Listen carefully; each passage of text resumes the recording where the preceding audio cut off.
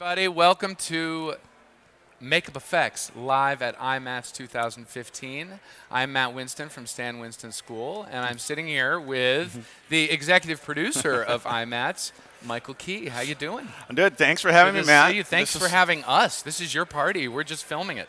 Yeah, well, this is your thing. We've never done anything like this before at IMATS. I mean, 54 shows, 18 years, and we're doing something live, much like what we do on the main stage, but you're doing it that's going worldwide. I love that. When you approached us about the idea, we talked about ways to create a webcast, and really what we came up with is how can we in one day give people a sense of every artist on the floor. We're really here in Hall H. And so the format of today is to do that, is to basically go through all these wonderful people. And if we can get one camera to pan out a little bit, Ben, just shoot out a little bit into the room.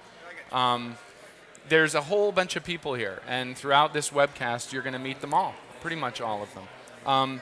Michael, tell us a little bit more about IMATS and Makeup Artist Magazine. You can start with either one, for those who are not aware of both of those. Sure. programs. Well, we'll go chronologically because I think that makes the most sense. In 1996, I was a motion picture makeup artist and had a fine career going with that. And Two-time Emmy winner. Yeah, I got a chance to get a couple statues, which I'm very thankful for. And we didn't have a magazine. We didn't have a way to connect our community together in a way that I was a little bit jealous of, like American Cinematographer magazine, which they, that's something where they could end up seeing and celebrate the art of what they do, and that behind-the-scenes movie-making aspect. And there was nothing for makeup artists. I mean, there was a little bit in what Cinefix had. And that was cool. Fangoria for the monster fans, and Right. the Blood and Guts fans, but no makeup artist-centric. Yeah, nothing publication. specifically for us. And I wasn't looking for a career change. I was fine being a makeup artist, but my wife and I decided to start doing this. We did it on the dining room table of our home. That's where everything good starts, Yeah. on the dining room table. So right? in 96, we started doing it in the middle of 96, and then it was very difficult, though, to be able to let people know. Because you remember, there's no social media. The internet's brand new. I mean, email is still fairly fresh for us. So we had a way to get, even search engines just really was in its infancy. So we needed a way to be able to let everybody know that we had Makeup Artist Magazine. So since I didn't have a background in publishing, what I did was I talked to other people who had been really doing this, the real professionals. Said, well, how do you grow your audience for a magazine, for a trade? And they said, well, trade shows is really where you want to do that. Oh, okay. So I called my advertisers. So if we're going to do a magazine, we got to create a trade show to promote the magazine. Well, no, I wasn't even there yet. No, I did is I called my advertisers, and I said, where do you exhibit? Because wherever you're at, that's probably where we should be. And they would tell me, well, we tried this show. We went to beauty shows, but they're really hair and nail shows. They're not makeup-centric.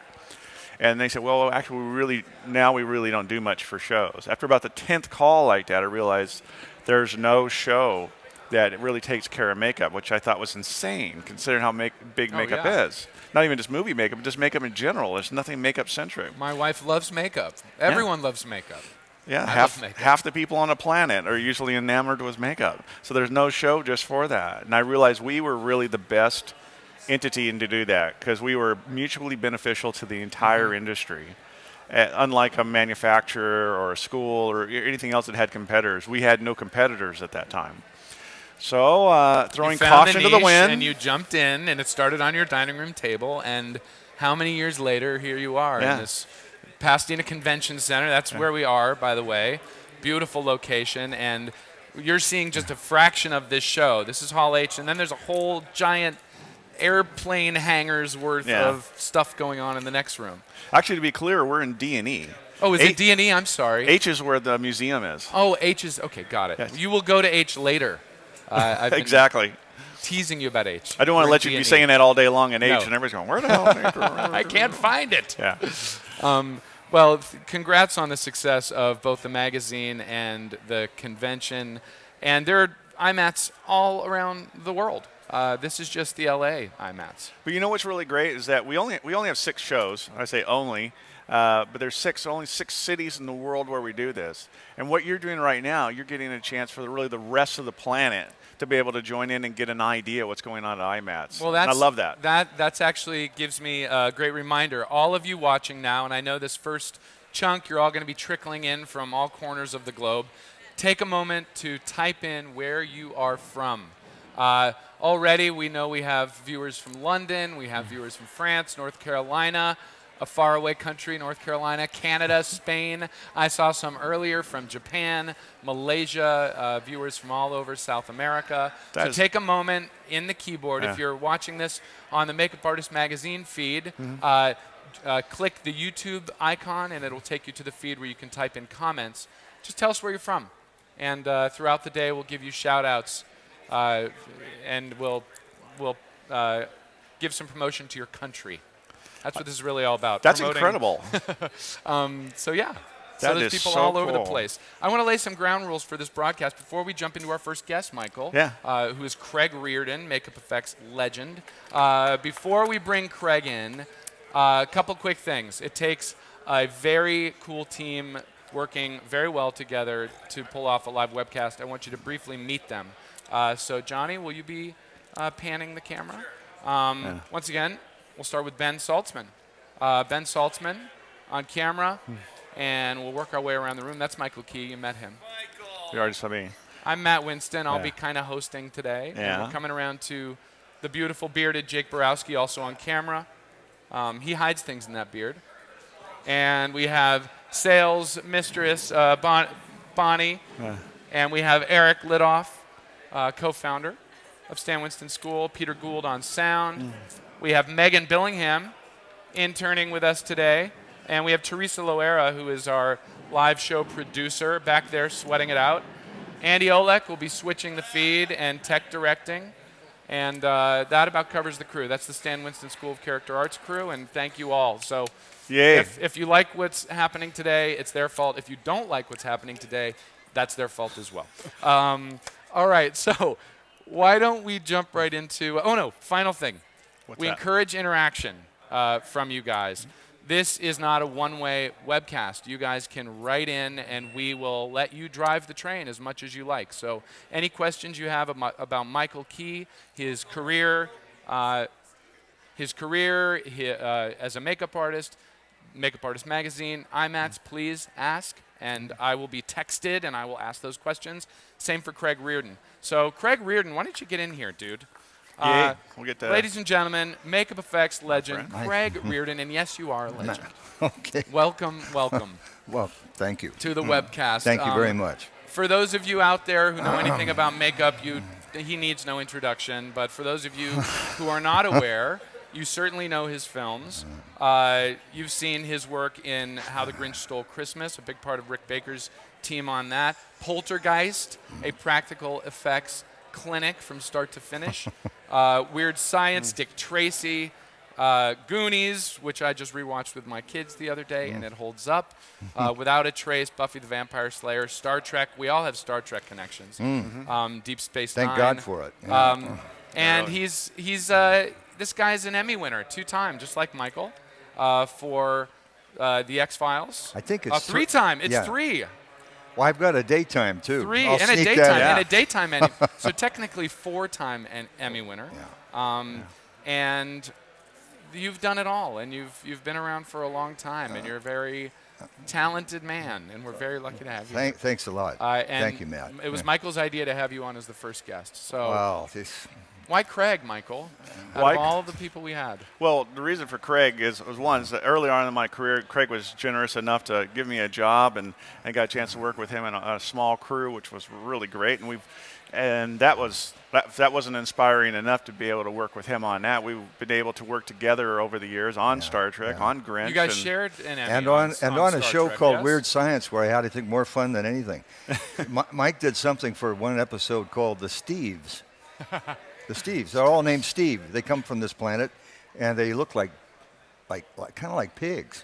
And I forgot you were on that They're one. these sort of slow-thinking, slow-moving characters, and they're all named Steve. This is Steve, and over here is Steve. Oh, that's fantastic. And that was a funny series. And we also worked on one with Richard Mall as a screwy-looking Frankenstein.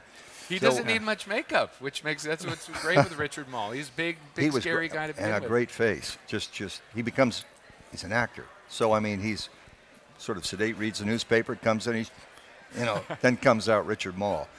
Best remembered probably as Bull on Night Court. Of course. If anybody's old enough to remember Night Court. Yeah.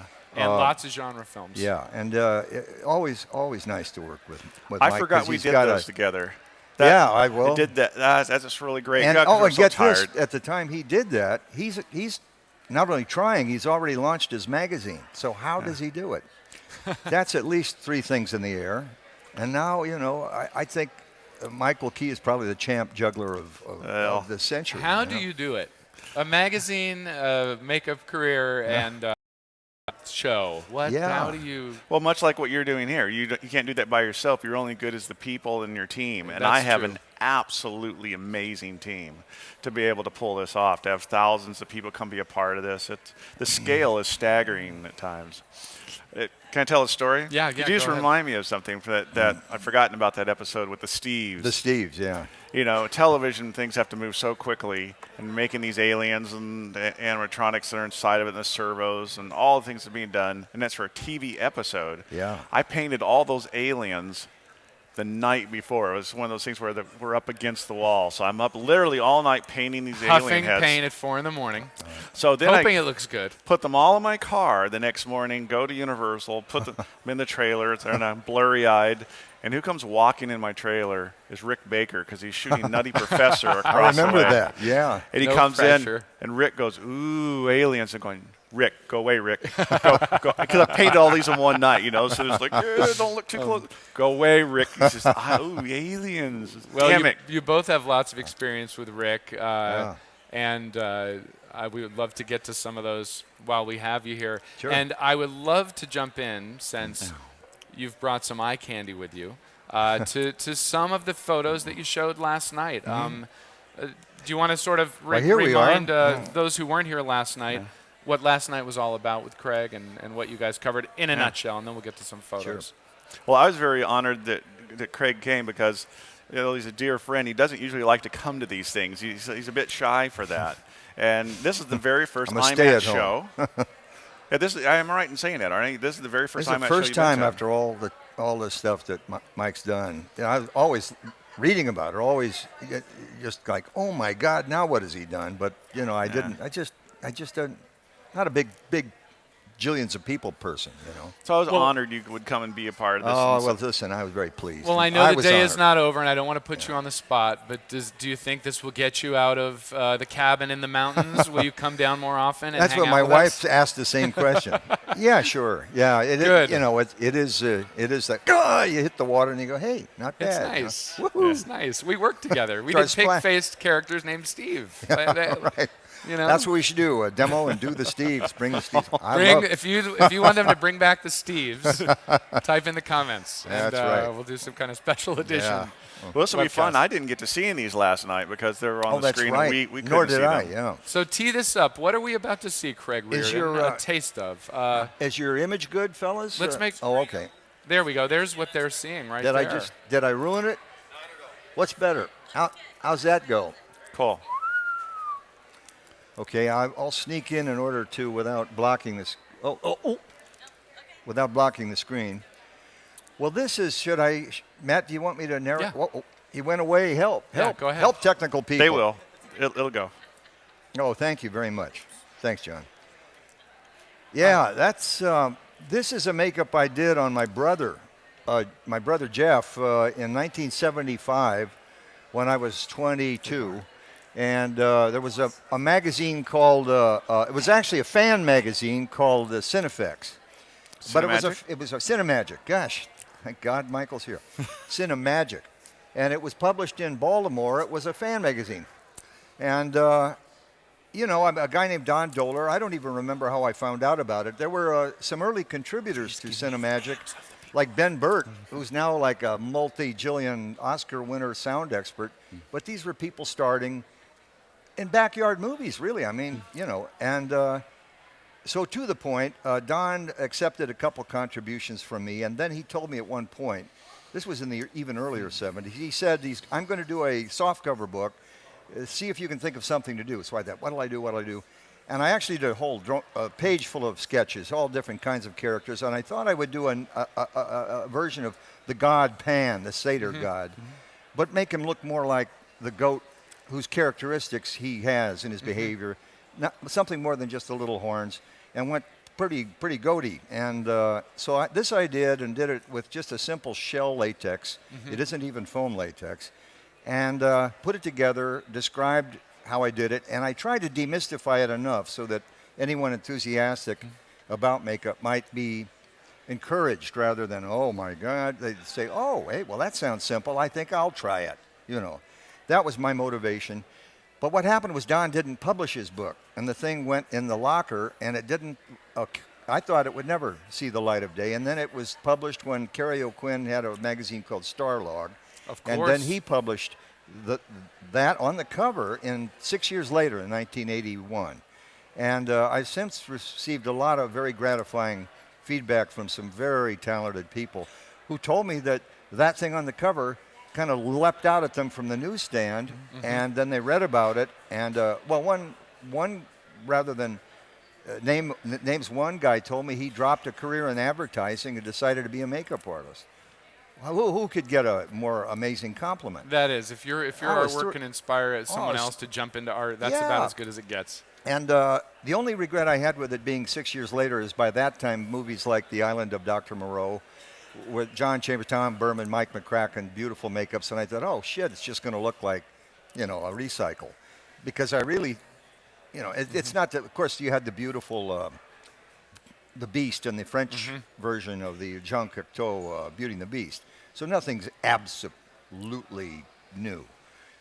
But I was proud of the fact that I'd adapted at least something besides a wolf, That's the trick, is to put your own spin on it, but also ground it in the genre, so it's still recognizable. Sometimes, you go too far, like, that's not a wolfman anymore. I'm sorry. There's no hair on that creature.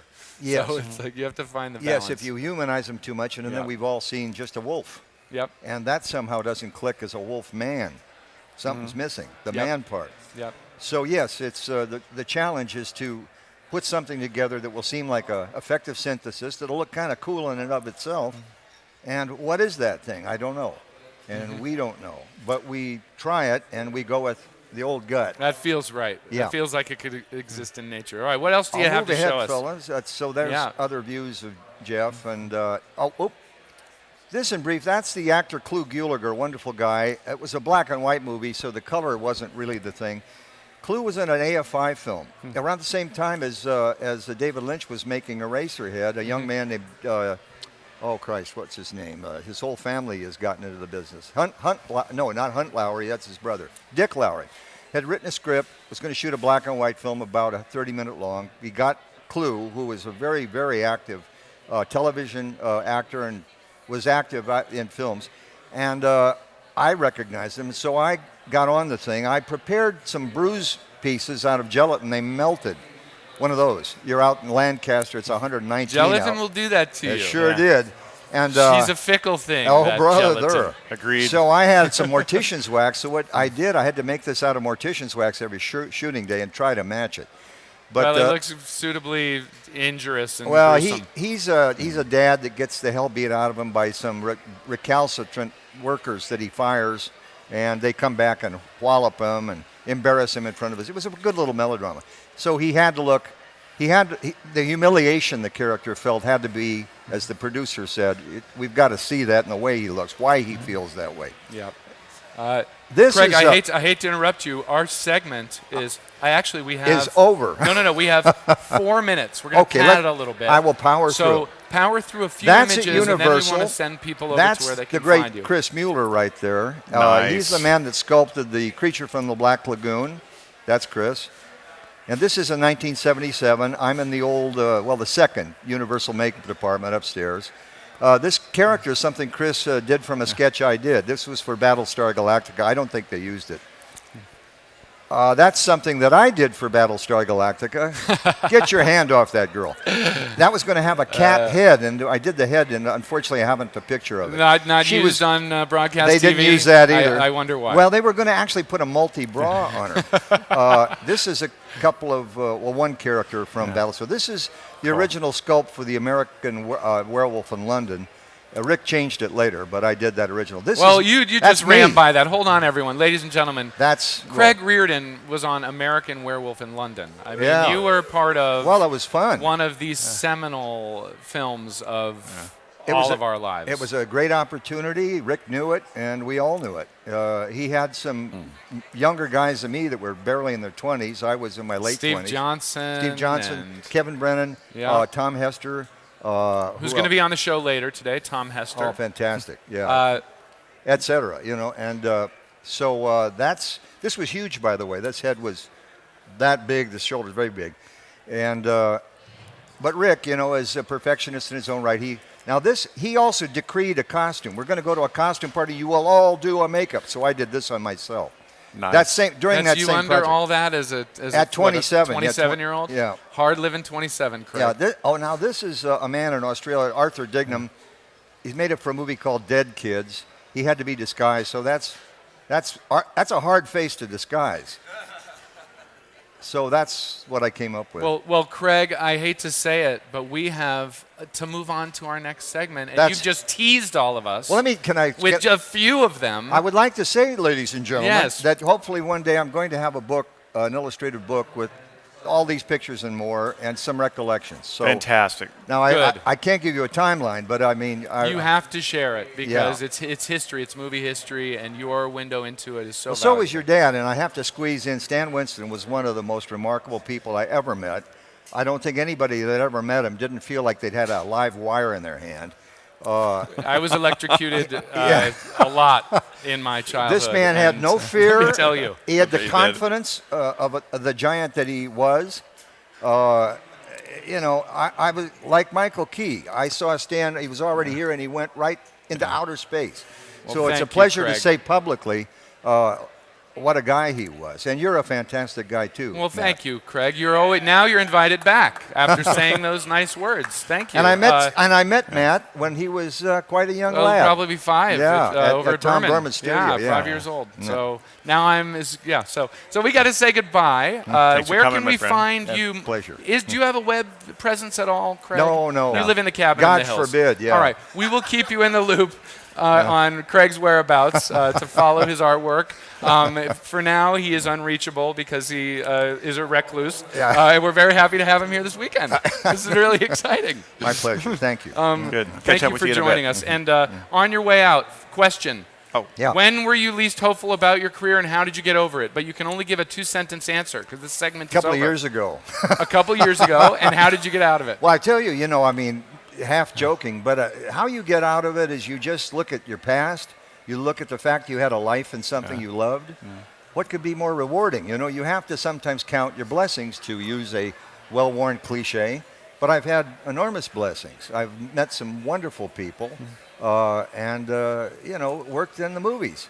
Everybody loves the movies, and I did as a kid, and by golly, I got to do it. And very That's grateful. good advice for anyone in this world, especially an artist for whom things can be up and down. They it's do. a rough road, but Yes. if you're gracious about it, you'll survive. Yeah. Well, thank you very Great. much, Craig Thank Reardon. you. And Thanks, that bud. concludes our first segment. When we come back, and Michael Key, don't go anywhere. When we come back, we are going to be heading over to the Makeup Museum, and you'll be meeting Sam Bekarian from Namies and Burman Industries. No, Mike Hill? Okay, Mike Hill was going to join us, but he won't be there, but you'll see his work. You'll be meeting Mark Viniello and Andy Schoenberg as well. And thank you so much for having us. Love We're having gonna you be here. here all day long, and Excellent. we might have to pull you into the booth later on. Would you be up for that? I'd be up for that. As long as my assistant Amanda says I can come do it, then I'll come do it. Very good. Thank you, Michael Key, for inviting us here. And check out his website, Thanks, Makeup guys. Artist Magazine. You can also go to imats.com. IMATS.net. IMATS.net. And all these links are in the description of the video feed. So check out all things Michael Key. And we will see you guys in about 5 minutes in the Makeup Museum.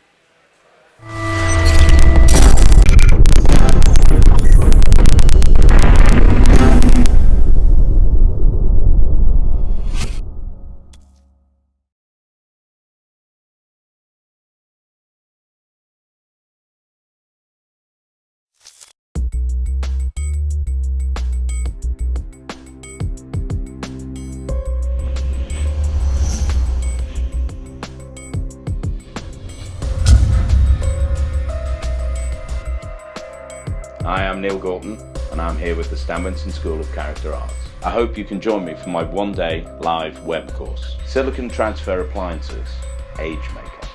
So the technique I'm going to be showing you is creating silicon appliances that are made to fit, done with a flat mold and applied using a transfer technique. So I'm going to take you through the entire process, right from start to finish, to a finished applied makeup. So we start by taking a measurement of our subject's face, and we use plastic wrap, and we literally sketch the prosthetic onto the plastic wrap onto the face. Next stage is the mold making. This is flat appliances, flat mold in silicon, but with an added little trick. It's a kind of inner liner, a thin layer that we can use to pop out the mold and apply the piece. The last stage of the process is the application itself. We'll use this transfer technique and we'll apply the piece and we'll get it down flawlessly, blend the edges, colour and finish the whole look.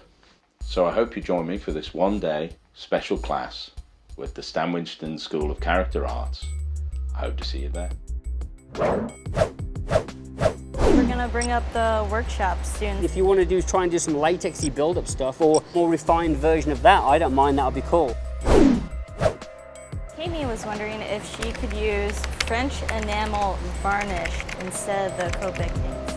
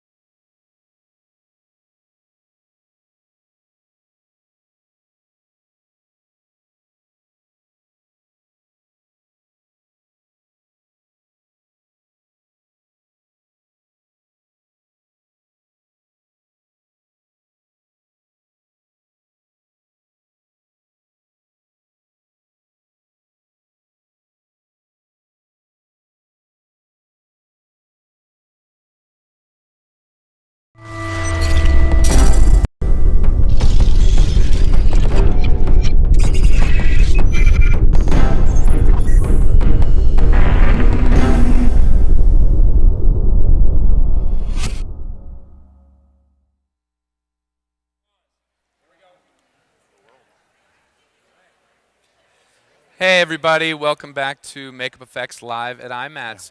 I'm here with Michael Key, who you met in the first segment, the man responsible for this big party. And we're also here with Sam Bekarian from Neill Beauty Supply and Burman Industries. Hello. Welcome. Nice to be here. How are you, Thank Sam? you. Hello, everyone. Sam is among many vendors who are here today to promote their wares, and we have a special relationship with Sam. He is our official vendor on the Stan Winston School site, so if you see any of our materials lists on our website, we usually link right over to Burman Industries because he's our buddy. We love everyone. Well, thank you. But we also I'm just love proud to Sam. be part of it. And do you want to tell the folks a little bit about both companies, those who aren't aware of what you guys do and what you carry? Well, Neill Beauty Center in Los Angeles is basically the lead supplier, motion picture industry, entertainment, of all the beauty, makeup, and as well as character. And we've been serving the industry really worldwide for almost 3 decades. I am one of the founders of the company, and Neill was my other partner, which we had a great partnership for 25 years, and he's retired since '07. So that's what we do at Neill. We ship all over, all the high-end brand names of the beauty makeup as well as the theatrical all the needs and all the supplies. And as Burman Industries, I've acquired Burman Industries from the Burman family, Sandy Burman, in '03. And we've grown that company to become the lead supplier to the special effects, where we get into more of the mold making and casting and all the resins and the foams and the gelatins and the likes. And again, we supply the world with all the fun stuff to make the monsters and the props and all the, for the special effects industry. Because you can't make monsters or makeups without supplies, and you cover it all. So Yes, we do. We're happy to be working with you, and you guys are offering a discount to viewers, correct? Yes, in that spirit, we are willing to offer 20% off of our regular low prices to everyone that is viewing this show by just mentioning the code IMATS Live. IMATS So- Live. IMATS Live. Just We'll call get in. you Just call in the 20%. stores, Burman Industries or Neill, or go visit the store if you're lucky enough to be in LA. And you don't have to remember everything we just said. The links are in the description below this video. So check out Neill, check out Burman Industries. And now, Michael, we should take a tour. We Tell us should. where we are. We are at the Makeup Museum, which has been a part of every LA show that we've ever done. And it's a very important part of our show because we get to celebrate. This is really very centric to makeup effects. Although once in a while we'll get photo collections that are more beauty oriented. Deborah The Weeks majority. has had a few shows here. Just a few, yeah. Yes. He's had those. So what we do is we get to see things from past and present and be able to celebrate that art. You know, like behind us right here, Charlie Gamora. I mean, this is way back in the day, going to, when he was doing Gorillas and what have you, all the way to movies being done right now. So it's really a neat time to be able, and I'm really thrilled about the artists that contribute to this, because without them, we wouldn't have a museum. And you have a curator this year who is beloved member of the Makeup Effects community, Mark Viniello. Should we have Yes. him We should have the Mark. co-lead the tour with you? Yeah, Hey, where is Mark anyway? Hey, Mark. Let's meet Mark Viniello, and he's going to show us around. Let's cross over, actually. Very good. Sam, you want to get over the red? Yes, the let's red.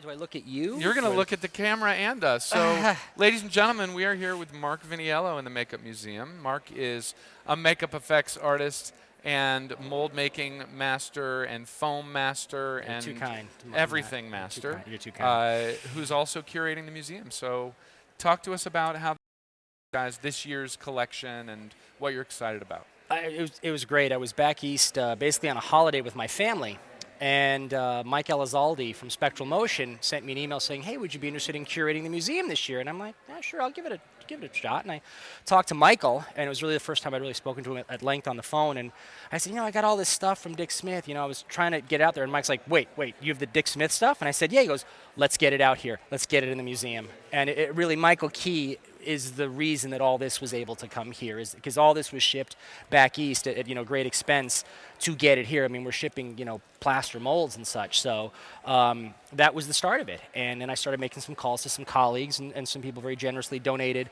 their artwork here. But I've had this stuff in storage for over 20 years, and thanks to Michael Key, it is now seeing the light of day, and people are here to enjoy it and get excited about it. Can you walk us through some of the highlights of the collection? We'll actually get a shot. Can you get John Sure. Ailes, creative director? I got a lot of this stuff is when Dick had his garage sale in the early 90s when he moved to Florida. And he told all of his students, which I had just become one of his students, and he had a refrigerator full of rubber mask grease paint that he wanted someone to bid on. I guess I was the only bid because I got it. And that's a lot of this stuff here is his custom formulas to match, I think, some of the Tuttle colors and such here. And when I went to his house, a lot of the stuff had already been given away and sold, but he had a bunch of stuff that was going to go to the Larchmont, whatever you want.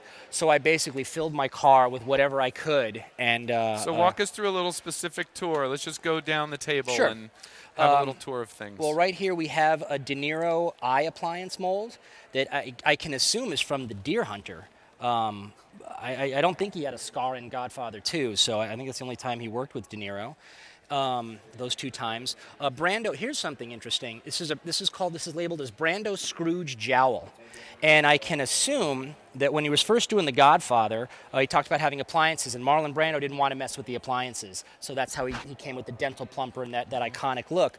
But I'm pretty sure this is the mold of the first test piece, and it was reused, I guess, for something called Scrooge, or maybe he called Brando Scrooge. I don't know, but that's what that piece is. That is only 2 degrees away from Marlon Brando's face. Right. So it's like you're touching Marlon Brando almost. It's a little greasy. I see Pacino there. Yes. The unmistakable and this Pacino. is Pacino, right? Yeah, this was from, I believe, Godfather 3. And this was a test makeup, to make the aged Michael Corleone. I believe there's a picture of one of these versions of makeup in the Dick Smith Cinefex. So I'm pretty sure this is the mold. And you can see a difference in the stone and how it was done versus what was done with Brando. I mean, there's some, he added some additives in here, Dick always modifying and changing stuff. So, sure. See that? That's cool. Yeah, I'd be happy to. Beautiful work. Yeah, it's great. And Michael, you pointed something out. Like, I got stuff from his kit, and there were these items here that you're like, do you know what that? I had no idea what it was. It's not labeled. Do you want to? Yeah, this is a company. I'll butcher the pronunciation. It was Janice. It was a company that Leonard Engelman, he purchased this company and he renamed it Tot. So this is early Leonard Engelman stuff, and I'm sure Leonard probably sent it to Dick. And there's John Calicos, Yeah. an actor that I'd worked with played a few times. You've seen him on, I think he was the original Klingon back in the 60s show. The first Klingon ever. The very first Klingon ever. And so that's obviously a color that he had mixed for John. He did a Winston Churchill makeup on him, and there was a theater technique book, and this was the bald pate that they had a picture of it in the book. And I had this mold, and when I finally got the book, I'm like, oh my gosh, there it is. So if you have the theater techniques book, the red one, this is it was for a stage play where he played Winston Churchill. Could that have been from Taxi Driver? Oh, maybe it could have been. That's right. He did do Taxi Driver. Did he get Yeah. a scar in Taxi Driver? He did a number of movies with him, and I was trying to think That's of what right. that could That's be. right. It was more than the Deer Hunter. And Maybe we'll Godfather have too. to find somebody who's like a real Dick Smith file it's- and knows it's- all the movies I think to figure there's a that few out. of those in this There is. building I think today. we're You'll safe to find say it, that, yeah. yeah. All right, let's look at what's this hand. And Yeah, let's- this is a hand from Altered States, and it feels like a very old, dense foam rubber, and it's got to be part of the William Hurt suit that was when he turned into the creature at the end. So this was again just lying around. He's like, "Do you want it?" I'm like, "Yeah, I'll take that, sure, Dick. If you don't want it." So that was really nice to have. Again, we have more rubber mask grease paint here. There's something here labeled Balsam Ear. I was just talking to some guys about this, that everyone talks about Little Big Man and the marvelous makeup he did on Dustin Hoffman, but there was also other makeups in the film, and one of them was on Martin Balsam as the snake oil salesman who gets his ear chopped off, he gets his eye poked out, he gets his hand cut off, and this is a little damaged, but I think this is the chopped off ear appliance from Martin Balsam from Little Big Man, so we've got a Little Big Man mold here, which was kind of an exciting find when we pulled this stuff out of mothballs. Let me interject one piece Sure. while you're putting that back. A lot of people don't know that Dick Smith developed the first color system for television, because television obviously started off in black and white. And Max Factor enlisted Dick Smith's help in developing the first color system to work with cameras at that time. This is an early rubber mask grease in a porcelain container, which means it's very, very old. And Dick developed those colors because he was head of makeup for NBC television, which was the first. He was the first makeup artist. That's oil separation, where the oil would come to the top. But Dick was the first makeup artist, staff makeup artist in television, and he was also obviously the first department head. So they built an entire industry with him being the cornerstone. And that is part of Dick's legacy. There's some more De Niro pieces here, and here's a little positive of De Niro with some clay on it. There might even be a Dick Smith fingerprint squished in there somewhere. I don't know. It looks like more like one of my sculptures. I don't think we blame that on Dick.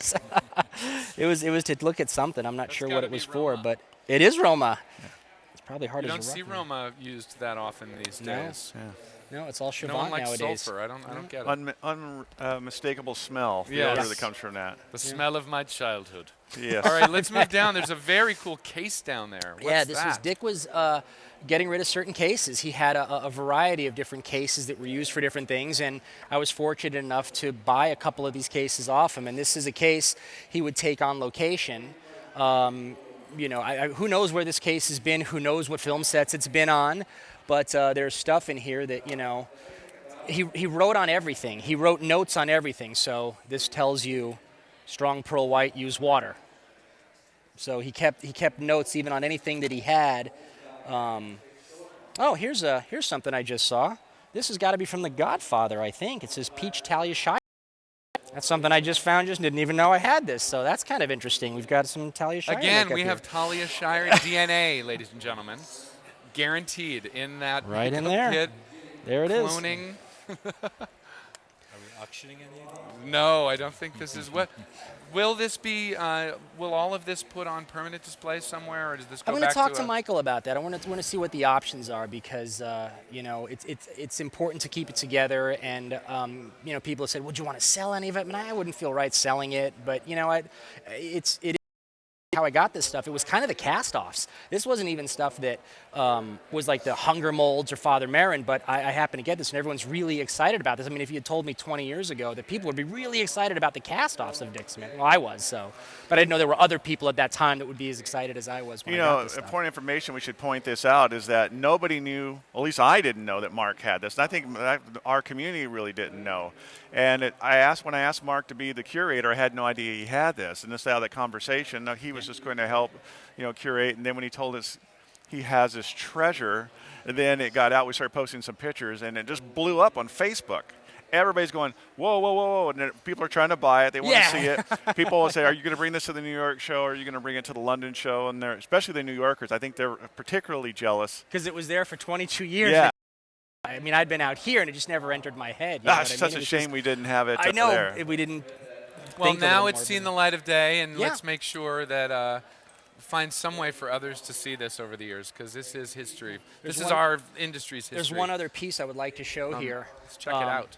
And that- Mark, just a heads up, we have 3 minutes left in this museum, so Okay, I'm let's gonna check keep that this out, quick, and then keep this let's quick. Move on, yeah. Everyone See the knows highlights. the Mr. Hyde that he did on Jack Palance. Well, originally Jason Robards was cast as Mr. Hyde, and he got injured, I believe. So here's the mold of the first, version number 1 of Mr. Hyde of that film. We've seen a picture of it. I don't think we've seen a picture of this particular version, but there it is, Jason Robards' Hyde. Those of you at home, just Google Jason Robards, Dr. Jekyll, and Mr. Hyde, and you will see the makeup as it appeared. 3 It's a minutes, we better classic. move around. Yeah, let's go to the other things here. Here we have something from Jim Benke from Stir of Echoes.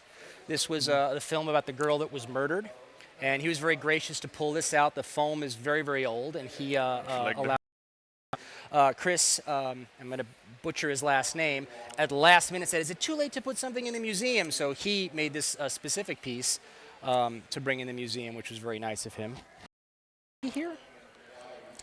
Andy is not here. He's stuck on the 210. Okay. Okay. So Okay. we can talk to him about Bogey. Andy Schoenberg, one of the finest artists and people I've ever met, did this beautiful tribute piece of Humphrey Bogart, which is was a really exceptional likeness of something. And it shows, again, the skills as artists, what we have to do as far as sculpture, paint, and stuff to make it look real. And Andy is one of the lead artists at K&B Effects.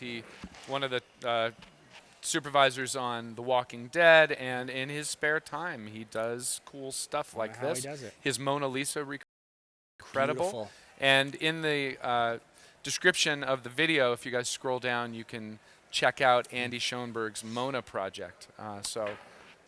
Terrific artist that you need to be aware of. Okay, Let's we move have around the horn. some silicone heads. And this is from Cinema Makeup School, so you can see the next generation's work of makeup artists coming out and the work that they do, which is a real treat to have here, too, because you have the old and now the new. What do we have here? This is Bigfoot. This is from Stomping Ground. It was a low-budget film that was made for no money, yet Dan Russo was able to throw together this full-hair Bigfoot suit for this film. And, he told me the budget. I'm like, how did you have money for gas to go buy the materials with what they were giving you? But he pulled it off. And this is? This is Face Off. This looks like this is from Universal Studios. They had a maze this year for Face Off. They had several theme mazes: American Werewolf, Walking Dead, and Face Off. So this is from Horror Nights, and I believe this is Michael Burnett graciously took this stuff on a plane and got it here for us from Florida. That must have been fun getting through. Right, through the X-ray machine. You guys are going, what the hell?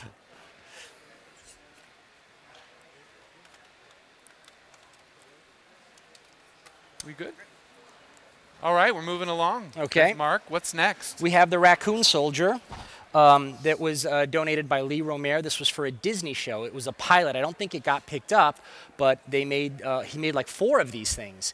And it's too bad because it looks kind of neat. It was all foam and no mechanics, so it was done very old school, very Planet of the Apes kind of thing with the extended muzzle. And Very then here, cool. we have Mike Hill's work, and I don't think Mike Hill needs any introduction, but we have a Frankenstein piece he did here, which is absolutely stunning, and a tribute head of Oliver Reed, his favorite actor. And here is a real treat. This was a late addition too. Steve Wang and Eddie Yang of Alliance Studio graciously offered to exhibit these pieces here. This was done for a Beauty and the Beast film in France. And this is a display head of the character they created. That is so awesome. It's amazing. The work they do is stunning. And then here, these are collectible pieces that Steve's company produces of film things that he worked on that he's a fan of. We have a Close Encounters alien. We have Marcus from Underworld 2 that Steve did the maquette and designed the makeup for the full-size creature for Patrick Tatopoulos. And here's a Lycan from Underworld. And then we have my favorite is what we're going to end Close with. it off. Okay, on that side. Look at the Yeah. detail on this. Do you guys recognize this from Men in Black, everybody? There's one more thing here. Do you have time? Okay. Yeah, let's do it. Let's Yeah, show them this the is rare. final The final thing, treasure. and this is a good thing though, because this is old. This is going me back move. to the 20s. We're going to do-si-do If here not so you guys more. can see this. All right. Jason Barnett is a documentary filmmaker and makeup archivist and researcher, and he's been doing a lot of research on Charlie Gomorrah. And he had Charlie Gomorrah's makeup kit, a foam latex shrunken head, and he's currently working on a documentary about Charlie Gomorrah, and he's done a lot of research into the history of makeup and the connections that everyone thought was lost. And he's starting to put pieces together like a puzzle as far as who worked with who and who made, and he's realizing Charlie, even though he didn't get a lot of credit other than a guy wearing a gorilla suit, had some significant contributions to our industry, foam latex specifically. So Well, we've got some ancient and new. yeah, and, we've covered and stuff the to come too. Yeah, we've covered the ground here. The whole. Well, whole I've time frame. seen the last few makeup museums, and this one is got such a historical bent, and that's kind of great. And I hope, Michael, you continue to sort of feature the best of today and the best Absolutely. of yesterday. What do you think? You're going to offer some of I mean, Dick this is Smith's just- old it's- palettes it's for really sale? and Chilling. I mean, things? it's Dick will be proud of you guys, and Stan. They will be both missed very much so in this industry. They're the greatest. They really contributed so much to all this artistry and the great work that the next generation is continuing. Yeah. And they would just both be so proud of you guys. Yeah, it was a treat. I And, worked for Stan. I worked for Stan, your dad, and it was a dream come true. Their legacy to be there. definitely continues. I mean, especially with the Stan Winston all the videos and the materials Thank you you, guys Sam. creating, and with the top industry talent contributing. Guys I mean, like that them. can- absolutely. I mean, it's really chilling. We're honored that kind. everyone has said yes to come And share. because and, he was it's such a pretty great cool. man Yeah. that all these artists that they worked with him were very inspired. You know, he wasn't continues to, teaching them. He was just, I think, inspiring them, motivating them. Yeah. To, getting their talent, their creation out of them, and trying to do it. And Pushed you that's to why I be think better than you exactly. thought you could be. Right. Like it was. He wasn't it was teaching. amazing. They were great talents that he discovered. Yeah. And mentored them and took them in and now that you see the result, they're all love to contribute to the videos and the techniques to share it with the next generation. Stan would be completely. an honor. Thank you, Sam. Proud of you and we guys. did not pay him Great anything to job. say all that. Thank Oh, you very didn't have much. to. I mean, I'm just. But we will. From the heart. Stan to me is just agree. it's a big Well, name for well, me. thank great. you for My those heart. kind words about Dad. And the truth is, for this community to thrive and move on to many generations, we all have to share and continue to Absolutely, inspire absolutely. one another. That's what it's right. all That's about. what it is. It's all And, about inspiring. We have to wrap up this segment, and I want to tell you where to find Sam. His company, Namie's Beauty Supply. You can go to www.namies.com. That is in the description of this video. There's a link you can click. Also, Burman Industries, where you can find them, is www.burmanfoam.com. 20% discount. Is that good for a week? What is the time limit For on the that? week, for the next week. Yes. For the next week. So give them a call. The code is live. IMATS live. And Mark Thank you for Viniello, watching. Thank you. Thank you very much. Thank you, Matt. It's always a pleasure. Well curated. Thank you. And Mark, we gave your Twitter handle I still have a Twitter in account. the description. He does Do have I? a Twitter account. Oh my Let's gosh. blow it up. I better check that out. Everyone go to Mark's Twitter account after this segment and give him some love. And once again, Michael Key's been with us for the first two segments. You know where to find him, makeupartistmagazine.com and imats.net. Next up, we have American Horror Stories, Eryn, Krueger, Mekash, and Mike Mekash, who are going to talk to us about that great show and their careers. And that's going to be fun. That'll be awesome. Right? So we'll see you guys in about 5 minutes back at Makeup Effects Live at IMATS 2015.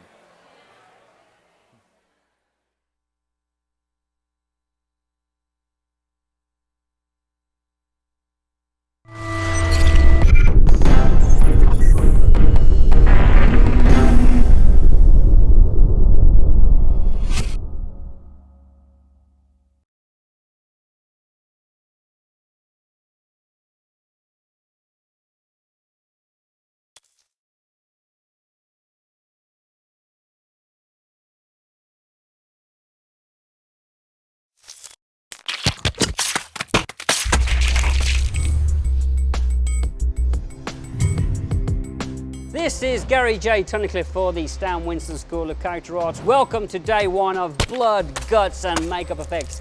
We're going to be doing a brutal casualty makeup, cross-aid, three-dimensional scars and wounds, a lot of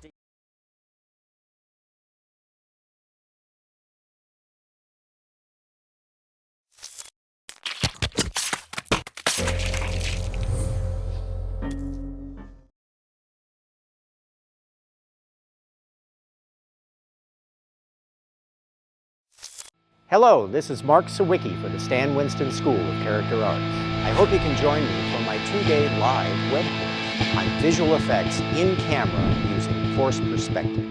I'm going to show you how to select the right location. We'll teach you how to find the nodal point on your camera. Tips on setting up the foreground, finding the split point, in-camera compositing, and finally, forced perspective with a mirror.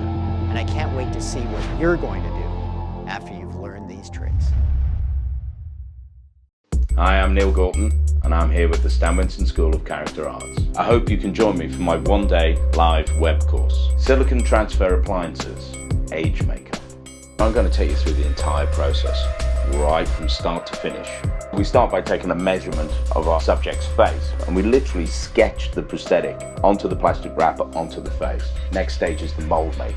The last stage of the process is the application itself. So I hope you join me for this 1-day special class with the Stan Winston School of Character Arts. I hope to see you there.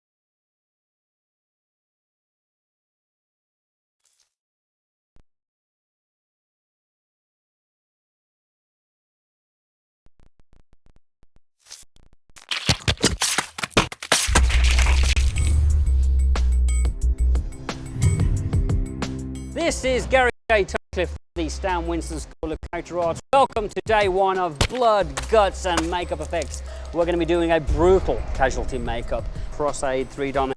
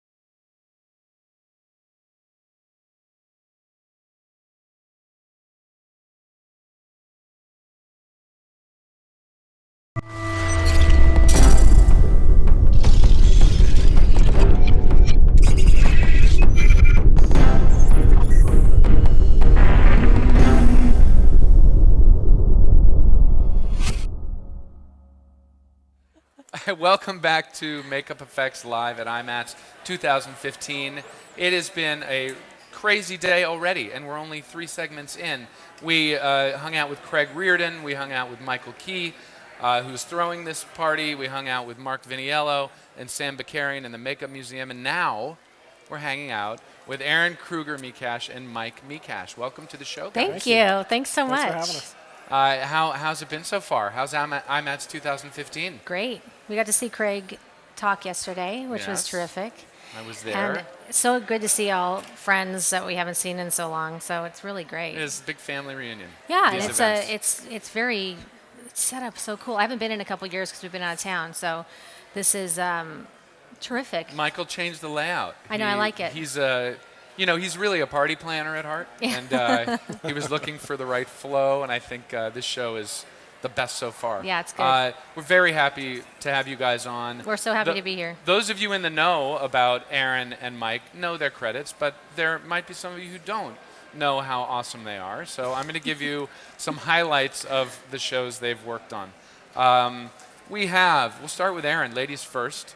Flags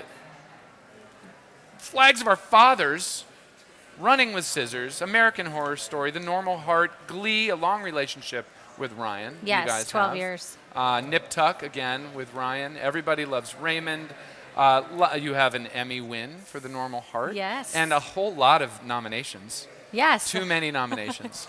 But at do. least you won one, too. I know. It's so exciting. We were so surprised. That's fantastic. And Mike is married to that girl. That's all you need to know about him. I'm a winner. No, also a talented makeup artist in his own right. Thank you.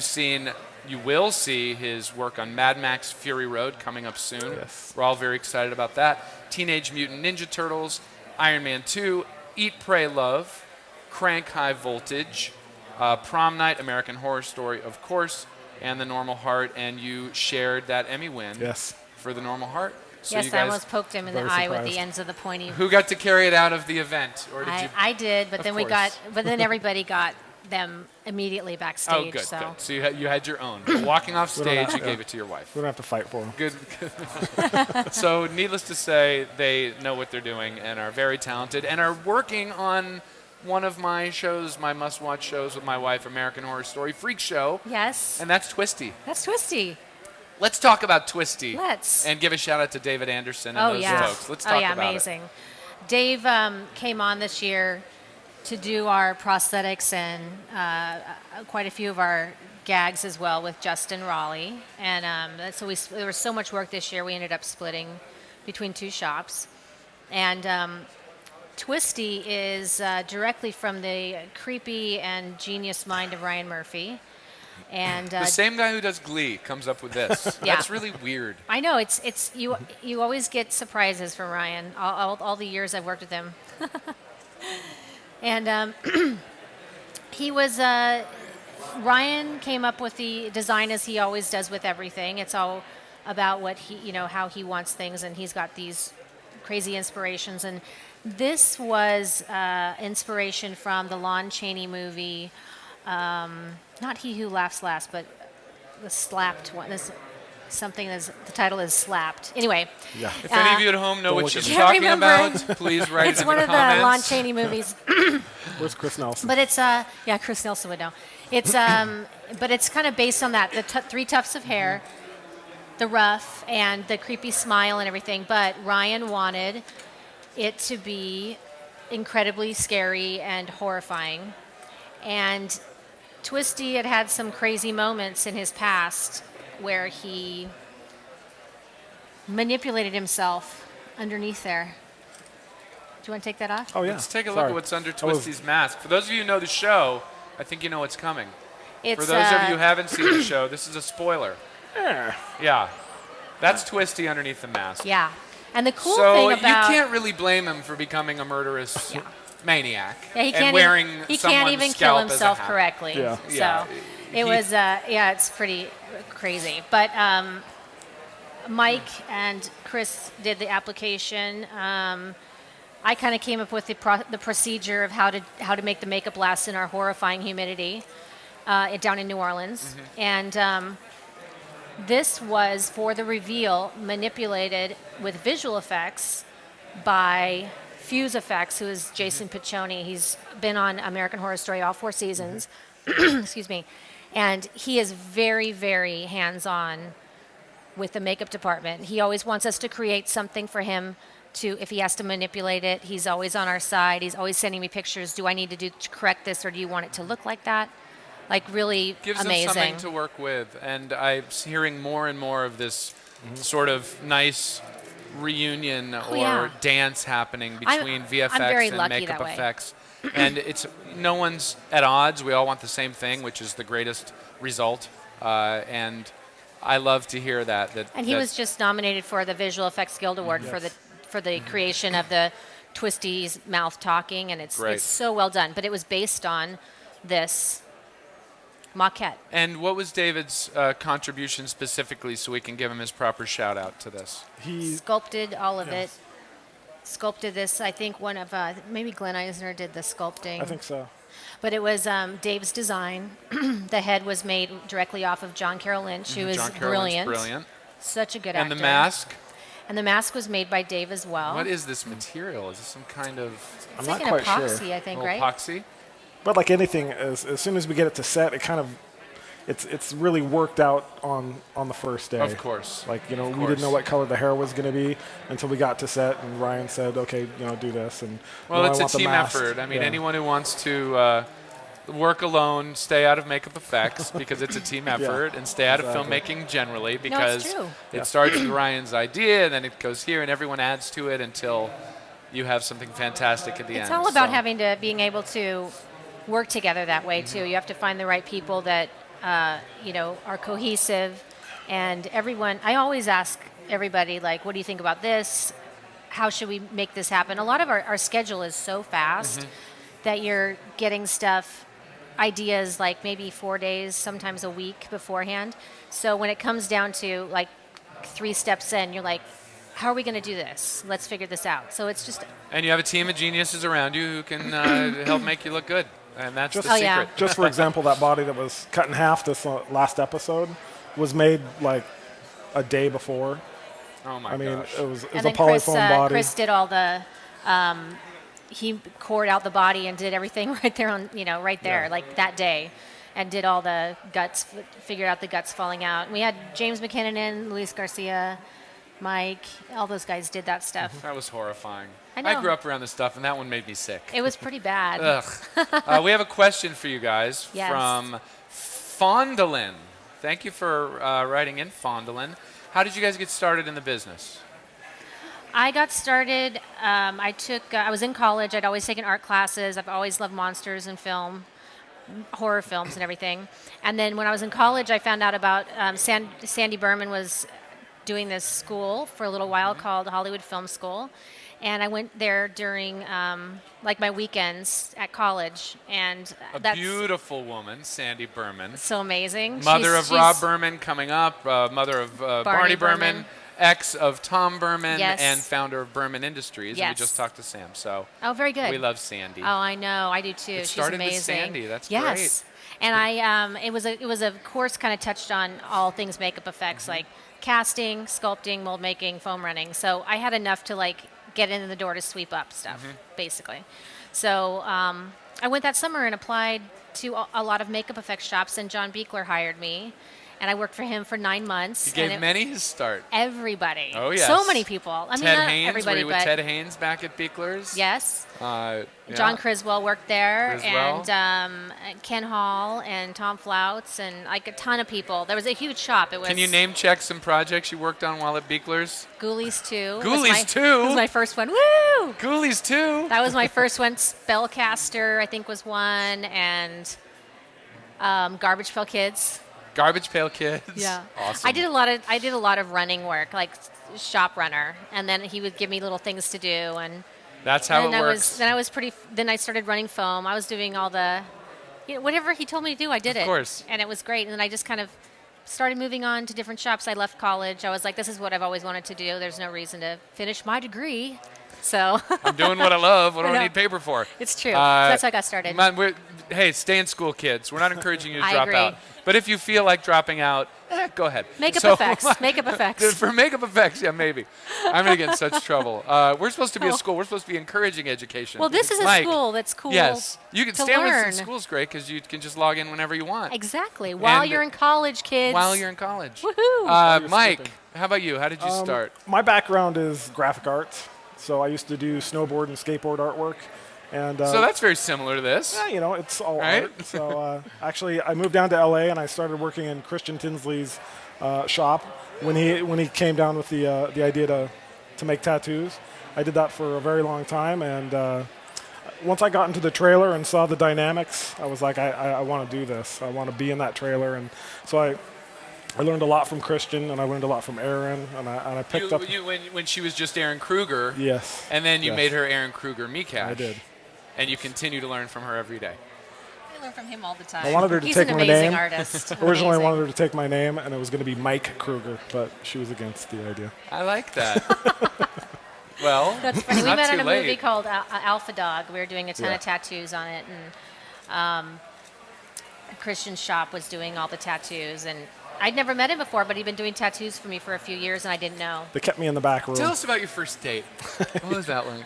We Don went Cuco's. to Don Cuco's. We're actually going there. This show is taking a turn. So you're at Don You Cuco's. asked. Go ahead, Don Cuco's. Went to Don Cuco's, and he professed that he was into drinking wine, but he wasn't. That's all you needed to hear. Yeah, he was like, let's go lying. to the wine shop. I was like, okay.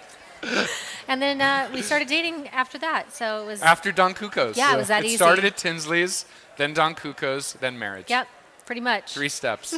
All right. I know you wanted to. By the way, we have viewers. Please, in the comments, write where you are watching from. We have people from Rome, Brazil, Switzerland, Belgium, Taiwan, Argentina, India, Chile, Poland, Ireland, Hong Kong, London, France, the country North Carolina, Where is that? Canada, Spain, and Serbia, and I'm sure there are more. So let us know where you're watching from. And no write pressure. in questions No for these pressure. guys. No This is- pressure. It's actually happening live now, and you can talk to them. I know that you feel strongly about getting more women involved. No slight against you or me, Mike, but Oh, yeah. He knows let's this. let's talk about this industry, the imbalance that may exist, and what you see as necessary to bring more ladies into the makeup effects You know, field. one of the things is that when I first started, there was a handful of women. I mean, V and Michelle Burke were Michelle already Burke. tearing up the film world. And and then like the only other people that I knew at the time that were doing it, and they had already been working, is Camille Calvé and Jennifer Aspinall, and Karen Mason. She's a fabricator. Karen Mason was with my daddy forever. Yes, I know. And Michiko Chigawa. Michiko Tagawa. And she was amazing. And it kind of is, just a very, like maybe a tenth of the amount of men. I'm not sure why that is. Maybe there's not as many fans. I think it's part of it's the fan base. I mean, yeah, typically I think so too. the people who wind up in this business are the ones in this niche of this business are people who grew up loving monster movies, and the ratio of monster movie fans is probably skews male as well. Yeah, and my brother was a huge fan, which is why I ended up seeing and reading Fangoria and all that stuff, because I don't know how much of it I would be as exposed to. He loved Planet of the Apes, and I was like, oh, this is really cool, and I really enjoyed it. So there are some really amazing up-and-coming artists that are already working, women that are just so talented, and we had one of them on for the last 2 weeks of the show, Carly Herbert, and Mo Meinhardt, Erica Prius, and Chloe Sens. Yeah, there's so many talented. They're so I think stinking talented. I hope someday when the I'm next like, I generation need of my makeup effects artists hours. can be mainly ladies.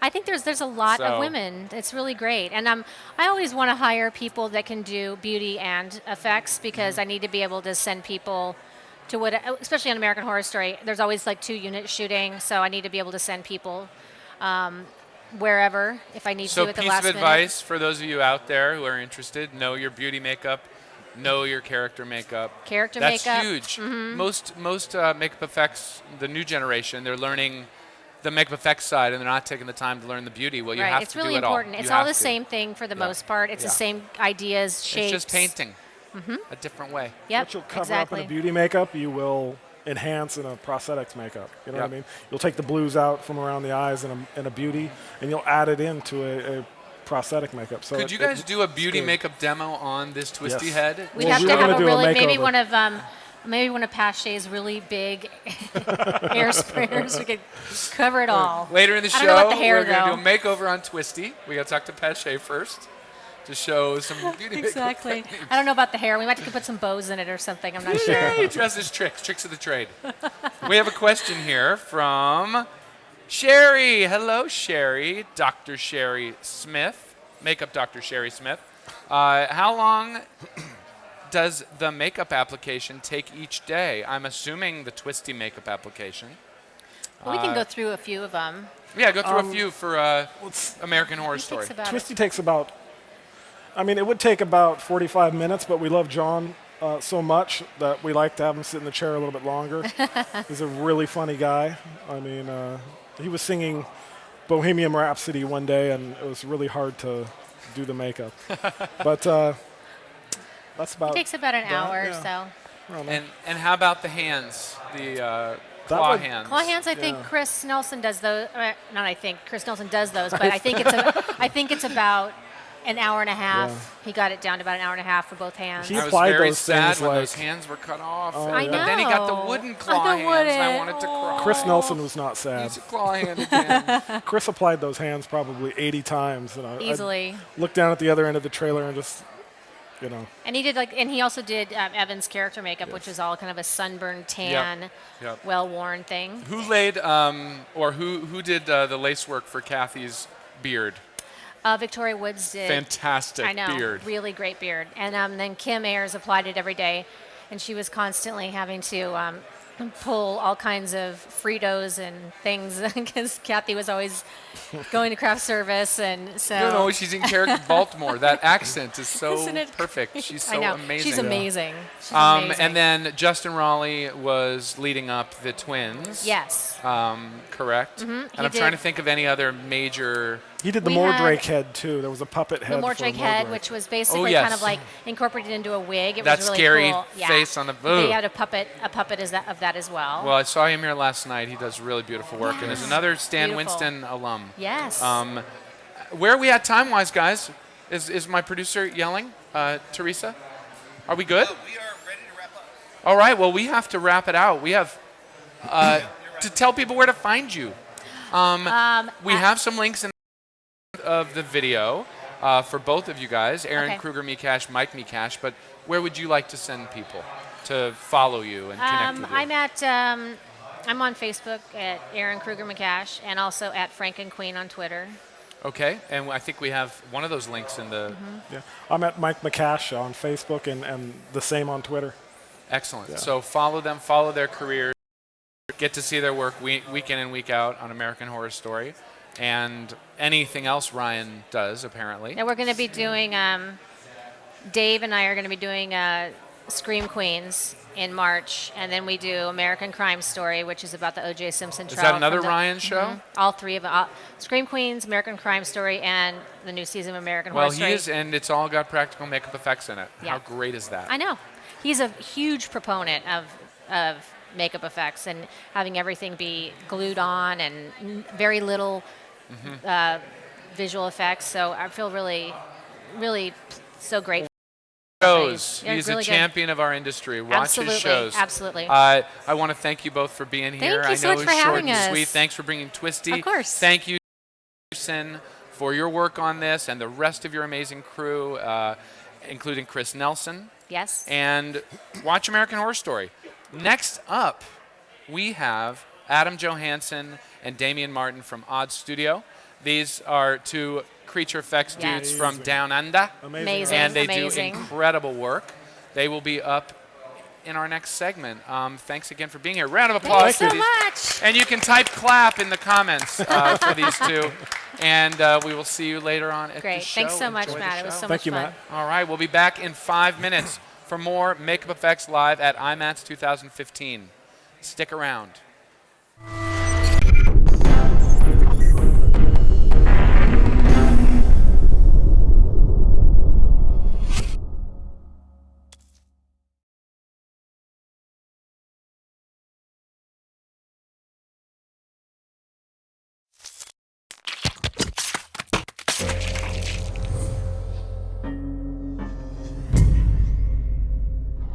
Hi, this is Gary J. Tunnicliffe for the Stan Winston School of Character Arts on day 2 of our web course, and today we're talking about all kinds of clever little blood props and gags. We're doing knives, scalpels, some of our stigmata and piercings and crucifixion techniques, and we're going to do a full corpse creation as well as discussing nurnies and various blood props and all kinds of trickery. So join me right now for day 2.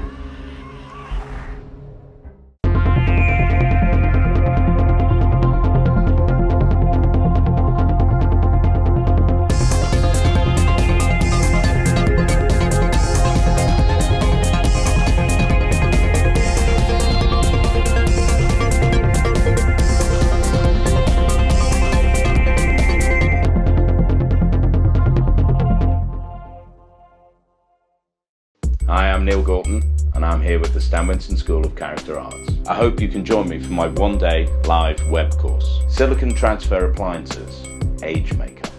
I'm going to take you through the entire process, right from start to finish.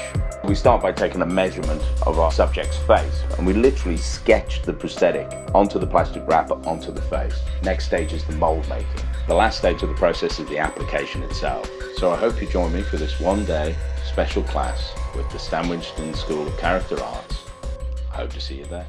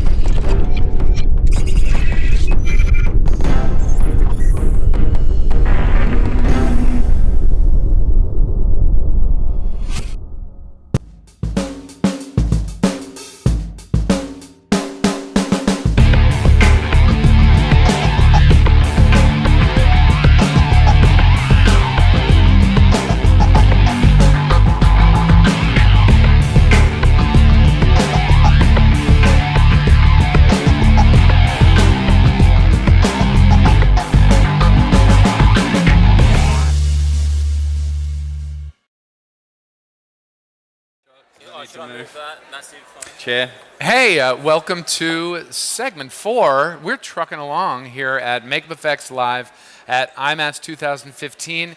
You just saw the show reel of Odd Studio, an Australia, Sydney-based makeup effects house founded by these two gentlemen.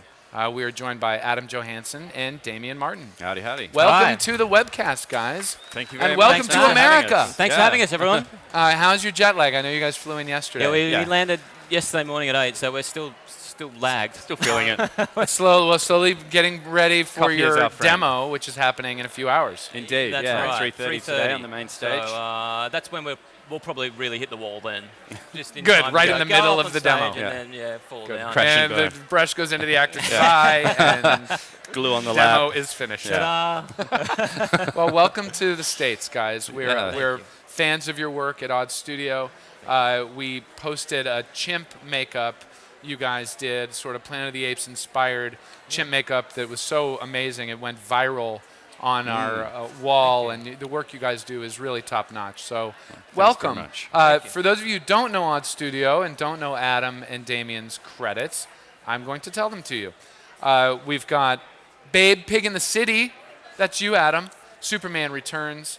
Australia, X-Men Origins Wolverine, Where the Wild Things Are, Terminus, and Star Wars Episodes 2 and 3 you both worked on. That's correct. That's Yep. kind of awesome. It is kind of. And you guys both worked on maybe my favorite of your credits, and it's coming up, is Mad Max.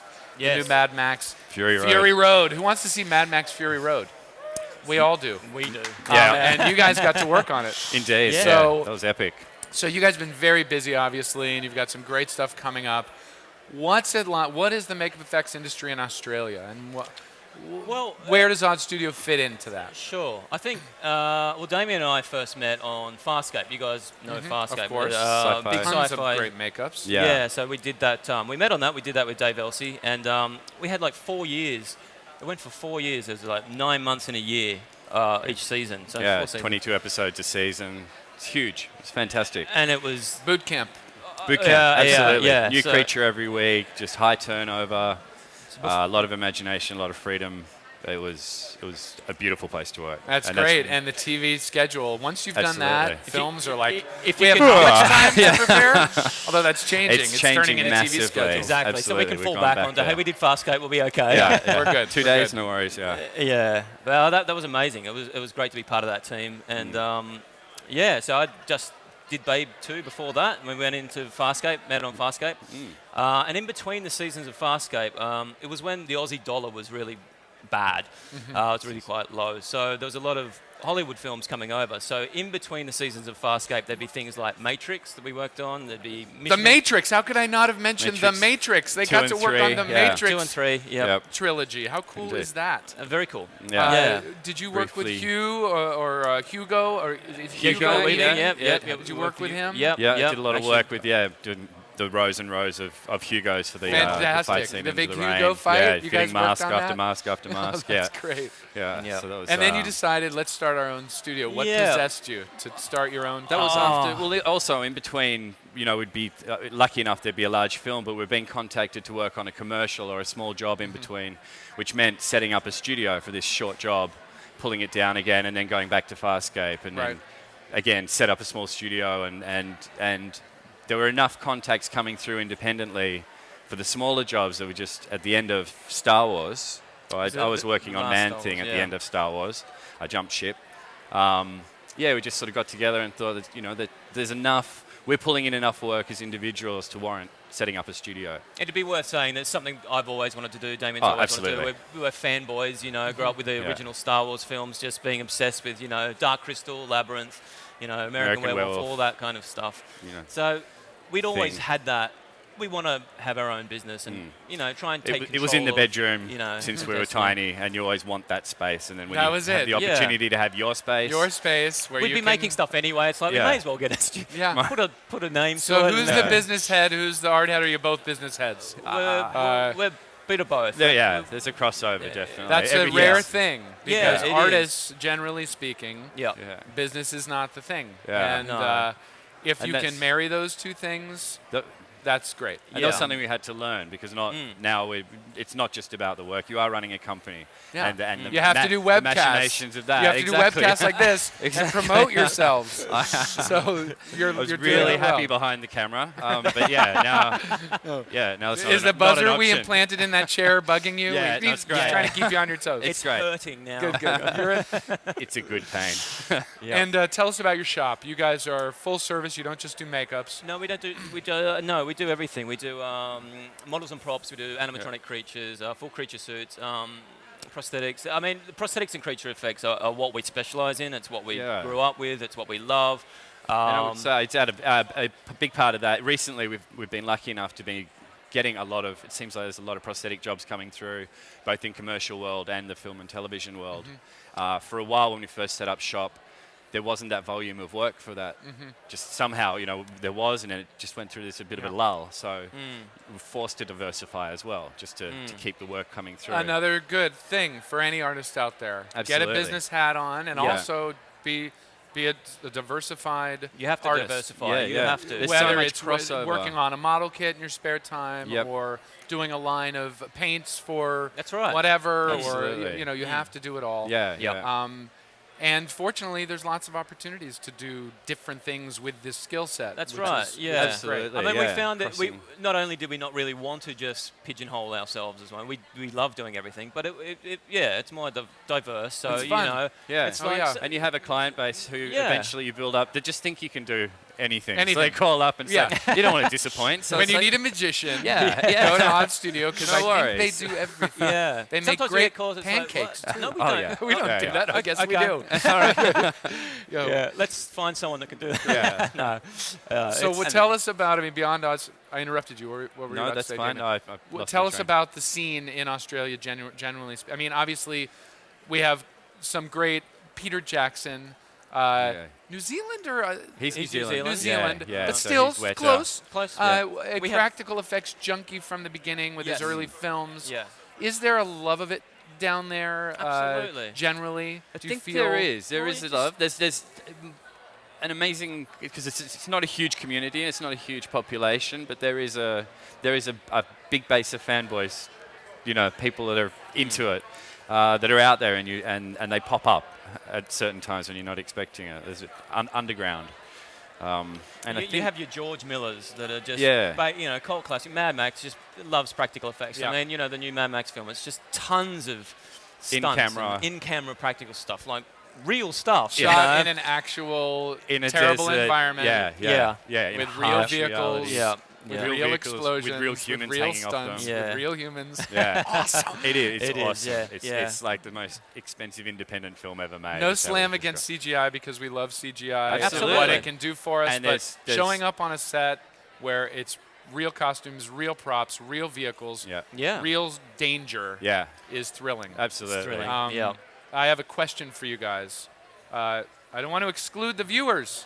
Not at all. Hold on one second. I'm bringing up my tab. Not being rude here. I'm bringing up your question here. This is from Hugo. What is the difference between working on a big production like Star Wars and a small production like a commercial? That's a great question.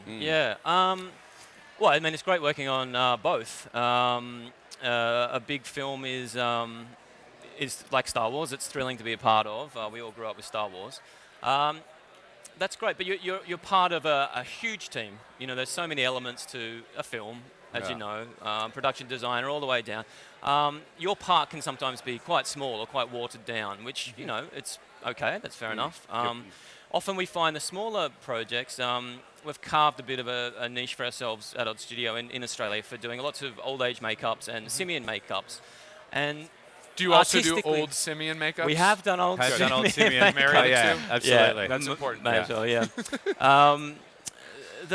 Those little smaller projects, we kind of get a little bit more freedom, especially now after years of doing that. We're sort of it's kind of like, here's the project, guys, see what you can come up with. So artistically, we can kind of hey, what do you reckon of that, dude? It's like, yeah. It's a bit more of a one-on-one discussion. It's not the such a layers committee. of yeah.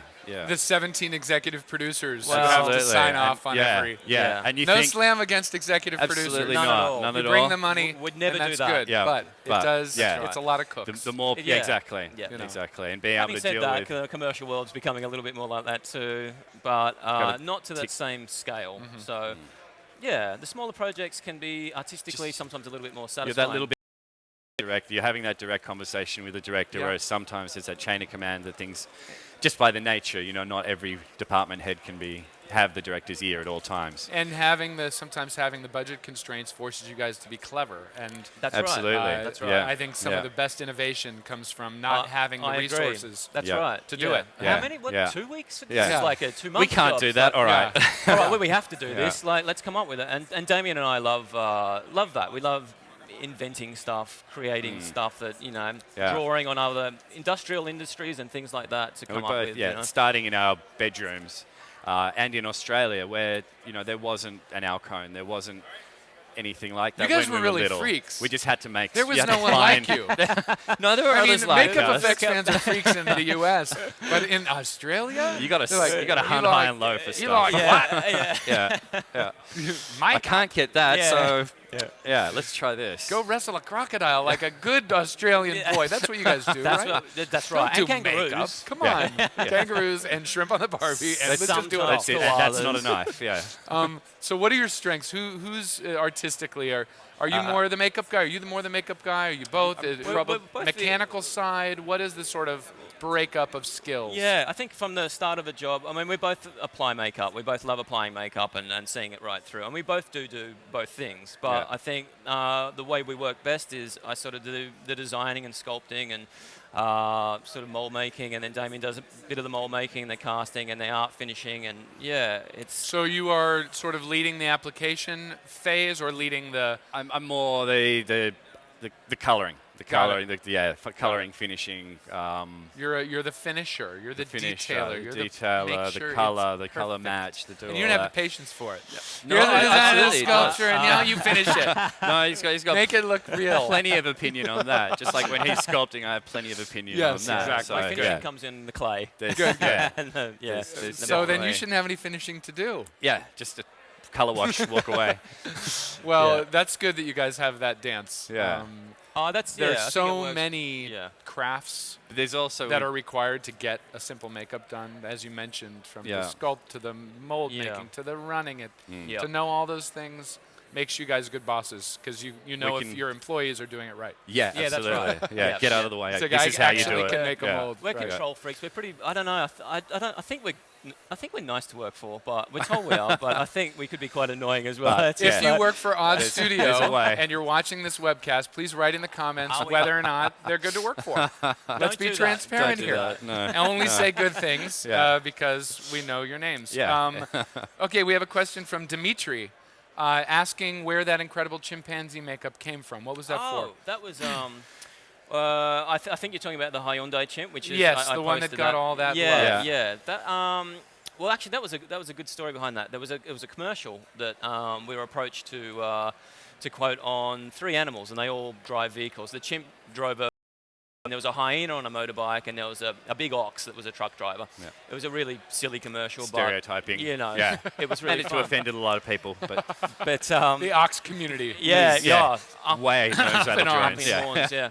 Up in horns. But there was a big battle for the CG or practical on that. So the director really stuck with practical, even though he had a visual effects background. Strong visual He effects really background, wanted to yeah. shoot all this in camera, so it became about getting as much in camera as possible. So we built the chimp, and we really wanted to design it in a way that it didn't have any dialogue, so we didn't need to do which we have done before, the Planet of the Apes style short muzzle thing. Yeah. And I know you guys and Stan, did some tests for Planet of the Apes and they incorporated the longer muzzle, Yes. which we The sort of did do animatronic, that, yeah. the animatronic thing, which was great. So we did a bit of that, and then they were going to do a little bit of CG augmentation on the mouth area, which didn't really need to happen. There was quite a bit of articulation anyway with the foam, but it was really just quite a realistic-looking chimp chimp, not a chimp-man hybrid, but, you know. It was closer It was to as the close- true chimp side of things. Yeah. And you guys saw that chimp in the show reel we saw, Oh, correct? yeah. So rewind if you're tuning in late. Oh, we saw a picture showed a of it. picture Good. of it? Oh, cool. So for those of you who want to look at it again and just examine it, because it's a beautiful piece of work, just rewind on the description. Oh, cool. So I wanted to jump into you're talking about VFX augmentation. Sure. Maybe that makeup didn't require it, but generally speaking, Yep. what do you think of this trend that I really like of going back to makeups, going back to taking the practical approach, and then just augmenting where you need to? I'm seeing a lot of this happening. Yeah. What do you guys think? When it's well done, Yeah, it's a lovely tool. I think it's the perfect marriage of the two things. I think You it can get that work really in-camera performance. You can two people interacting, and and the feeling of actual light hitting something. Absolutely. And from a VFX reference, you have all that reference. Yeah. You know, when it comes to mapping stuff on, they've got it in situ. You know, Yeah. it's the ultimate. this is the sample. hybrid approach. Yeah. I It think is it's the great. way to go. Yeah, I think I so. have no problem with that at all. I think it's- where it gets a little murky is when the makeup artists aren't really involved too much beyond their makeup on set, and then it goes to visual effect. I think sometimes it can get a little lost there, and sometimes you can lose the magic of the makeup. It would be great to see more. And Bill Like Corso's talking about Yes. this. what just masters recently, are doing, keeping you it know. in-house and keeping their CG There are a augment. bunch of shot. Bill Corso, as you said, Yeah. spoke to. I'm sure he called you guys a year ago more about solving that problem Yeah. and bridging that gap Yeah. and keeping the makeup Being artist involved, through exactly. post-production with VFX. And the VFX guys, from what I'm hearing, are loving it. Yeah. Because it's just, oh great, you started this process. Help me do my job better. It's not to say we're not going to use the digital tools, but That's right. let's be consistent and let's Yeah. serve the makeup as it was intended. It's not a new thing. You know, at Weta, Gino was in with the 3D guys. So it's years or 10 years ago now, having that conversation, saying, you know, here's the practical, this is the reality of painting silicon and what makes it look great. How do we do that digitally? How do we And that's the best. keep that's that the best aesthetic? work you know? see. A really nice, team Collaborative. effort. It is, and I'm Collaborative. seeing some. It's still just a tool, and it's Just when you think we've taken what can be achieved as far as it can go, you see a lot of this new hybrid work that's just going, well, okay, we have WoW again. and we have WoW again. Because we missed we're that. actually guessing. Yeah, It's like, exactly. you know, Which is bit it, was is real? it, Which yeah. bit was, I can't And that went tell. away for like 15 years because you knew pretty much all was digital. So there's no Absolutely. how did they do it. Yeah, That's yeah. right. But now with Yeah. the blending again, it Yeah. not only looks better, but it makes you go, Yeah. magic trick, Yeah. how the heck? Yeah. And And we're it's been a finding long now- while, but Yeah. between drinks for that one. High five. Yeah. All right. I just saw that movie recently with my son, so I had to do a little Borat. So, guys, we have to, unfortunately, say goodbye. But before we do, those of you who would like to follow Odd Studio, are we on this camera right now? Are we on this camera? Those of you who would like to follow Odd Studio, and we hope you all do, in the video description, we have links. Just scroll down. You're going to see Damian Martin. You're going to see his link. You're going to see Adam Johansen. You're going to see his link. And I think both those links take them to your website and perhaps also your Facebook page, but don't quote me on that. Yeah, oddstudio.com is the website. Easy. Yeah. Just follow them everywhere on all their various platforms. You guys have a But not to the Tumblr and a bathroom. Vine, Yeah. and I'm sure you have a we will now. We'll get onto that. Tumblr, Vine. We have Fuck's it, Instagram, Vine. Twitter, and Facebook. Very good. And we'll get onto the other two. Great. And After the MySpace. That's their biggest hub. Biggest. MySpace. Big. Wait, does that still Big. exist? I don't know. All right, so check them out. And on behalf of all of us, thank you so much for thanks, Matt. being here. Thanks so much Pleasure. for Adam and having us. Damian. Yeah, real And pleasure. next up, guys, we have Rob Burman and Fred Blau. We are going to talk about their long histories in Hollywood. Rob is part of the Burman dynasty, who's been mentioned a couple times during this webcast already. So please come back for that. And in the meantime, we're going to run a 5-minute commercial for you, and we'll be back right after that. Odd Fantastic. Studio. Thank you. Thank you, guys.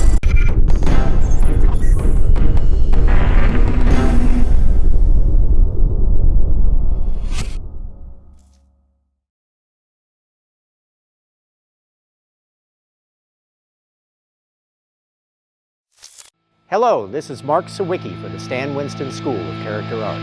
I hope you can join me for my 2-day live web course on visual effects in camera using forced perspective. I'm going to show you how to select the right location. We'll teach you how to find the nodal point on your camera. Tips on setting up the foreground. Finding the split point. In-camera compositing. And finally, force perspective with a mirror. And I can't wait to see what you're going to do after you've learned these tricks. Hi, I'm Neill Gorton, and I'm here with the Stan Winston School of Character Arts. I hope you can join me for my one-day live web course, Silicon Transfer Appliances, Age Makeup. I'm going to take you through the entire process, right from start to finish. We start by taking a measurement of our subject's face, and we literally sketch the prosthetic onto the plastic wrapper onto the face. Next stage is the mold making. The last stage of the process is the application itself. So I hope you join me for this one-day special class with the Stan Winston School of Character Arts. I hope to see you there.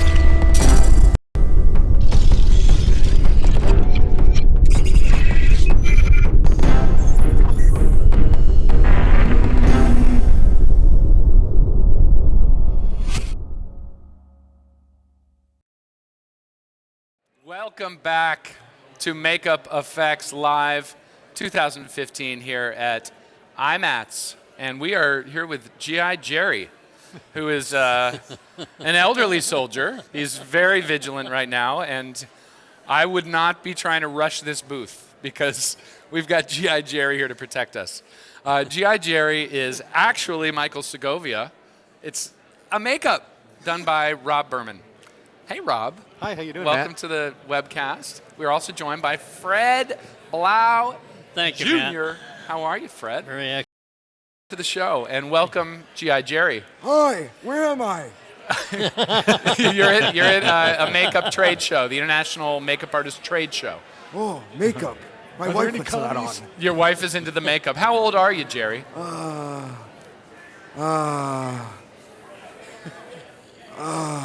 Hey, Rob. That's pretty good, isn't he? He's good. Tell us a little bit about the makeup. Actually, this is a makeup I designed a couple of years ago for one of my classes.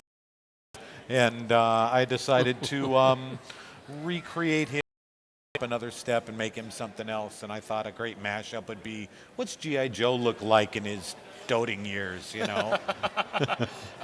Tell us, this is a foam appliance? Yeah, I think it's 7 pieces. Foam latex makeup. It's all colored in the new Mel Pax colors, which are awesome. We're going to be talking to Allan later about those colors. Yeah, he really hit it out of the park with his stuff, and that's it. Just and a what few else? What about colors the hair work? The hair is I got a flocking gun, so I went in and did the flocking on and made it nice and fuzzy and all of that stuff because he had to have lifelike hair. So for those of you makeup artists who don't know, flocking is a fantastic technique to get that really closely shorn look. There's really no way to get it otherwise. Yeah, I mean, you can punch, and things you can like punch that, finely and then shave it down, but flocking is well, the flocking you can do that look that takes you a week by hand punching. In about 5 minutes. So we go 5 minutes is better than a week in some cases. Yeah. Well, thank you, G.I. Jerry. I feel very uncomfortable with you not patrolling the entire show. Okay. Yeah, we think you need to get out on patrol and let us. Thank you. Don't shoot anyone. Don't shoot anyone. Thank you, G.I. Jerry. All right. Well, it's great when you've got a makeup and you got a model that knows how to play with it and have fun. Well, it doesn't matter how good your makeup is. If you don't have an actor who knows how to deliver the performance through the makeup, it doesn't. You look like a stick. You look like a stick.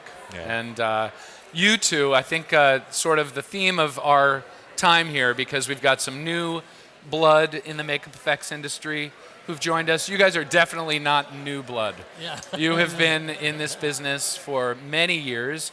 Fred, since the 60s? Yeah, 63. 63. And Rob, you have been in the makeup industry since the day you were born. You are part of the Burman dynasty. Why don't we start, Rob, tell us a little bit about your family, where you came from, and some of the heavyweights who have come from the family tree. The quick 5-minute version.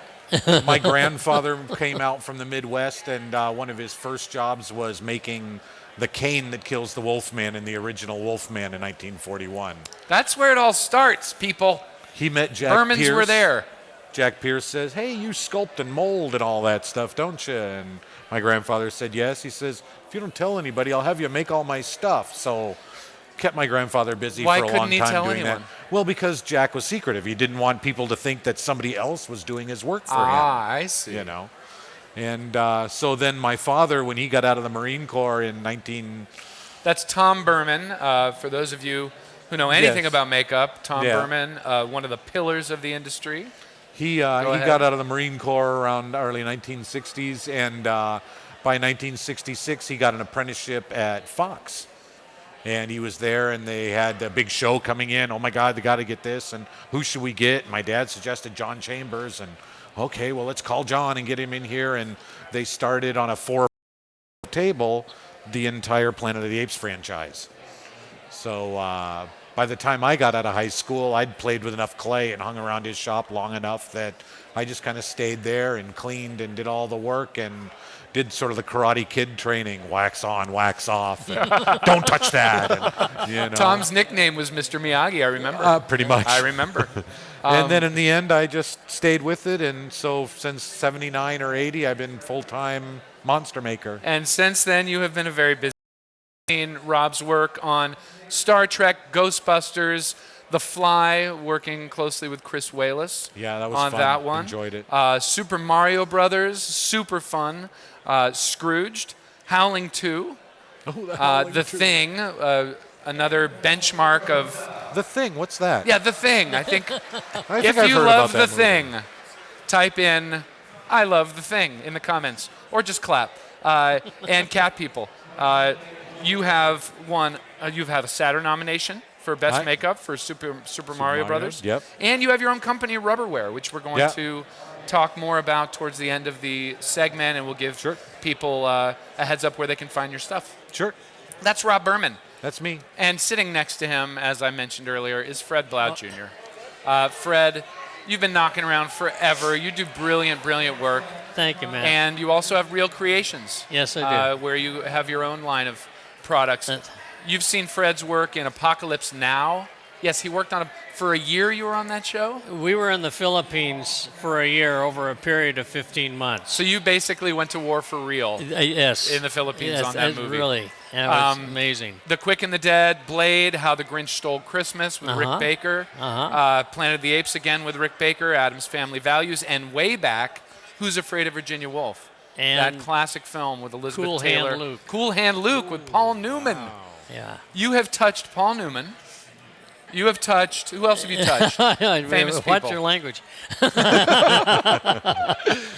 Let's just say Fred has had his hands on some of the most legendary actors and actresses. I was assistant on Cool Hand Luke, and what happened is one of the makeup artists on the show had another project coming up, and he couldn't finish the show, and I just passed my apprenticeship and became a journeyman, and the next thing I knew, I was out of work. And then George Blau, who was my main mentor over at Warner Brothers, called me up. He says, "Fred, come on over. I got a job for you. Pack your bags. You're going up north to Sacramento."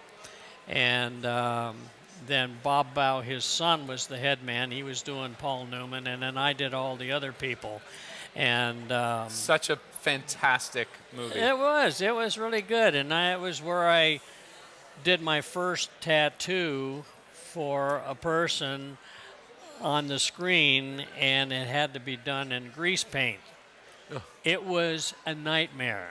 Smeared and smudged. And, that's the worst not possible only that, medium but for a the tattoo. actor, I would go to his hotel room real early, and he'd be coming out of a hangover, and there's a half a gallon of spinata or something. We're not going to name any names. We won't name any names. No. What part did he play? I'm kidding. Yeah. Don't tell us who the drunk actor was. It was rough. And then to touch it up every day was just miserable. And but we got through it. And then you worked with Rod Steiger. Yes, on the Illustrated Man. On the Illustrated Man, and that's where which was all about the tattoos. Right, and that's where the process of doing the transfers came about. And later on, we did the movie Tattoo with Bruce Dern and Maude Adams. Which that's where we first met, actually, was I was doing stencils and stuff for you on Maude Adams' body. Right. So we both touched Maude Adams. You both touched Maude Adams? Google Maude Adams. She's wow. She's a beautiful lady. And I've seen her since. She happens to be a dear friend of my cousin. And I saw her a couple of years ago, and she looks great. And, awesome. Did you ask if you could reapply a little tattoo as a memory of days past? No, she wasn't up for that. I was up. I was with Bruce Dern the most time. I didn't want to get used to it. I have a fun story for you, Fred. I believe I wore one of your. Was Roddy McDowall's character in the TV Planet of the Apes? Was it Galen? Galen. Yes. My father took me to my kindergarten class. It was a bring your parent to work. Or it was a what does your parent do for a living day? Yes. I was 5. By the way, his father is Stan Winston. Yes. No, Stan Winston. My father's God Stan bless Winston. him. We've established that earlier in the broadcast. But reminders, yes. Dad was Stan Winston. I remember he had a drawer full of prosthetics from the show. Absolutely. And he had Galen prosthetics, and he took me to my class and turned me into that character using I those love prosthetics. it. I was Yeah, 5 years old. that's So right. your well, the same thing happened to my 3 kids. We had one of them made up as a gorilla, the other one made up as a chimpanzee, and another one made up as the orangutan. And so this is Halloween. They're going to go trick-or-treating, right? They got maybe to the 4th house because every house that they went to, everybody stopped, well, we have to take pictures. And they said to me, Dad, I Never don't again. ever do this again because I didn't get any candy. Oh, yeah. I didn't get any trick or treats. And then we took them to the market, and people would walk by them, and all of a sudden it's that stop, and they would turn around, and in fact, Stan, your dad, did one of them. Tom did the other one, and I think may have been Bill Tuttle did the That's third one. fantastic. I mean, I had the best people in Hollywood. So You know, that's it where he just- got it the was a- runs from. That's what he put on me. It must have been the same. It was 1975. I know. Yeah, Is that about yeah, it was about right. Yeah. I have a quick one. This is fun that we're talking about, because I'm sure you got stories about your dad. Similar story. My dad, for one Halloween, decided, or I said to Dad, I was big into the Lord of the Rings. Oh, And I okay. said I wanted to be a dwarf from Lord of the All Rings. right. So he sculpted me a prosthetic wow. How over a nice. life cast of Yeah, my yeah, right. face. Fantastic hair work he had used from a Pinocchio TV show he had done, this beautiful Danny Kaye wig, beard, Oh, I love it. prosthetics. Yeah, yeah, My yeah. mom made a dwarf costume, went to a little party with a bunch of other 5th graders, and within 5 minutes everyone's playing Spin the Bottle, and I'm a dwarf. And I was so embarrassed, and I went into the bathroom without any remover and just started pulling chunks of latex off my face. That was the last Halloween I ever dressed up. Oh, my goodness. So we Yeah. creature folk, Yeah. we dress up every day but Halloween. Oh, I love it. Can't do Halloween. Well, maybe you do Halloween. I think you still do. How about you, Rob? Talk to me. I mean, you guys had the epic haunted backyard. Well, yeah, there were the Burman the backyard. 1 year when we borrowed a bunch of your stuff from your dad who had just done Dead and Buried. Yep. Oh, We wow. borrowed So a we had bunch of stuff corpses from my at the dad ready. who had just had done Cat People. Oh, wow. And so you walked in through this haunted house. We had, for 4 hours, a 45-minute wait to get through my backyard. It was great. And we would send people through in groups of 10, and people were blacking out. They were throwing up. They were just, it was awesome. Were they blacking out before throwing up or after the throwing Well, up? the little girl blacked out when the white ape jumped around the corner. Yes. And she just went, I huh, love you know. And then the other woman got sick as she was leaving out because there was the leg on the barbecue and the fetus in the jar. The fetus in the jar. You know, and that was pushed like, okay, people over done. the edge. And Yeah. well, with your dad there pulling the heart out of one of his dead and buried things, and my dad sticking needles in its eye Yeah. and stuff. Well, Yeah. they were both hams. Awesome. Both our dads Well, had that yeah, in common. closet performers. Hams, both of them. Absolutely. And a lot of people don't know the Burman Winston history is very long. Yeah. My father, the studio was our house. You know, it was a little room off the absolutely, garage, yeah. and then when he needed to grow, he went and leased Yeah, he out rented a spent studio space at my dad's. space from Tom's. Yeah. And so I And then spent he a lot did of the time at Parthenia one after that, and Yep. they did Exterminator right after that, That's and it right. just took off. That's right. But I remember walking your dad's shop and seeing the Prophecy Bear was going Right. on, and I tell people I threw away the Prophecy babies because they were melting into the tabletop. this was a mutant grizzly movie, The Prophecy. I still have people Check it out. cursing me about that. Oh, wow. No, You did what? No, no. I was told to. What do you want me to do? I threw away the fetuses. No, you put them in a jar for your next Halloween backyard event, I should have. right? Should have. If you have any kind of fake fetuses, don't right. throw them away because Halloween's coming up. On that note, let's switch over to your companies, guys, because we're coming towards the last 10 minutes. Talk to us about, we'll start with Rubberware. Rubberware, we started almost 20 years ago as a generic over-the-counter foam latex prosthetic supplier because I'd get calls at night, I need a pig nose tomorrow. Well, so I knew that there was a market that needed to fill, and so we started making those, and you know, And when through you say word of mouth we, and all. please give a shout out. My lovely wife Jennifer McManus and I, and my crew that I have. I have my girl Alex that's doing stuff, and my other assistants. It does really well, and I'm really happy for it. I'm glad. You can go to getrubberware.com, and it has all of our distributors and everything listed there. And you should all know, I know they're Namies, Nigel's, Friends carries your stuff. Yeah, we got about 40 distributors around the world right now. So Rubberware is everywhere, and you spell it like it sounds, Rubberware. All one word, but the W is capitalized. getrubberware.com. Getrubberware.com, and we actually Just fine, have yes. a link to the site in the description of this video. So Right. just scroll down and check it out. Also, Namies, we talked to Sam earlier, is offering a 20% discount on all purchases, and Rubberware is included in that. Awesome. Right? And That's is fabulous. Real Creations over at Namies? It may be. Well, there you go. Well, Namies, so you can apply your Namies discount to You can Fred's go stuff into as the well. major suppliers and you can see Real Creations products. Yeah, so there you go. Just so there, you're going to get some discount on Real Creations. Let's talk about Real Creations, Fred. Well, we started Real Creations, and I say we, it was my former business partner, Mike Hancock. We started Real Creations back in 1980. And from there, we're mainly doing tattoos because Mike was the innovator of the tattoo base. And then we went to New York and went to a pigment and dye company, and we wanted to know whether to use pigments or dyes in the formula, and and we ended up using pigments, and everything was wonderful.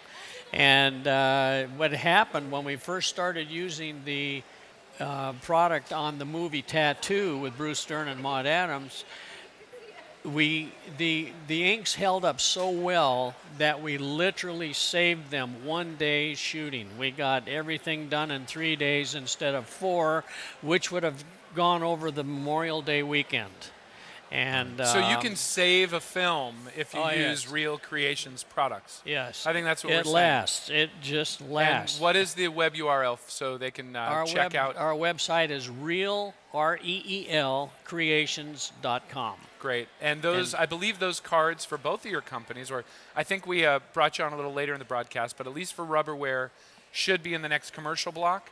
But same as with Rob, scroll down the video description, and there's a link to check out Real Creations. Real Creations, yeah. And buy some of their stuff. So, guys, we have a question from the crowd. What genre of makeup excites you most? What is it? The zombie style, fantasy character, monster? What genre of makeup do you have most I've got to give you a pleasure little doing? kudos because my absolute favorite makeup, monster makeup, was the Predator. Well, that's not technically a makeup, Fred. That's more of a mask with animatronic features. I understand that. It fits within our world. We'll take the... It is just, to me, the most creative. And the reason I like it so much is when they did the Predator 2, your father had to come up with, 20 different Predators. Of course, it's a and sequel. You have to have more. They all looked different. Yep. Individual. And it's like saying to a makeup artist, do 10 clowns. Think 10 about beauty it. makeups. Or 10 beauty makeups. But 10 clowns. Think about that. That's a lot of clowns. That's a lot and of I'm gonna have clowns. nightmares just thinking about that. And, It is frightening. And when I saw the Predator, I thought of that one point posted to me. Do 10 clowns. I just said, whoa! I don't care if they were masks. I don't care if they were appliances. The look was unbelievable.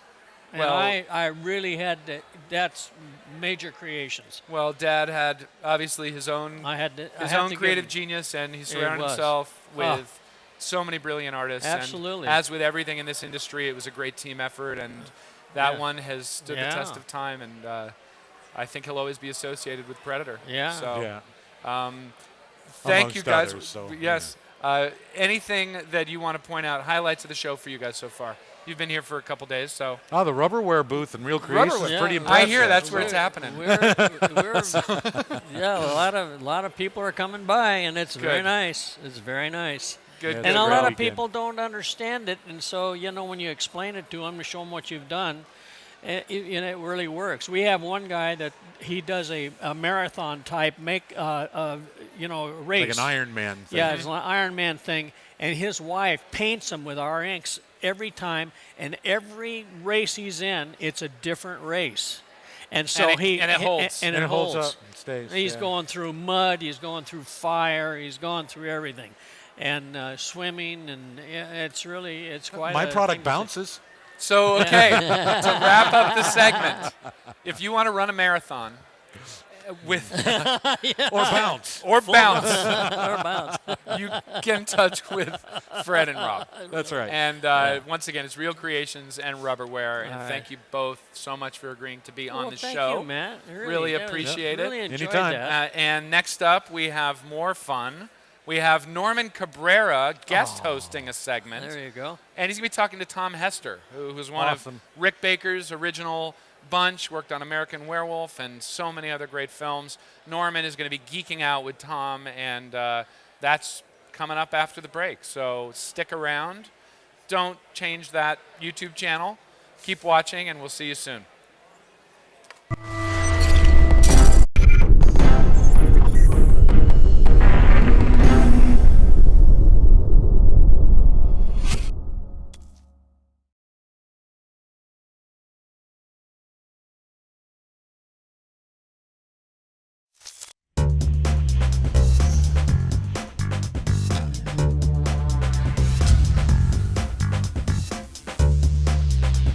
Hi, I'm Denise Baer, and I'm with the Stan Winston School of Character Arts, and I want to welcome you to my lesson on realistic hair punching. As far as I know, nothing like this has been taught anywhere.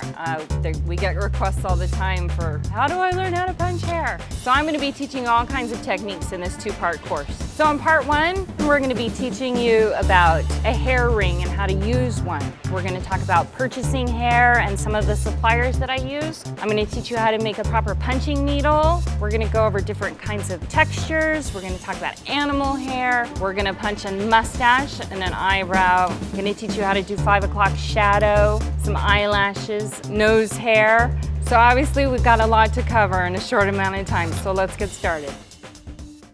Hi, I'm Neill Gorton, and I'm here with the Stan Winston School of Character Arts. I hope you can join me for my one-day live web course, Silicon Transfer Appliances, Age Makeup. I'm going to take you through the entire process, right from start to finish. We start by taking a measurement of our subject's face, and we literally sketch the prosthetic onto the plastic wrapper onto the face. Next stage is the mold making. The last stage of the process is the application itself. So I hope you join me for this one-day special class with the Stan Winston School of Character Arts. I hope to see you there.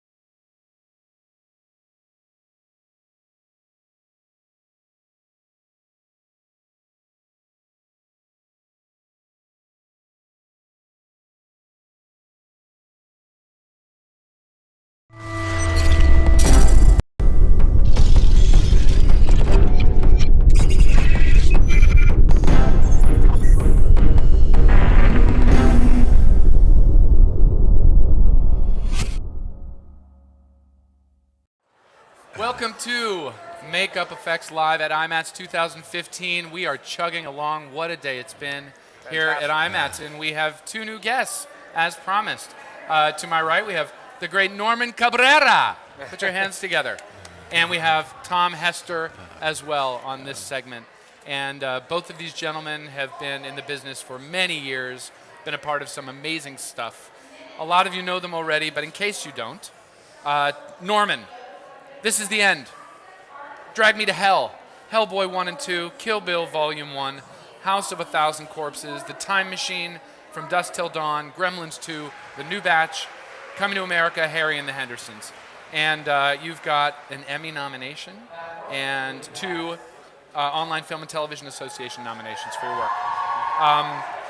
A big fixture over K&B for the last, how many years now? I mean, I met those guys when I was 20, originally. I moved to LA in 1985, and befriended all these guys.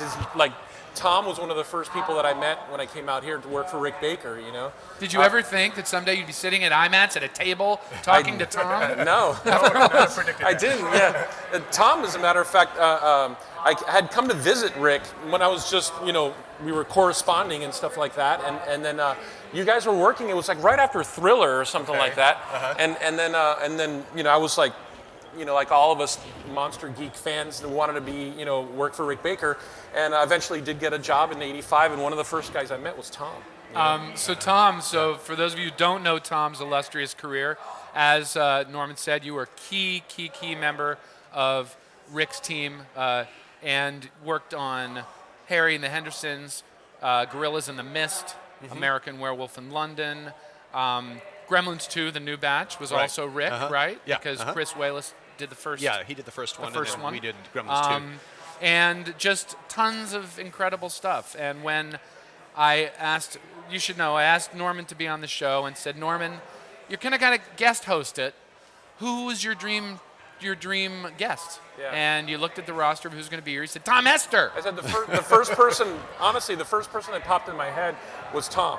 Why? Why Tom? This man What's right so here. great about him? Well, I know. You're to blame. I'm not convinced this was a good idea. Why is he? It's funny because growing up, I obviously very influenced by Rick Baker and Rob Bottin and Stan Winston and people who are the giants of effects, but. In reading magazines when I was a kid, Fangoria and that sort of stuff, Rick Baker actually did, right after American Werewolf came out, he did this, they did an article on Rick and the effects for American Werewolf in London, and the article was called Baker's Half Dozen.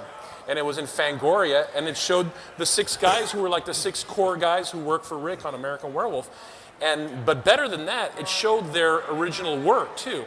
So it was a feature on them. So that's the first time I found out about Tom. I was living in Florida at the time, and I'm flipping through Fangoria, and I see this Baker's Half Dozen thing, and I'm like, who are these guys? I can't be Rick Baker, but I might be able to be one of the half dozen. Even if I can't, exactly. If I can't be Rick, I could probably these guys are all in their early 20s, right? And you guys were like 19, kids.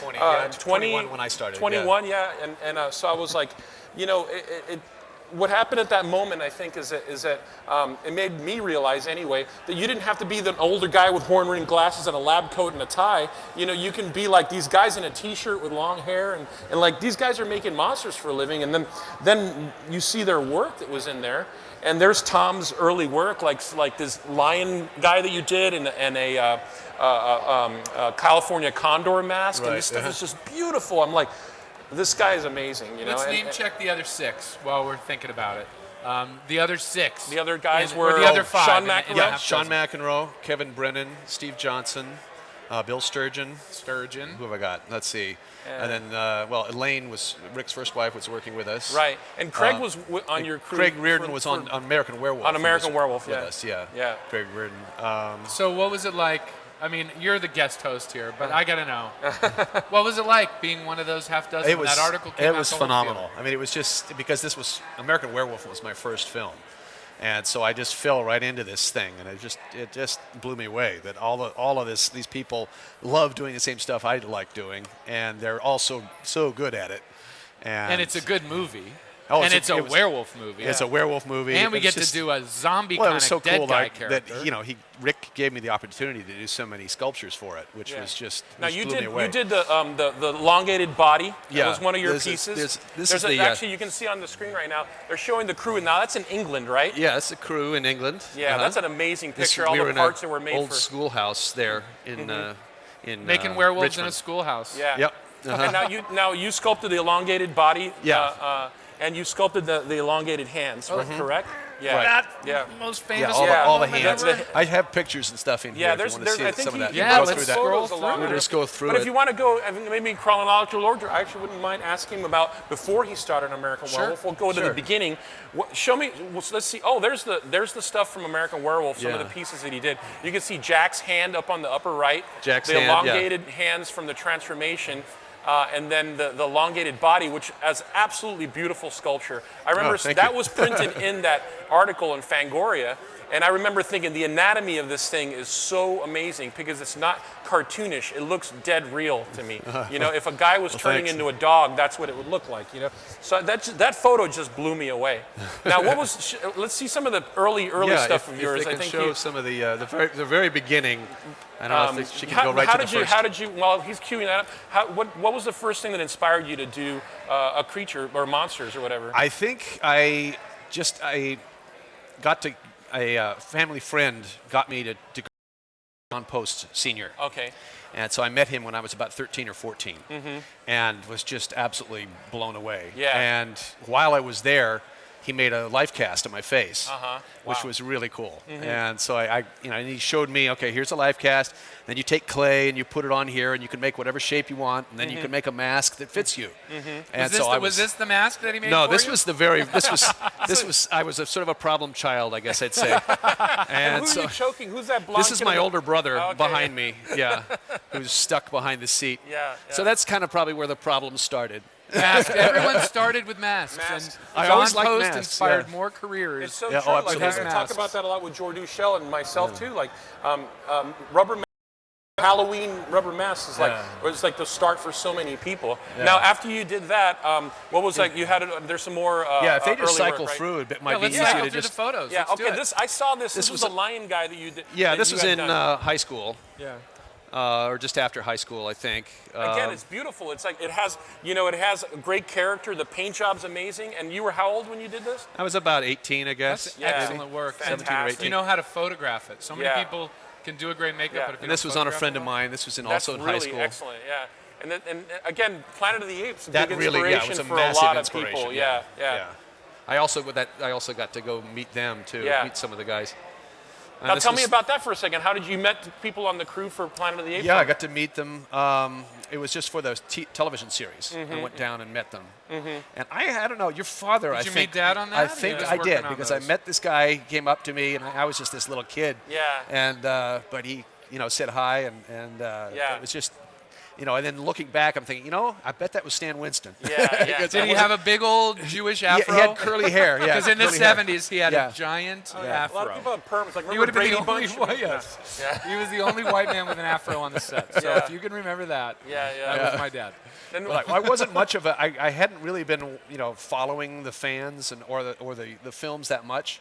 I just kind of liked doing what I was doing. So I was sort of out of the loop as far as who was who. But, right, and then the lion guy and stuff. That's really only a couple years before you met Rick, right? Like, and how did you send some pictures of your work? Like, how did that come about? I met him. I came. My mother worked at the Museum of Natural History, and through her working there, I met a whole group of people that were dinosaur enthusiasts. And one of them was this Sylvia Massey at the time, and then she became Sylvia Cherkis. But she was a good friend of Rick's, and she said, you should show him your stuff. And so that's what I did. I went down, and that was right when he was in the middle of kind of finishing up Night Skies. Oh, okay. And that was right about to start on Werewolf, right? Yeah, just before Werewolf. So your first professional job was American Werewolf. American What a start! I know. You peaked too early. You peaked too early. Where do you go from there? Well, I know. he hasn't talked about Shrek and all the other stuff. No, we should definitely get into that. Shall we do a? Yeah, let's do a. Let's go through the photos since we have them. Yeah, I can And just quickly make a give them an comment overview. here and there Sure. Let's do it. about each one. And by the way, all of you at home, this is an interactive webcast, so if you have any questions for Tom or Norman about anything you're about to see, type them in the comments, and if we have time, we will get to them. So take us through it. Yeah. Now they kind of jumped into the middle there, so I don't know. You jumped into the middle. Can we start at the beginning of the slides, guys? Are they not? They don't seem to be. Our crew is going to just order them correctly for you. Yeah. Okay. In the meantime, shall we talk about what's on the table before us? Yeah. These are some maquettes I did for Shrek 2. I did the character designs for the first Shrek, and then they brought me back for the second and third ones. I didn't do the fourth movie. I was Shrek'd out by that point. You were Shrek'd out, yeah. And you created all your designs in physical space. In sculpture, which were then scanned and cleaned up however they needed to be cleaned up. Yeah, I mean, I did these. These were done as what I call gestural maquettes. Yeah. Because that was to try to figure out what the character was, and so they would be an expression with a pose.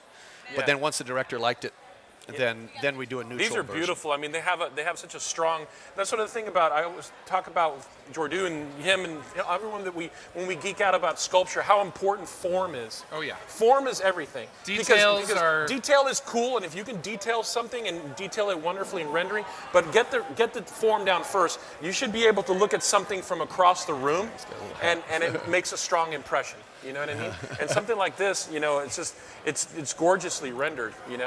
So now I think they did. We've got our photos back. They got the photos All right, back. to the photos, guys. I guess we'll do. We'll do them as they come They up. might not necessarily be in order, but I think they got all jumbled. Maybe. Let's fly with it, man. Let's improv. This is jazz. Yes, it is. Freeform Jazz webcast. right? This is live. I know, There's no yeah. rules. Exactly. There's no rules. Exactly. You hit a wrong chord, just move with it, right? Right. Yeah, there you go. So we got this is Greystoke. So this is Greystoke. Brilliant. Tell us about this beautiful stuff. Yeah. So there was just a blast to make these suits for these guys. Yeah. And we had quite a bit of time leading up to it. So that the actors would work. We had like 6 months, I think, where they could really work with getting used to the suits as well as work with baby chimpanzees. Like you see at the very top was a little actual Now, baby on the bottom chimpanzee. right, I know it's this tiny little photo, but I've seen that photo before, and it's like a dissected Yeah. ape. And now you did the body on that. You did, I did the body. That is absolutely gorgeous. It's too bad it's so small there. But There's another the another picture anatomy- right after that. Yeah, you can that's go to a the full next thing. photo. There we go. Look at that. That's just absolutely gorgeous. And there's Tom on the right, and of course Rick Baker in the center. And this was a blast because it was just they needed a dissection thing. Yeah. And I'm not normally into the gore that much, but my father was an orthopedic surgeon, so I always liked the anatomical stuff. And the anatomy is. I remember. In fact, this looks like it's scanned from a Japanese SFX magazine, and I remember seeing this photo and talking to you about it way back when. And it's just a gorgeous piece. The anatomy is just absolutely real. Oh, I love Thriller. this. I wanted to ask you about Yeah. Thriller Thriller. because he's the famous corpse that comes out of the crypt. The first guy, right? I'm not sure. I Or can't the remember. second guy. Yeah, one of the I first slide two the guys. lid open. He slides Yeah. the lid open. That's and Tom stuff. Hester, guys. I know. All that other stuff we've been talking about. Yeah. He was that famous zombie from Thriller. Yeah. That's the coolest thing on your resume. Yeah, and now let's because I know we're short on time, but let's skip through some of these Yeah. and move along. Oh, there's some more stuff from Thriller. Yeah, this is building American the suit Werewolf. for Thriller. That's the Thriller hand, right? Okay. Yeah, that's the Thriller hand. That's the hands from Michael. Yeah, I mean, look at the anatomy on that. That's what people who want to study sculpture now This should was look at applying. that stuff. Rick is applying the face makeup, and I'm just doing his hands there. I'm applying little finger Michael cups. loves prosthetics. Yeah. He loves it. Yeah, it was great. Oh, Starman. Starman. That Which thing's was absolutely Rick gorgeous. and my dad's one Yeah. of two That's collaborations with Dick as Yeah, well. Dick as well, Smith yeah. did one of the Starman. stages, Stan Yeah. did the other stage, Yep. and then Rick did the other stage. Yeah. That's right. Yeah, that's absolutely beautiful. Now tell us about this. This is My Science Project? My Science Project, Yeah. which is a Disney film. Yeah. And so we just had to do this puppet. It was like 30 some odd cables coming out. Doug Yeah. Beswick did all the mechanics for it. Again, look at the anatomy on there. It's just it's fantastic. You should be able to look at something from across the room and feel the power of the muscles and all that kind of stuff. That's really important. Absolutely. This was a little film called Missing Link. Oh, Link! I remember I worked on that with you. Yeah. It was the first show that I worked on with Tom at Rick's was Rat Boy. Little known Love film. that makeup. Yeah, That's a it was a great cool makeup. The movie was a total flop. They wanted it to be the next E.T., and it was a massive So they failure. called it Rat Boy. They call it Rat Boy, yeah, but it was Mal Paso. That's not Productions. as lovable as E.T. the Extraterrestrial. Yeah. Maybe the title was the problem. But then we did Harry together, Harry, Gremlins 2. Gremlins 2. Yeah, but I mean, This was Keep Cocoon. going. Cocoon, yeah. Yeah. Yeah, that's beautiful stuff. This was Gorillas both in the Mist. Gorillas in the Mist and Harry and the Hendersons, both of those together. It's another phenomenal piece. Go back to that picture that we was just that John saw. Alexander in the suit in that shot? See, the upper left is his bodysuit, and that's for Harry. Yeah. That's for Harry and the Hendersons. That's the undersuit that goes underneath the fur, and that again, anatomy is spot on. And Steve Wang, he helped me. He with helped it, you smooth some of it out. or something Steve like says that. he barely did anything. I He know. said Tom did it, and I came and I kind of smoothed it a little. right. We were like- he's like, how can I mess with perfection? I'll just pretend. I'll Yeah, smooth that's it. right. That's right. He did say that, but that was to see a creature like Harry being created right in front of your eyes. I mean, it was my second show, and there's Rick sculpting Harry's head, and Tom's doing the muscle suit, and there's Matt Rose and Steve Wang, and You'd made it. You were inside the pages that you were reading. Yeah, and these people that I admired and had heard about, there I was working with them, And man, Tom, and I really appreciate you doing this because, again, when you asked me to do this, I'm like one of the first person really I thought of was Tom. We work with so many really talented people, and everyone does their little part, and everyone there's a tremendous amount of talent in this field, and I feel really honored and that we all do this, and it's just a great business, and made these friendships that now I've known you for 30 years, it was really a great move to come out here, and lo and behold, we're all making monsters, 30 years later. And now the next generation of artists, instead of having to pour through magazines, they can tune in on the web and meet you for real and be inspired to come out and push this craft into new directions. So I know there's a lot of images that we could continue. I would love to spend all day looking at them. I know. But Tom, where can people see some of the work you've shared? I have a website, which is just hesterstudios.com. That link is actually in the description of the video. If you scroll down, Tom's name, and you can click right through to your site, and you have some of this imagery there. Yeah, I have some of these things. So even though you didn't get to see it all here today, take a look at that and be impressed and be really inspired. Appreciate that. And thank you, Norman. And Norman, how about you? Where are they going to find you, sir? Online. What's the best way to reach you? Online, not so much online, but I'll be at K&B sculpting.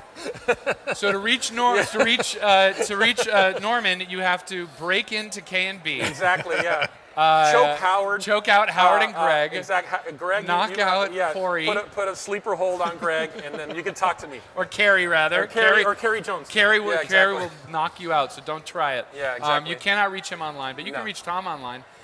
So check him out, and thank you both for being fantastic guests, and thanks for the awesome idea for a segment, Norman. Thanks again, Tom. The show goes on, guys. We have Allan, Apone, and Mel Effects coming up, and they're going to be showing off some demos that are going off in that booth, talking to you about some of their products. So stick around. We're going to take a short break, and we will see you back at Makeup Effects Live at IMATS 2015. Keep Don't making go anywhere. monsters, man. Monsters forever.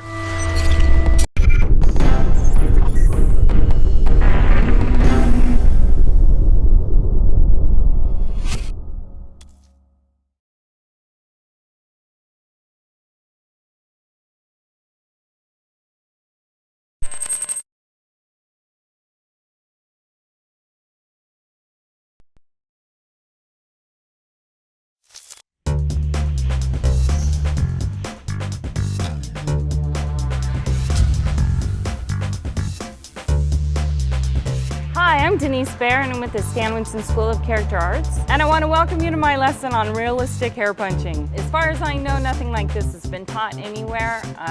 We get requests all the time for, how do I learn how to punch hair? So I'm going to be teaching all kinds of techniques in this two-part course. In part 2, we're going to punch a lady's eyebrow. I'm going to punch some temple hair along with a sideburn for you with some angora, some fine detailing work. We've got some power punching in the back, some quick afro techniques to show you, and a soul patch, because everybody needs one of those. So obviously we've got a lot to cover in a short amount of time, so let's get started.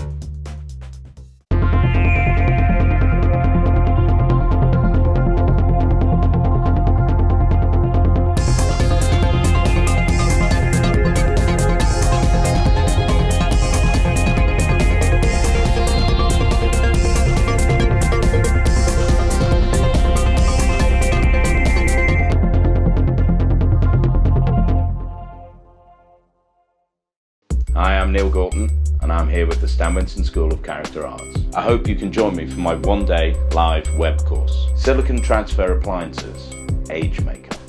I'm going to take you through the entire process, right from start to finish.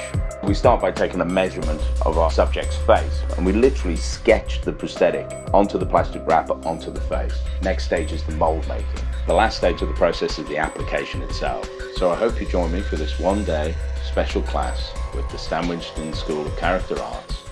I hope to see you there.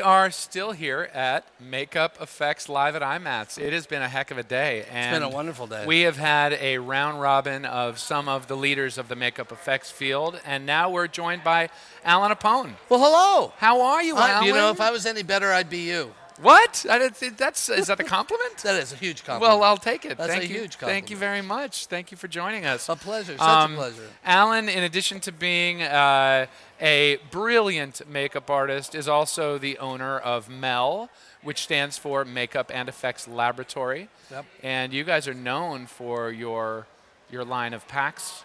Our PAX paints, PAX and makeups. among other things. Yep.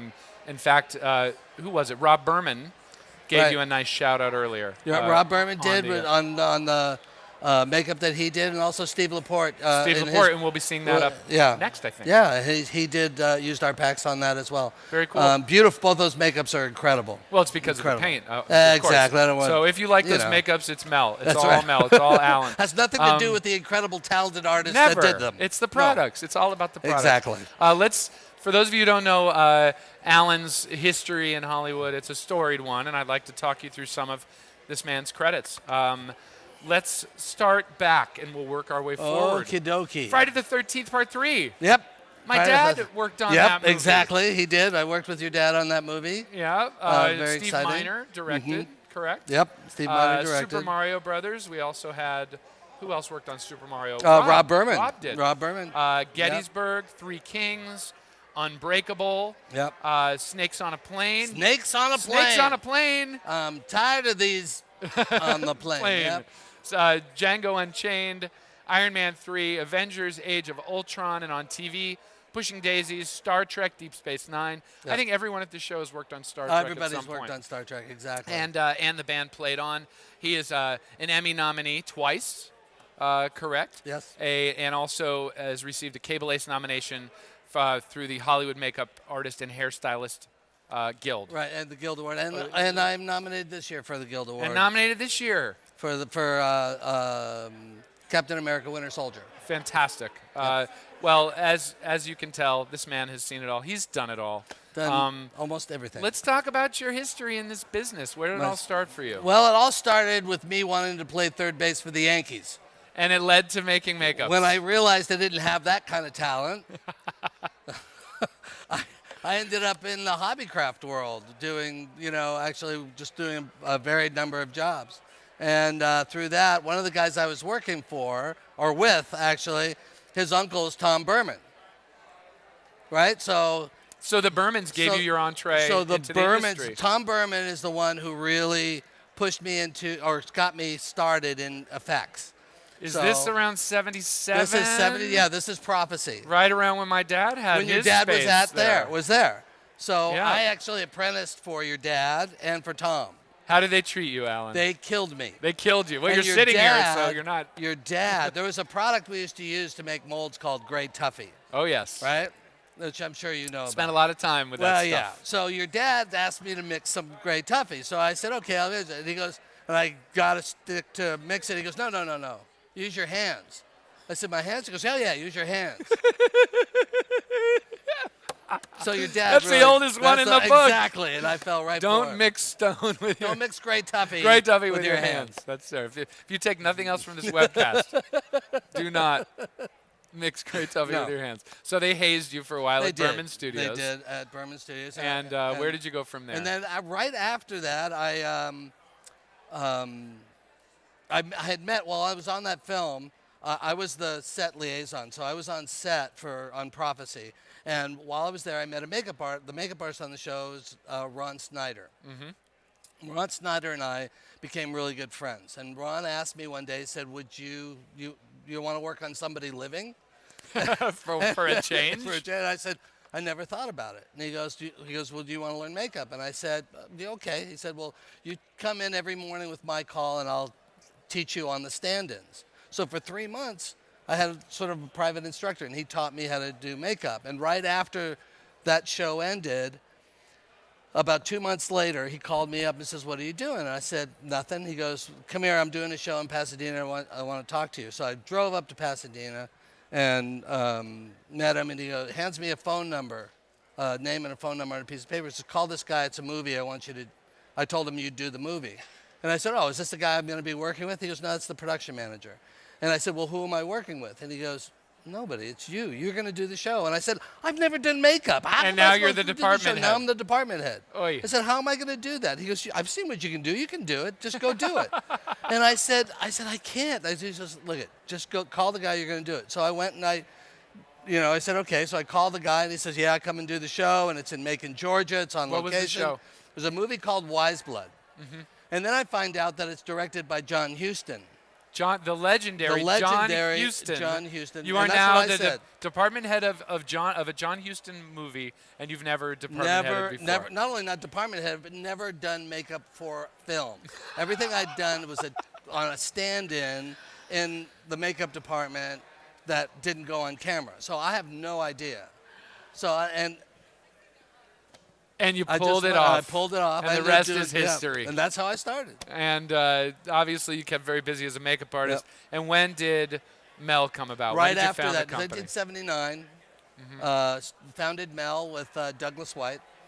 And him and I started the company. And in a small little 1,000 square foot room. And now we're 20,000 square feet and in the same area. We just took over the whole complex. You have a helicopter helipad on top. I wish. You got the indoor swimming pool, exactly. which I love. I got that. I got that idea nice. from your dad. From my dad. Yeah, it's very nice. Very nice.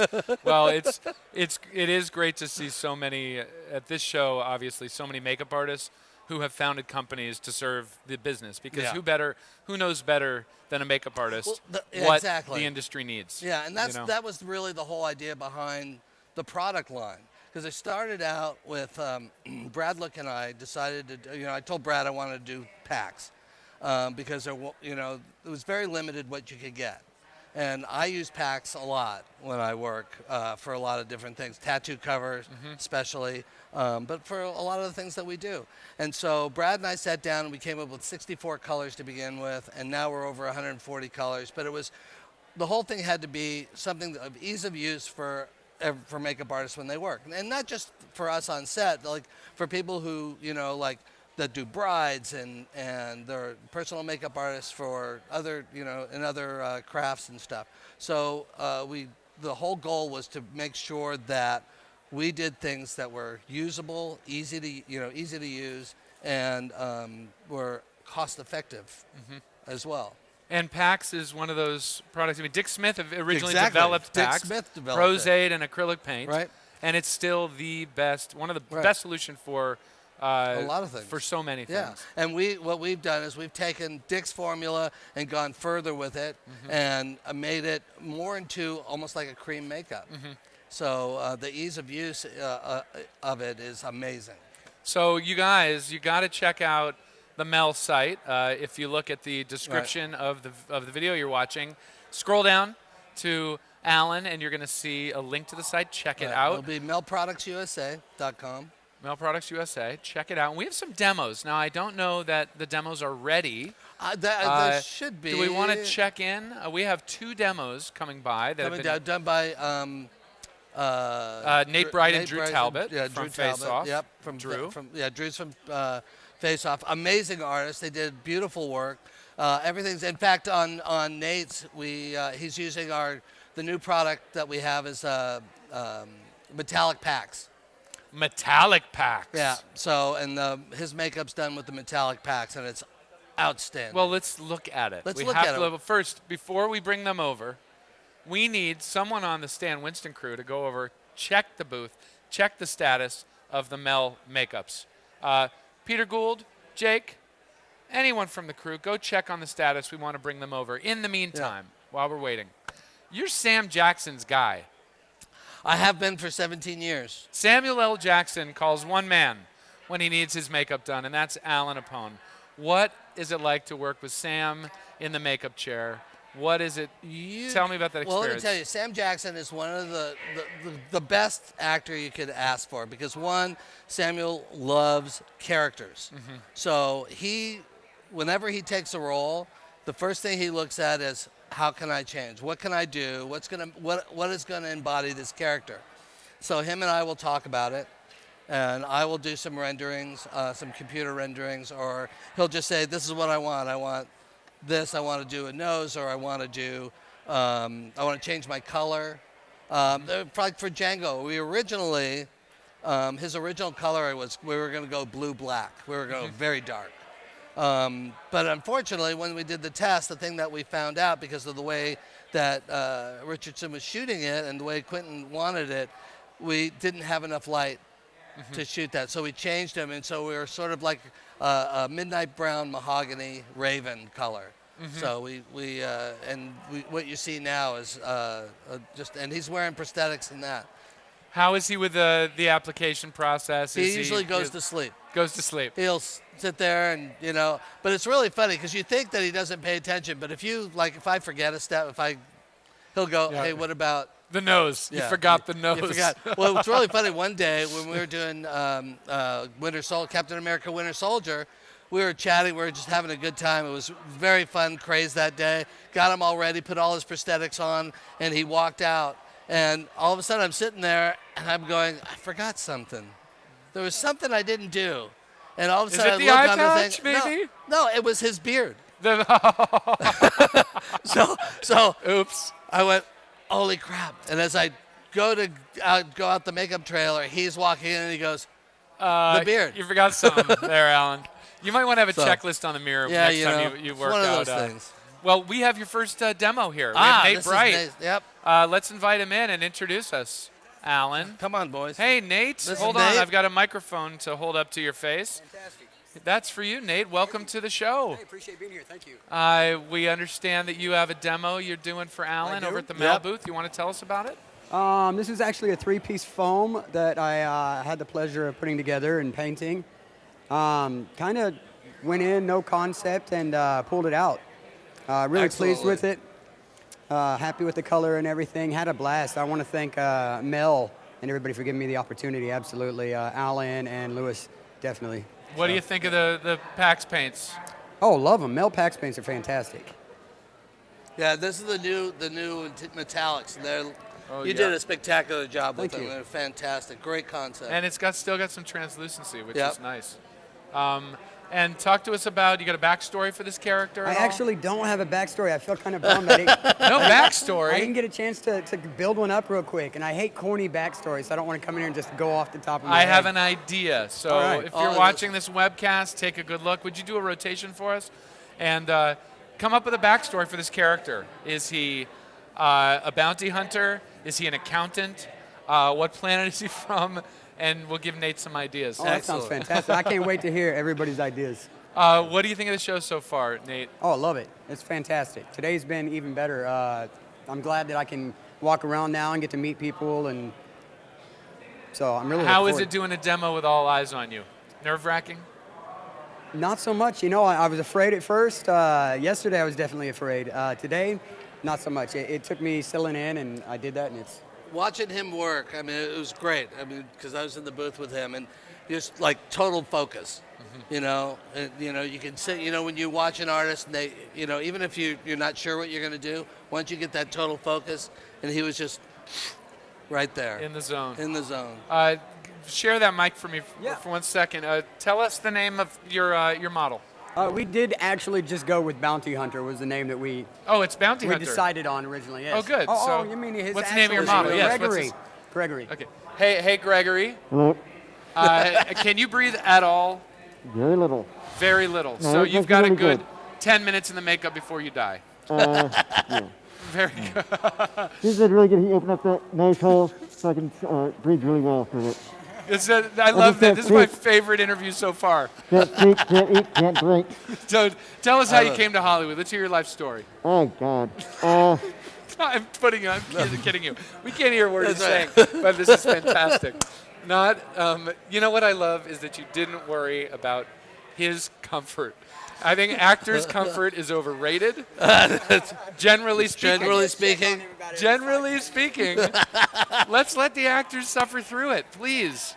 Well, it's a terrific makeup. You want to tell us about the wardrobe, the costume work here? What is this from? That's actually from Star Trek. Oh, this is from Star Trek. This part. Fantastic. It's a Borg piece. So he's part Borg, part bounty hunter, and the jacket. And the jacket's from the Spirit. Oh, It's actually Sam Jackson's jacket from the Spirit. this is Sam Jackson's. Fantastic. And the shoes. And the shoes. Well, we got to get here. Can you get your feet up that high? Here, we got to see the shoes. Show the shoes. Those are also Sam's, you said? You are walking in Sam Jackson's shoes. How does it feel to walk in Sam Jackson's shoes? He said it feels awesome. Well, thank you, Nate. This is terrific. Thank you for coming by. Thank you very much. And please don't die on us. Gregory, fantastic. Thank you, Gregory. We have another demo from your booth. I don't know if they're standing by. It's coming. We'll vamp until then, and that's going to be Drew Talbot from Face Off. From Face Off. Is going to be bringing his model. He did his model. Julian. Amazing. And he did an amazing, the makeup is great. It's an incredible use of color, what he did as well. His is all packs as well, but he used greens and yellows, which are really tough to use a lot of times and pull that off. And his concept is really fantastic. So I was really excited with that. And I actually got to help him a little bit. He asked me to do a couple things, which was great. So I was like, yeah, Drew, you want me to help you? That's so cool. Well, so it was nice. You kind of know what you're doing. Well, yeah, but it's so cool. But you watch these, come on. Now I'm one of the elder statesmen of the industry, right? Right. So it's like I can remember being, when I was learning and stuff. But to work with these guys that have all this technology now and the things that they come up with and their talent, it's so amazing to watch. Let's talk about that, the next generation. I mean, there's a lot. 10 years ago, where is this industry headed? Who's going to replace? I see a huge new generation coming up who are embracing this and pushing it further, and it's very exciting. Well, it's about it. It's with the advent of CGI, and we're doing a lot of mixed stuff, which is great. I love it when CGI and practical come together. But one of the things that we're seeing, I think, too, is that with shows like Face Off and the like, they're really showing what you can actually do practical. There's so many things that you can still do practical that are amazing. You look at what Neil Gorton does on Doctor Who. Yep. And he's still doing animatronics and stuff, and it's killer. Oh yeah. And it's fun, and the stuff that that these guys are coming up with just shows you how far you can still go a long way. Some people have asked us, won't you run out of things to teach through Stan Winston School? And we're like, no, because new techniques will always be invented. New approaches to old techniques will be invented. And it's nice to see that there's still a lot of innovation going on with this new generation. We have ideas for a backstory. Rejected bounty hunter, backstabbed by his own kind, or a millionaire space playboy. Wow! I think the jacket and the boots say millionaire space playboy. I like it. Thank you for that idea. Yeah, definitely. And Jessica wanted to know how the gun was made, but we lost Nate. Oh, well, the gun was because we made it at MEL. So Jessica wants to know, how'd you make that gun? The gun was parts were put together. I believe that gun was made by Don Coleman. At MEL, and it was fabricated parts from some of the stuff was actually turned on the lathe, other parts were sculpted, and then some parts were pirated off of other kit bashing. Kit bashing, exactly, or kludging, as I like to say, and put together. Well, I hope we get Drew in here because we are running out of time. We have 2 minutes. Are we going to get Drew over here? All right, we are hopefully going to squeeze Drew in. Because we have another segment to get to. I know. In the meantime, where can people find you? Obviously, there's the Mel website. Obviously, can you the Mel say website, that again? The website is Mel Products USA for the production, and then there's MEL EFX is the main company website. And what about personally? Are you accessible at all I'm via accessible Twitter? Facebook, Twitter, Instagram, my name, Allan Apone. I'm open to anything. You guys have questions? I'm happy to answer them. Yeah, the door is open to you with this gentleman, ALLANAPONE. There are links in the YouTube description below this video, and you can also Google him and find out more. Exactly. I think we're going to have to move on, but if you'd like. Here he is. Oh, he is. Oh, good. He's right here. Yay, just in time. Just in time, just the before. second demo from Allan's booth. Mel, we have Face Off alum Drew Talbot. Come on in, boys. Come on in here, Drew. Julian, come over here. Come over here. Hey, Drew. Beautiful work. Beautiful work. Thank you for joining us. Thank you for having me. For joining us. Many of you recognize Drew from Face Off, and you've got a new character to show us. Tell us who you've brought. This is Helgor. He is the lead warlock in Satan's army of evil warlocks from hell. And Fantastic. So a friendly guy. yes, yeah. He's cuddly. He's very cuddly.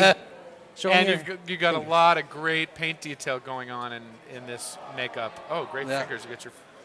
Tell us about your paint scheme and anything else specifically about the makeup. I just wanted to go in a different direction than you usually see demons. I wanted something like that felt more earthy, because usually I feel like demons, they always have the infernal color scheme, like blacks and reds and oranges. And so I thought, what if he's like an earthy demon? Like maybe this particular warlock pulls his power from nature and turns it against man, something like that.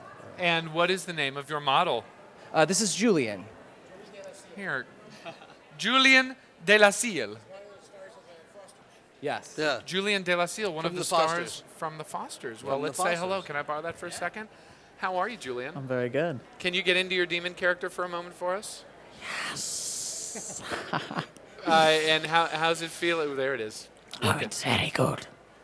And when you lead your warlock devil army, typically, what is your strategy for winning the battle?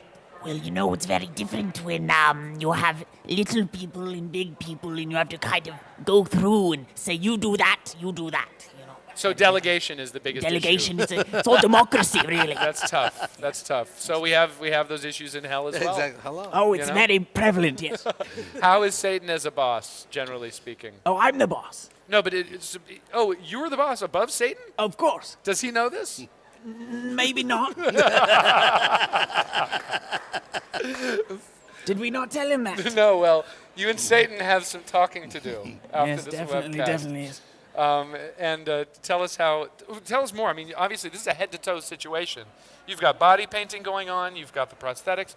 You want to walk us through all of the elements that you brought together? Yeah, so the first thing I applied was a Mel bald cap, and then blended the edges with acetone, and then I have a neck blender piece for the back of the bald cap. Turn you around a little bit. Sorry. Yeah, no, it's I've never, not really No, showing. I can't see it. No. You covered all that work with your... Well, it's just basically to make the bald cap look better and fit better.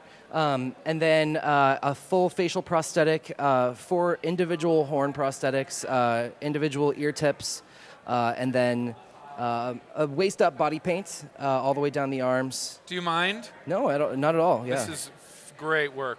Thank you. And this is all with the same PAX paints? The 2 base layers are Mel packs, and then so the whitish flesh and the green are Mel packs, and the yellow veining and the green veining are European body art airbrush spray. Well, it's terrific work, and it blends Beautiful, so nicely isn't it? up into the makeup. And this Amazing, is all great foam, use of color. foam pieces. All foam pieces, yeah. Original stuff. Your stuff, or is no, this? actually, these are from From the Mel a Lab. movie that we did called Hollywood Adventure, Great, which is great. coming out this year. So you've kludged this together and created a whole new character. The ears and the horns are rubberware pieces. And there's the horns are from rubberware. And then I made the finger extensions. All right. Well, you can find these at Namie's, guys, and you're going to get a 20% discount on rubberware. These prosthetics you can't buy because they're from your project. So you're out of luck for that. The makeup turned out beautifully. Thank you very much. But the packs you can get. You can get the packs. The packs, absolutely. At Mel. Yeah. Well, that wraps up this segment. I can't think of a better way to go out than on the lead demon of Satan's warlock army. Am I saying that correctly? Yeah, you got it. Did I have it close? All of those things. Want to thank Allan Thank you very Apone much for being with us. Such a pleasure to be here. Drew as well, and you very Julian, and in absentia, Nate and his model, Gregory, for representing Mel. Be sure to visit their links in the video description. And Drew, your links are also in the video description. Oh, good. We've Without your permission. We're telling people where to find you. By all means. Okay, good. Great. In our next segment, we are going to be joined by Steve LaPorte and Tom Surprenant. And that should be a great segment. We have some other cool makeups to look at with those guys. So please come back. And thank you guys for being with us. Thank you. Virtual claps in cyberspace. Woohoo! Stick around. We're going to go to a break, and we will see you in about 5 minutes. Makeup Effects Live.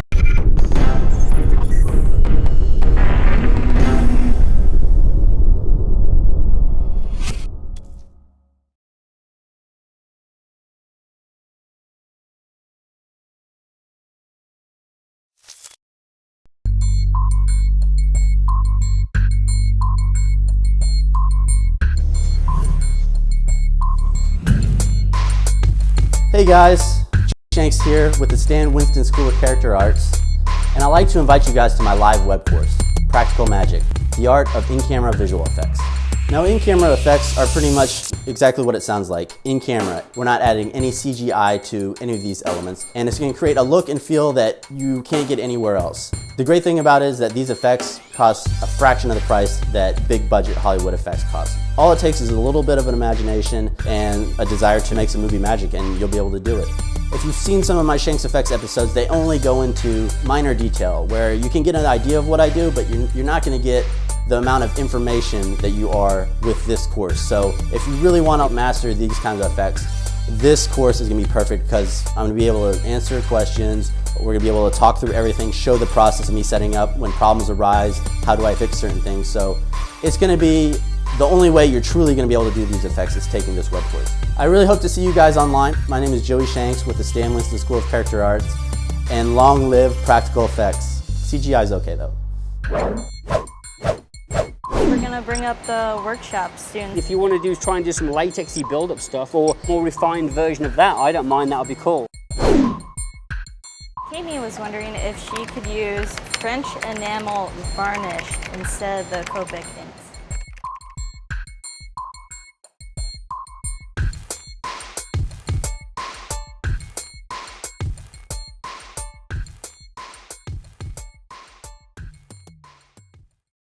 Hi, I'm Neill Gorton, and I'm here with the Stan Winston School of Character Arts. I hope you can join me for my one-day live web course, Silicon Transfer Appliances, Age Makeup.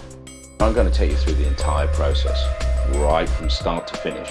We start by taking a measurement of our subject's face, and we literally sketch the prosthetic onto the plastic wrapper onto the face. Next stage is the mold making. The last stage of the process is the application itself. So I hope you join me for this one-day special class with the Stan Winston School of Character Arts. I hope to see you there.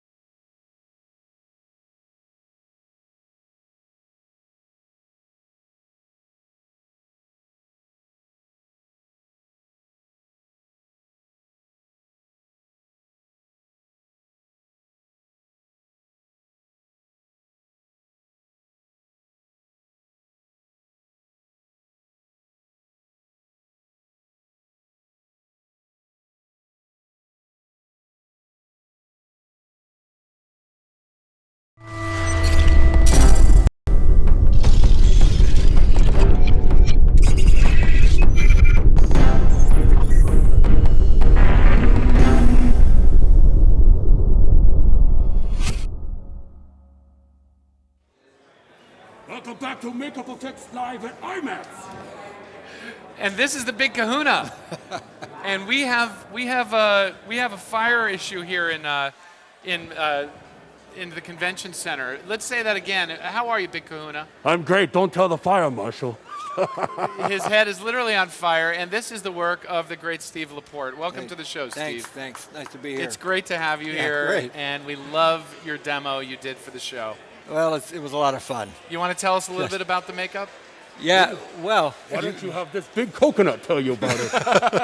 Well, how does it feel to wear? Did he make you comfortable? I love it. It reminds me of the island. Well, it makes me sentimental. What was the inspiration? Why did you bring a tiki character to the show? I spent a lot of time in Hawaii when I did Lost. I was there for 6 years, and I started making jewelry, carving out of bone and ivory, doing a lot of Polynesian art. Is this one of your that pieces? Is, that's actually this is a sound system. Let me see. Yeah, this is a sound system. He carries his own sound system wherever he goes. So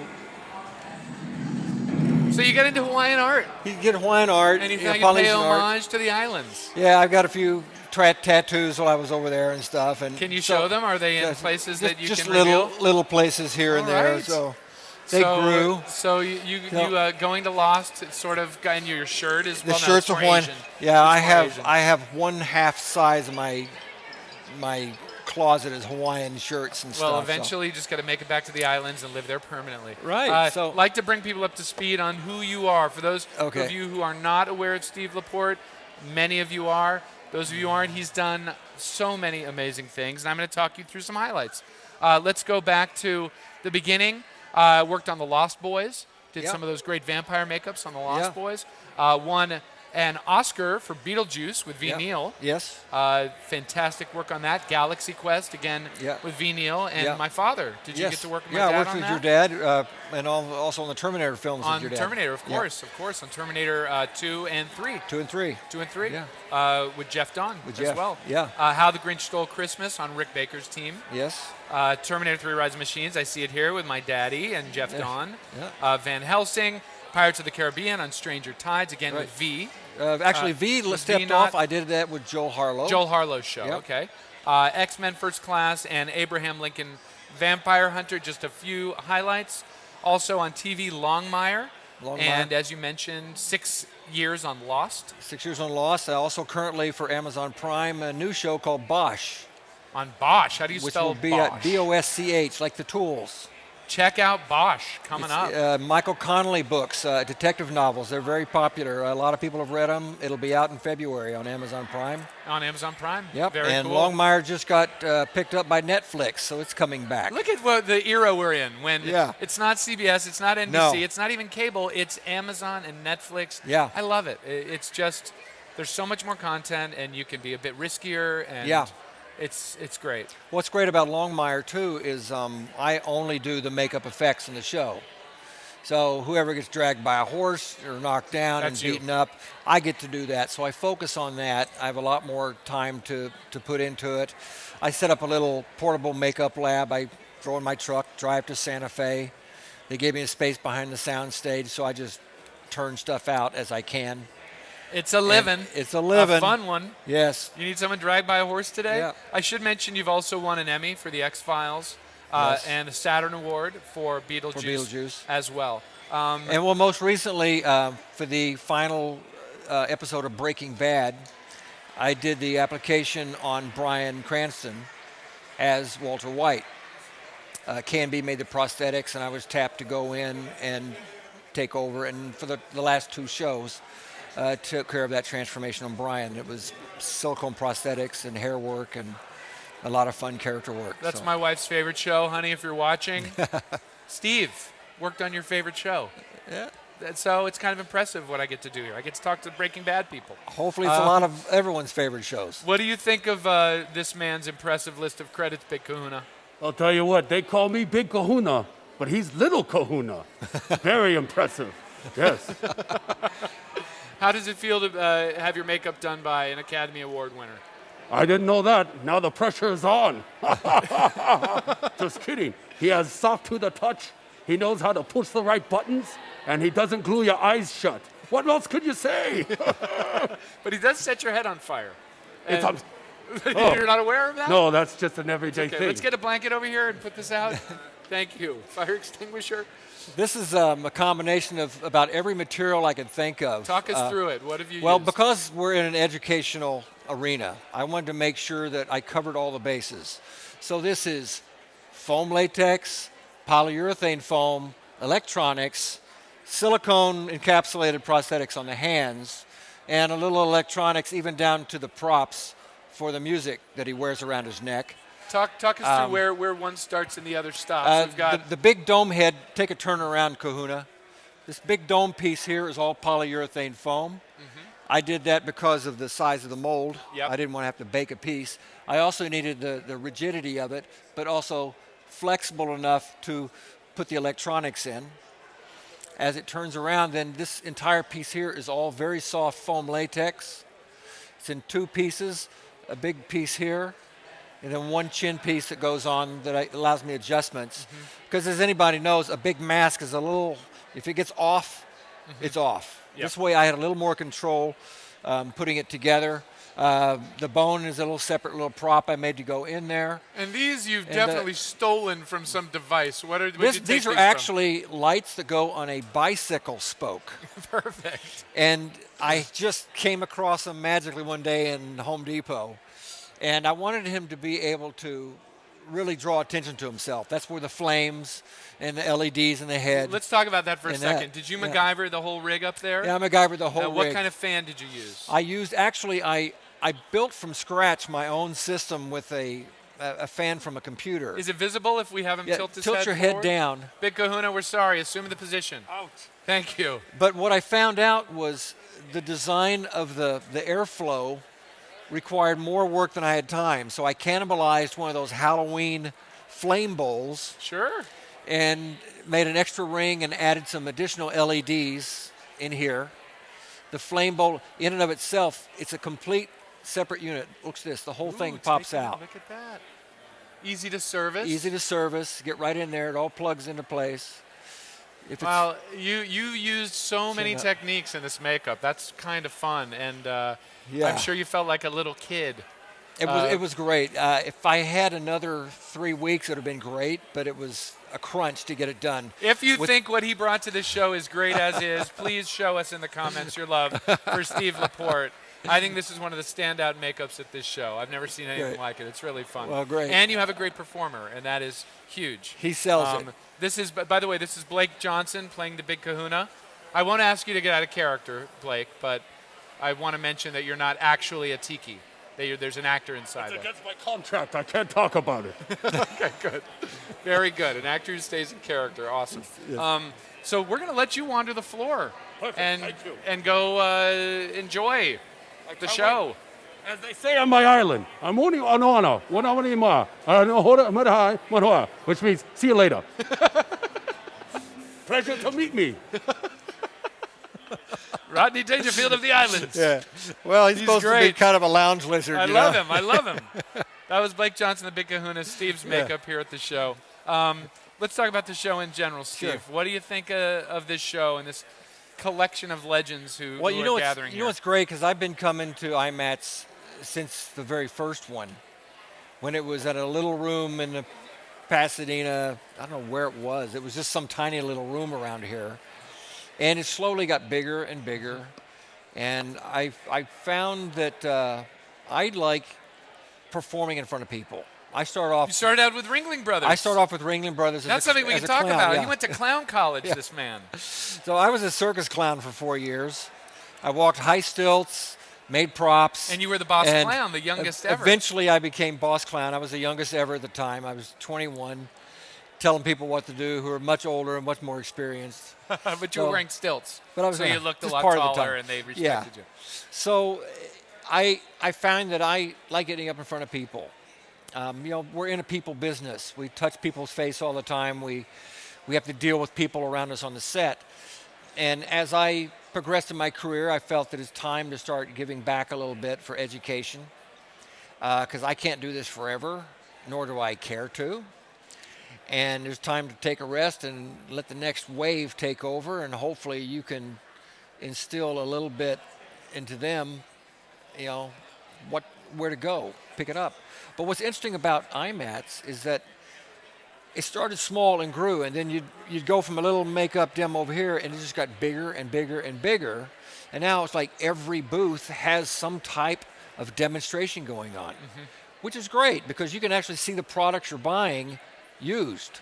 You can't walk over and pick up a tattoo palette. Go, well, how do I do that? Do I put water in it, or what watch do I that do? guy or that girl. She's doing it right there. Yeah, because believe it or not, there's a lot of people who don't know how to use this stuff that they see here, and they can spend a week in here and walk out with a whole new bag of tricks, and go from there. So your philosophy, obviously, from this discussion is best to not protect the techniques, but to share the techniques. That's how we raise the game of the entire industry. Sure, I'm a longtime friend of Dick Smith. Of course, and you also are one of his. I'm one of the consultants on his basic makeup course.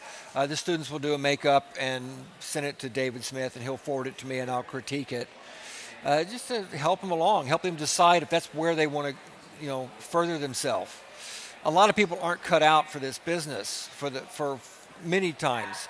If you want to have a family, if you want to have the free time, you have to find a way to juggle all of that successfully to make it work. Most people don't realize the makeup artist is typically, along with the second AD, the first and the transportation crew, right? Like the earliest to show up. You're there if it's an advanced makeup, hours ahead of the crew even call. when everyone else goes home, and then you're staying for removal for hours. And that makes it tough on to be a Lost, family I would go person. home and get on the computer and go, okay, what do I got to do next week? What do I do next? Yep.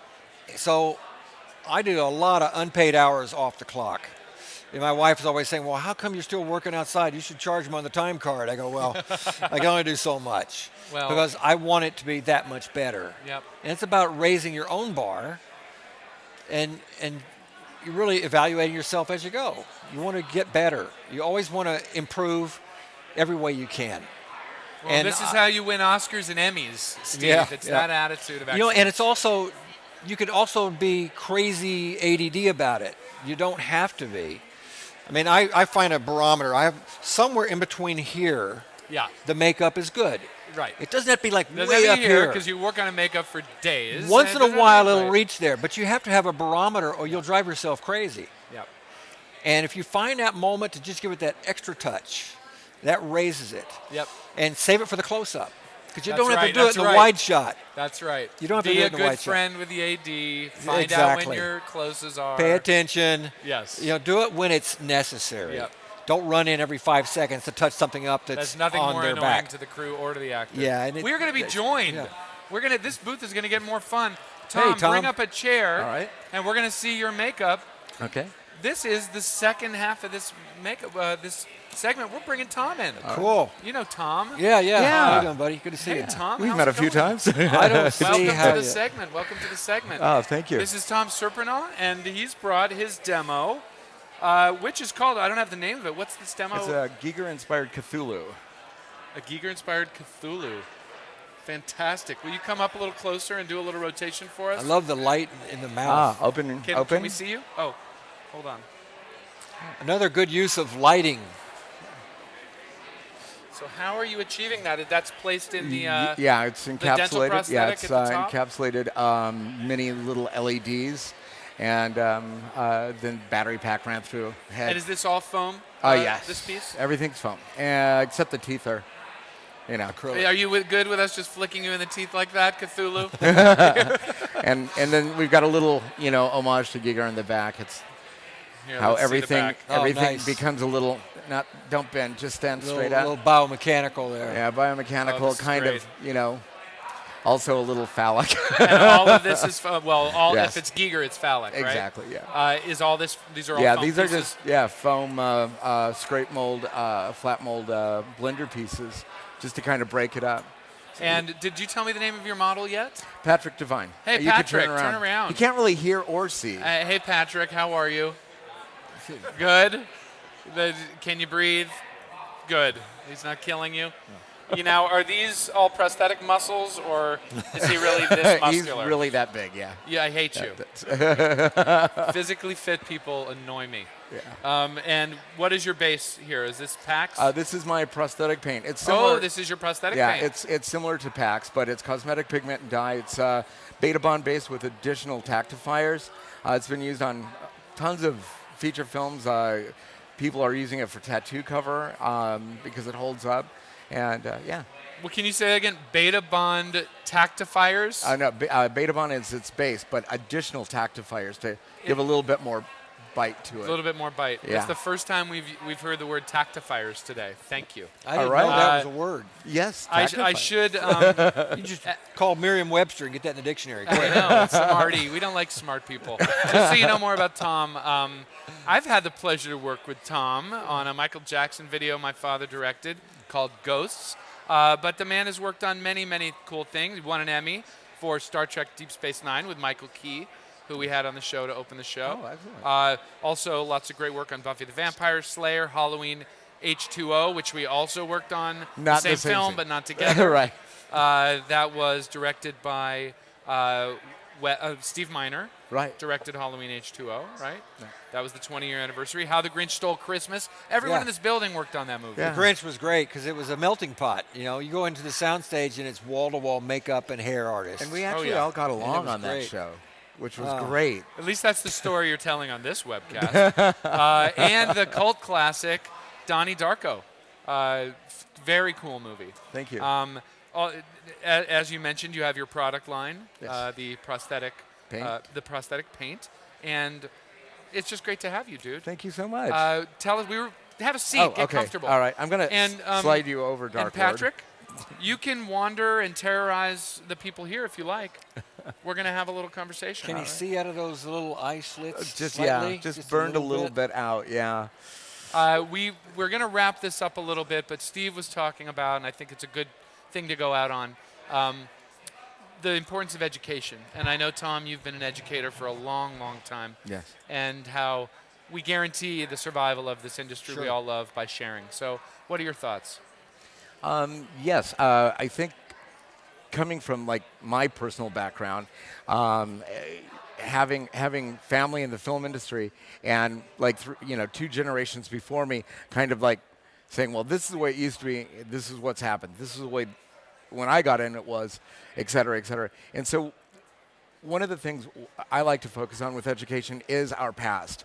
And when I got in, I was very respectful of the old timers, quote unquote, because you learn things that were raw. And I think with the knowledge that I got from people who were in ahead of me has saved me a lot, for the simple reason I know how to diversify. There's so many people just getting a partial education or think that they'll be able to ride 25, 30 years just doing lips and eyes or becoming a personal to an actor, which I have seen it time and again. 10-year good run with an actor, and then all of a sudden, they shake, clean house. They shake it up and they get new people, and you're out of play for 10 years. People forgot who you were because you're doing one person. And then if you can't diversify, and I think with education, diversifying is the best thing. Me having a product line, you with your products, we are also knowledgeable people. We know what the requirements are. We know this needs to hold up this long. This needs to look this way under camera conditions.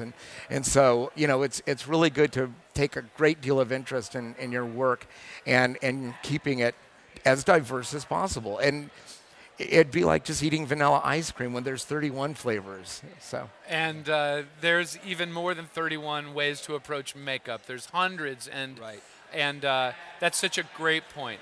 Be diverse, learn it all, and it's easier than ever. I mean, back when we were all, where did you find any information? You'd write to Dick Smith, or you'd scour. You'd look at old makeup books. You look Famous Monsters magazines.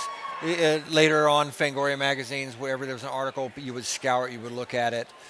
And, tell me, when you developed your product, you developed it not only to make it better for you, but better for everyone else. Right. I did the same thing with my product line. We haven't mentioned your product line. Go ahead. And I have a product called the Facemaker series. The Facemaker series. They're cream-based palettes, and I have one that's the primaries and one that's like muted colors. The primaries for doing like clown makeups, Day of the Dead. I went for popular, fun makeups. People who just want to play in the makeup area. They don't have to have aspirations of becoming a makeup artist. But I proved these worked within the industry for 5 years before I really broke them into more mass market. And it's a struggle to do that, to find buyers, because there's so much makeup on the market. But I wanted to keep it simple, 8 colors with a brush and a series of basic instructions on how to do it. So it's like an educational package that's, like $35, and you walk out and you can do whatever you want to do for every occasion, or zombies, or whatever. And I wanted to make it easy. And it has a little booklet that's called Makeup for Just About Any Knucklehead. That was the point. Well, that applies to none of our viewers, because they're all very brilliant. But other shows might have knuckleheads watching. Sure. Well, guys, we got to wrap it up, and I want to Sure. make sure people know to visit your sites. If you check the description underneath this video, you're going to see links for both Steve and Tom. Check them out during a break or after the webcast, and learn from these gentlemen. Come to an IMATS, meet them in person. It's wonderful to have It's you great guys seeing on, you. and thanks for Great. bringing your It's demos. great to be here. fun. Next up, guys, we have another very exciting segment with some demos. Roland Blancaflor from RBFX and Dan Gilbert and Bruce Spaulding Fuller are going to be over here. 3 guests in one segment. So stick around. We're going to take a short break, and let's put our virtual hands together for Steve LaPorte and Tom Surprenant. Thank you, guys. Thanks, guys. Thank you. Yeah. Do you have information on my...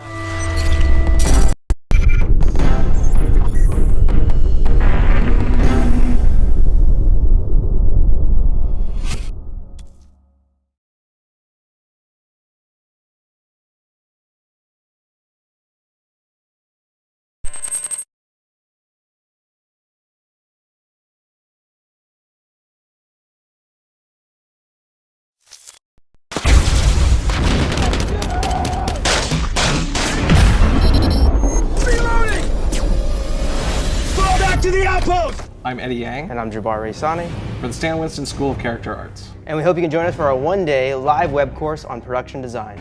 The production designer is responsible for designing the visual look of the entire film. And that covers everything, whether it's creatures, locations, set builds, wardrobe, encompasses literally everything. And we're going to walk you through every step of that process. We'll start with pre-production, getting a conversation going, starting with the initial designs. And it's not just things like creatures that need to be designed, you know, it also covers things like vehicles that you wouldn't normally think about. And graphic designs, logos, iconography. Then we'll move on from pre-production into actual production and all the difficulties that come along with pulling off your vision. You'll learn the importance of on-set improvisation and how to get the best out of your film crew. And finally, we'll be talking about post-production and marketing. From overseeing VFX shots to creating the perfect poster to sell your film. We're really excited to show you this stuff, so we hope to see you live online. We're going to bring up the workshop students. If you want to try and do some latexy build-up stuff or more refined version of that, I don't mind, that would be cool. Amy was wondering if she could use French enamel varnish instead of the Copic inks.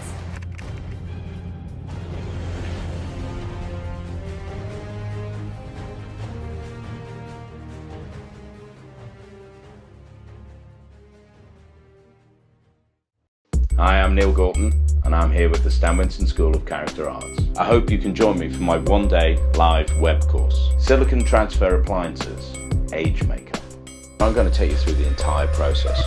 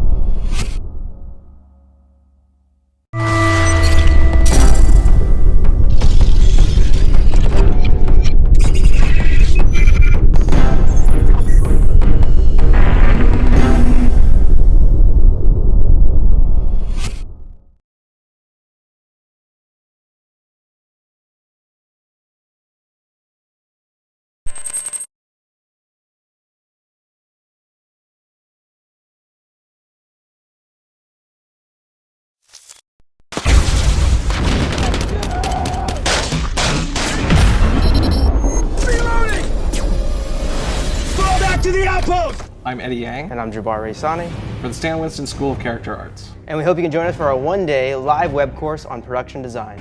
The production designer is responsible for designing the visual look of the entire film. And that covers everything, whether it's creatures, locations, set builds, wardrobe, encompasses literally everything. And we're going to walk you through every step of that process. We'll start with pre-production, getting a conversation going, starting with the initial designs. And it's not just things like creatures that need to be designed, you know, it also covers things like vehicles that you wouldn't normally think about. And graphic designs, logos, iconography. Then we'll move on from pre-production into actual production and all the difficulties that come along with pulling off your vision. You'll learn the importance of on-set improvisation and how to get the best out of your film crew. And finally, we'll be talking about post-production and marketing. From overseeing VFX shots to creating the perfect poster to sell your film. We're really excited to show you this stuff, so we hope to see you live online. We're going to bring up the workshop students. If you want to try and do some latexy build-up stuff or more refined version of that, I don't mind, that would be cool. Amy was wondering if she could use French enamel varnish instead of the Copic inks.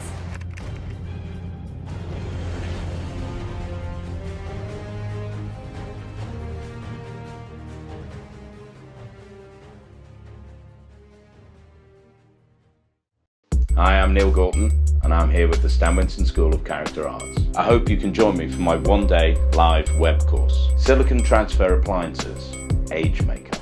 I'm going to take you through the entire process, right from start to finish.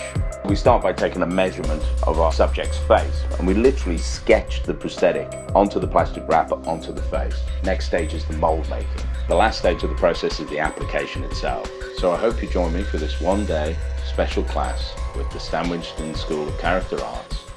I hope to see you there.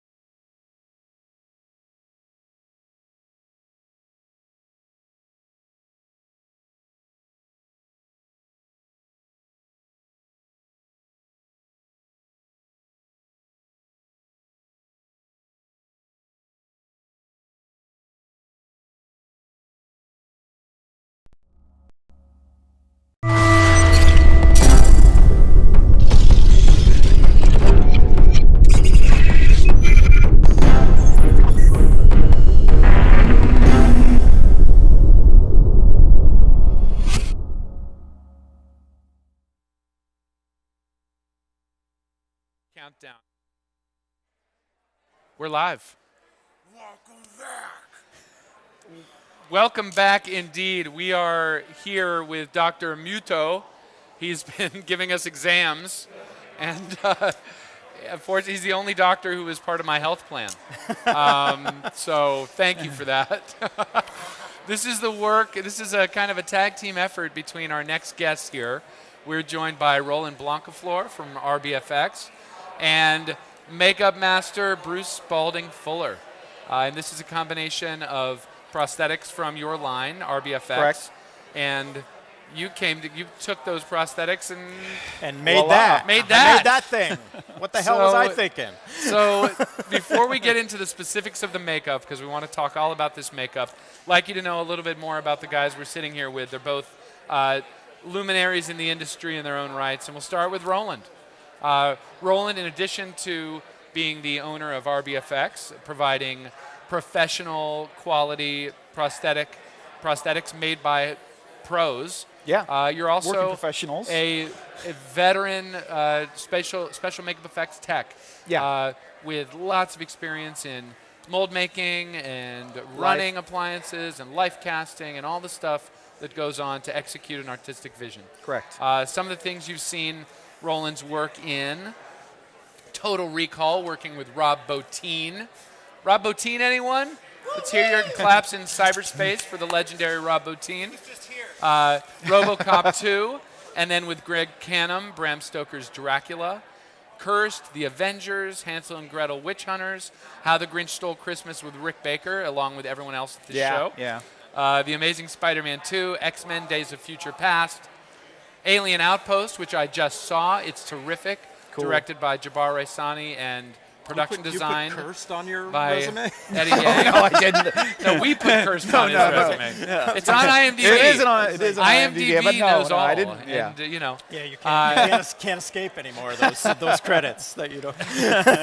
And then coming up, we've got Goosebumps and Batman versus Superman for you. And you won an online, nominated for an Online Film and Television Association Award for Hellboy 1 and 2.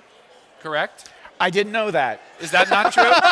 I didn't know that. We're making stuff up, guys. Nice. We're making stuff up. True. It could be true. And then we have next to him Bruce Spaulding Fuller. Any of you who are part of the Stan Winston School experience, this man needs no introduction. I think you've done more lessons for us than anyone else. Really? Am I the king? I'm the king. Yes. Bruce is the king of But Stan Roland has Winston much School better lessons. credits than I do. Well, let's talk. Well, I don't know. You're no We're slouch. gonna go down the list now. You're no slouch. I All didn't right. work on Cursed, though. Bruce Spaulding Fuller. Let's go back in time. A Nightmare on Elm Street 5. Yeah. Bride of Reanimator. Edward Scissorhands with My That's Daddy. cool. Wow, we're going way back. Terminator 2. Misery. Army of Darkness. Was Misery K&B? Yeah, K&B effects. Army of Darkness also with K&B. No, that was with Alterian. Oh, Alterian. Yeah, I'm sorry. two studios worked on Two that. studios worked on that one. That's Tony Gardner's shop. Yes, indeed. The Lost World Jurassic Park back at Stan Winston Studio. Devil's Advocate, The Cave, Resident Evil Extinction, and Underworld. I think both of those were 1, 2, and 3. Underworld 1, 2, all and 3. Totopoulos All jobs. Totopoulos all the time. He All directed part 3. And Thor with Legacy Effects. You betcha. And that's just a bit of it. A bit. A just tip. a tippy just tip. a tip at the top. Now that you know who these guys are, let's talk about this fantastic makeup. Let's talk about the prosthetics used and where you came up with your own stuff. I see you've got a lot of great kit bashing going on. Don't see that. Talk us through this makeup, Bruce. Well, what Roland's done, and it's genius, he's come up with this line of ready-made prosthetics. And, you know, he has all the characters. He has werewolves, demons, vampires, and a lot of full character faces. But what I got obsessed with was taking a lot of disparate parts. You know, this cheek doesn't go with this cheek. Most of this is from his mutant line. This chin is from his zombie line. This cheek is from his character line. I got obsessed with mixing and matching and coming up with an original creation rather than using a full character that's been designed basically for me. Is it all foam latex This pieces? is all foam latex, but also many things are run in silicone and prostate transfers. Roland's kind of doing it all. He's covering all the bases here. Beautiful old age work, beautiful cuts and bruises and trauma makeup. He basically has it all. It's one-stop shopping, and he makes it all to order, which means you're not getting something that's been sitting around, getting old on the shelf, and it's stiff, you know. So but what I wanted to show today was just the radical diversity that you can do with these appliances, and I've actually done several makeups with these mutant appliances. The YouTube demo. Yeah, that we did with you. Talk to us about some of the other kit bashing and pieces. Where'd you find all these little bits and bobs? Well, does your car run anymore? It looks like. Yes, I stripped down my car and I molded it. This is a starter from my Hyundai. This is a. No, there's a wonderful in town. There's a wonderful electronics salvage yard called Apex, and I just went and I bought. I don't know what this is, but I bought it. I thought it looked cool. I molded it. I stuck it on there. This is an actual lens from some sort of camera. I don't know what this was, but I bought it. But I bought a Halloween pumpkin light, and I took it apart and I stuck it behind there. Some of these parts are from old shows. They're just stuff that followed me home or that I have a mold on. There's a little bit of everything on him. This is back here. This is a vacuform container for something I bought that I put extra little doodads on. So this is an egg carton right here, an egg carton, just like a cup from an egg carton. Now, did you have any assistance with this, Bruce, or did you spend a lot of late nights? I just made it up. But that's really the job description of a makeup effects artist. Yeah, I just winged it. Take a bunch of stuff and make it it together. Work. Yeah, But that's exactly what I got possessed with. Just taking a bunch of stuff and kludging it together. And I didn't have this is mostly all one piece. I didn't have. It's made up of many pieces, but I didn't have a head. Or Sydney. This is Sydney brought over his head cast, and I just started painting latex on it. I made a bald cap. And then I just started gluing things to it. So it's literally coming up with something made from nothing, except Roland's beautiful appliances. And your years and years of experience and artistic eye. It's not that easy. All right, there's that. Roland, what do you think of this as a new spokesperson for your company? Absolutely. Because everything you make is glued to him. Yeah, pretty much everything in the catalog is glued to his head. So that's what you can do with RBFX appliances. And next you're going to see something else you can do with RBFX appliances. Are you teeing up? Oh, we have a Look, question. how's We have that? a question. That was a good tee up, but See? we're not letting you off the hook just yet. I thought I was out. Okay, so we have a question. How heavy is this piece? Maybe that's best answered by Sydney. This is Sydney Cumby, our model, playing Dr. Muto. How heavy is it? Not heavy at all. It feels very nice. Feedback. Oh, yes. It's actually very comfortable. This guy is a genius. If I can talk, You're doing very well. Thank you. Speaking. No, he fit it to my head. It feels really nice. Not heavy at all. Love it. This, on the other hand, is a little cumbersome, but otherwise I'm good. For a mutated doctor, he's so polite. Right? I love Dr. Muto. Your medical office, I think. Oh, no, not anymore. Not anymore. Not once the drool starts. You don't want your doctor to drool. Before we bring in Dan, quick question. I know you've spent a lot of time down in Mexico of late, Bruce. Let's talk about the growth of the industry into other places. Well, what are you seeing going on? Well, the industry's worldwide now. I mean, there's literally people in every country who do this work and who are interested in this work. And me, myself, I'm finding a lot of work south of the border in Mexico and Brazil. I bid on, about a dozen things a year for Brazil. Not all of them happen or they go with other companies, but there's a large interest everywhere. And myself, I've taught in Mexico. I've done commercials in Mexico. I've done commercials in Brazil.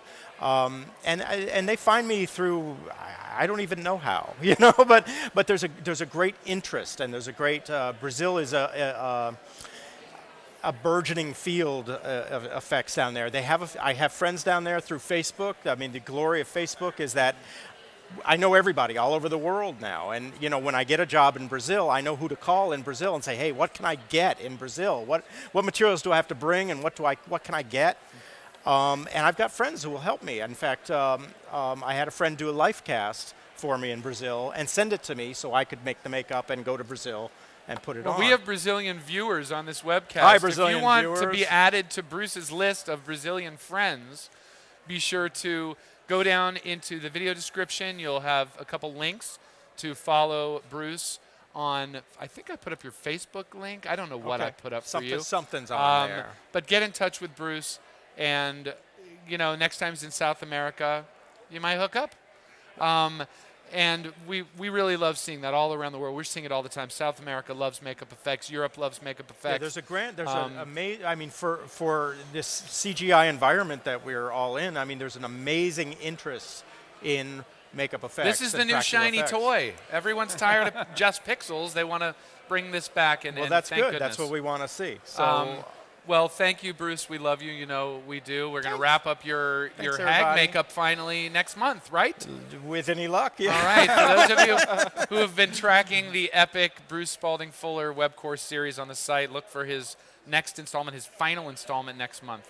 And we're going to bid adieu to Bruce and Dr. Muto. Muto. Thank you, guys, Dr. Muto for taking stopping him by. We got to go get him an exam. Virtual class for the or doctor. someone to exam. The doctor is in. And you're going to see another makeup performed with RBFX. Dan Gilbert, come on down. Come on, Muto. We have Dan Gilbert. Thank you, Bruce and Dr. Muto. We have Dan Gilbert with the Great Gazoo. All right. Well, the Great Gazoo is here from a faraway place. And the Great Gazoo is glad to be back. Wait, hold on. Let me get you a microphone, Great Gazoo. The Great Gazoo is glad to be back to this rock called Earth. It's been a long time and evolution hasn't progressed very much since the last time I was here. But otherwise, it's good to be back and good to be on your show. Well, you're our first extraterrestrial on the show, and it's great to have you. We had a warlock demon overlord, but you're our first Martian. Are you from Mars? I'm Martian. Yes. You're a Martian? Yes, I am from Mars. We're poking around up there. I'm sure we're going to encounter some of your That's why I'm back.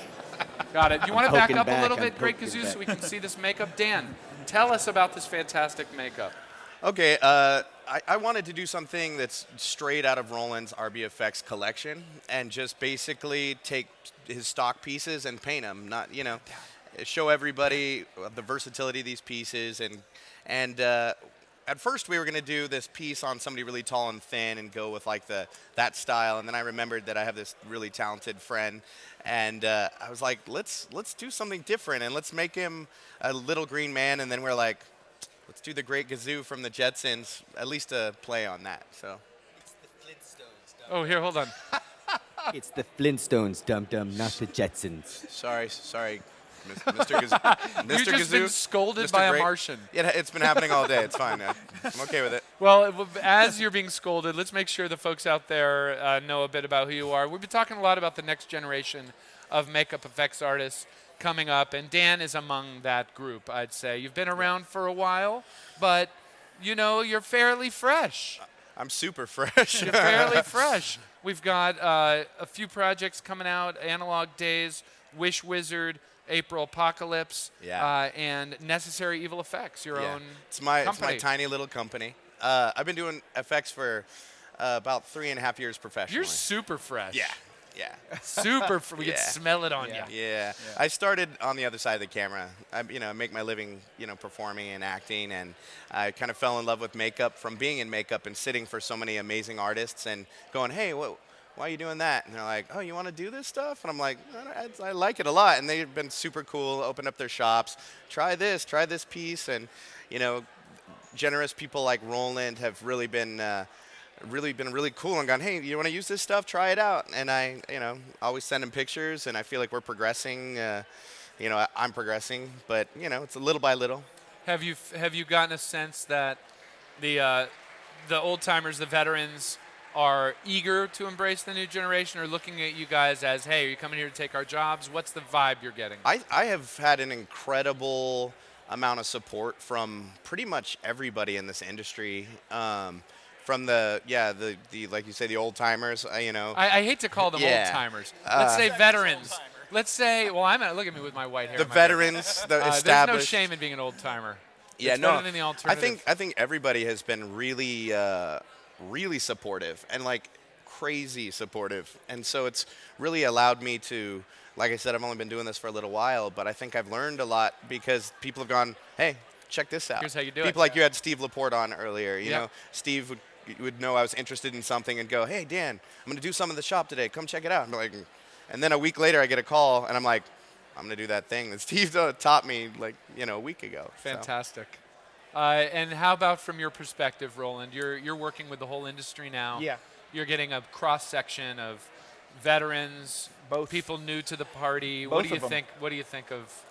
I like that looking mix? at the new talent. There's so much fresh talent. And when I see that, that's why I want to grab my prosthetics and go, please try them on. Show me what you can do. Send me some pictures. I'd love to promote it. So I'm really excited. There's probably at least 12 people I've talked to where I've helped them out, and they've helped me out. Yep. It's hand in hand. That is how it works. And now you show up and you show off what Roland's prosthetics can do.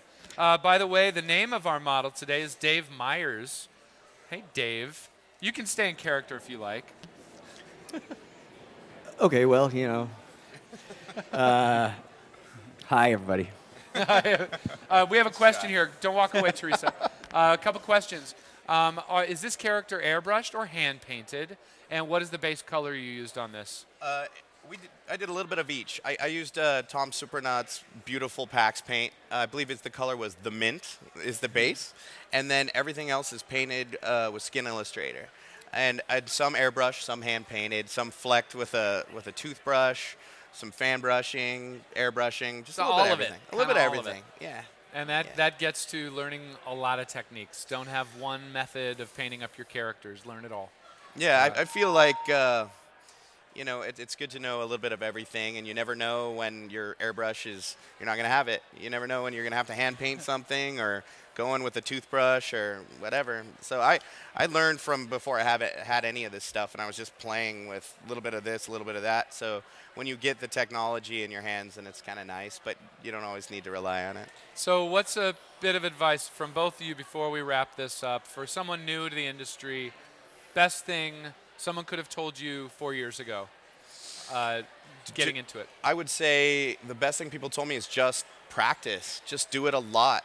Just try to do something original. Ask questions. But I mean, I guess that's a lot of things. No, that's all. Practice. All good. Practice. Just do a lot of makeups. I try to do makeups as often as I can, and I feel like there's a lot of people that get stagnant, because they're stuck in one area. And luckily, I've had a lot of support, so I've been able to play with a lot of products and a lot of amazing pieces, and I've used a lot of the RBFX appliances and been able to really try to stretch my abilities with amazing products at my disposal. So that old age makeup video, the Seether video. Yeah. Yeah, it was beautiful. Yeah, we did a music video for Seether for the song's called Same Damn Life, and they called me like a week out, and they were like, hey, we need 3 old age makeups, and we're looking for Bad Grandpa, and I'm like, do you understand the amount of talent that went into that movie?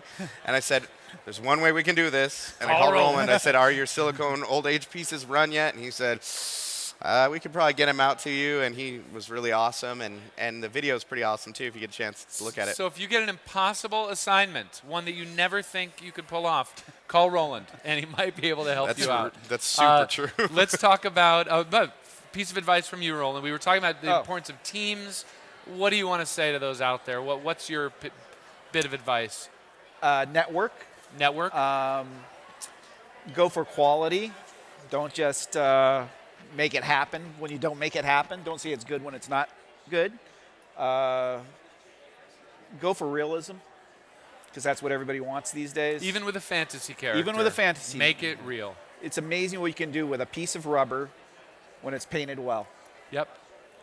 And here's a great example of it. I think we should go off on a close-up of the Great Gazoo as I remind you where to find RBFX and Dan Gilbert. RBFX is at RBFX. We want to go through Motion Picture Effects website. Motion Picture Effects. Is it motionpictureeffects.com? Yes. Fantastic. And for you, Dan, what's the best way to connect with you? My website is necessaryevilfx.com. necessaryevilfx.com. We also have links in the video description to find out more about these guys. And I want to thank you both for being on the show. Thank you. And I also you. want to thank our visitor from far away. Thank you very much to the great Kazoo, Dave Myers, the model. And the show goes on. Next up, when we come back from the break, we are going to be joined by Neill Gorton from the UK and Christien Tinsley. So stick around. We'll be talking to two of the finest makeup effects artists working in the business today, back here at Makeup Effects Live at IMATS. Thank you, guys. Thank you. Thank you.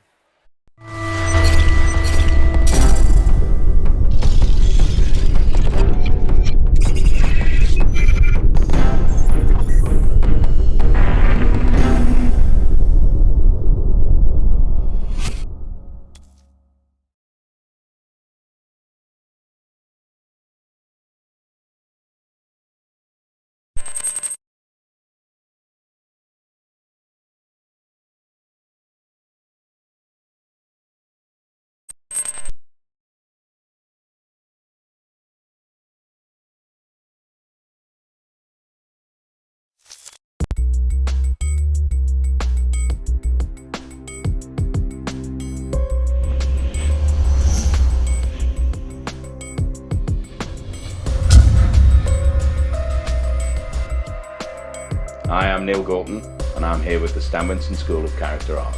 I hope you can join me for my one-day live web course, Silicon Transfer Appliances, Age Makeup.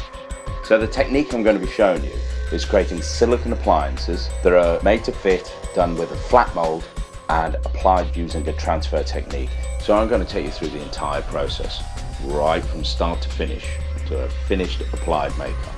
So we start by taking a measurement of our subject's face, and we use plastic wrap, and we literally sketch the prosthetic onto the plastic wrap onto the face. Next stage is the mold making.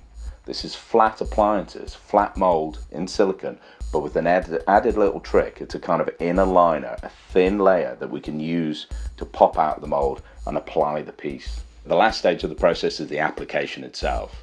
We'll use this transfer technique, and we'll apply the piece, and we'll get it down flawlessly, blend the edges, color, and finish the whole look. So I hope you join me for this one-day special class with the Stan Winston School of Character Arts. I hope to see you there. We're gonna bring up the workshop soon. If you want to try and do some latexy build-up stuff or more refined version of that, I don't mind, that would be cool. Amy was wondering if she could use French enamel varnish instead of the Copic paints.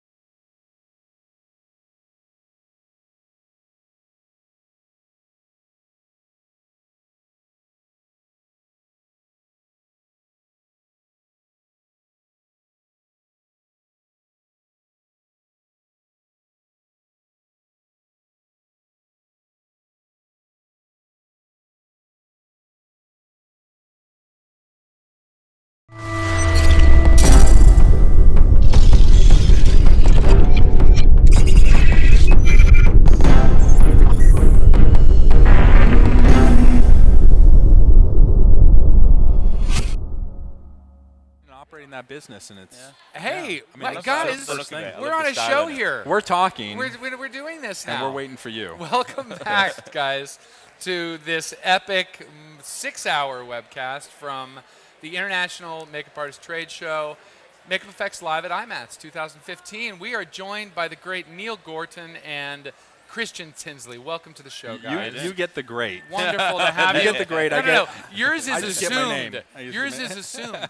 When you say Christien Tinsley, we assume great. Okay, well, I appreciate it. We're all well trained. It's a given. And they're both great. They're both incredibly talented. We're lucky to have you both here. Thank you. Good to be here. Many of the viewers watching are going to be well aware of your credits, but as we've done with every guest, I'm going to remind those who are not aware. Why don't we start? We'll do this alphabetically. G. I did call him great, so we'll start with Christien. Christien.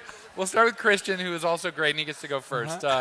Christien's work you've seen in Pearl Harbor, The Passion of the Christ, Ocean's 11, The Chronicles of Riddick, Letters from Iwo Jima, No Country for Old Men, I Am Legend, True Grit, Fast 5, Gangster Squad, Old Boy, Fury, to name a few. And on TV, Mob City, American Horror Story, Behind the Candelabra, and Olive Kittredge are some highlights.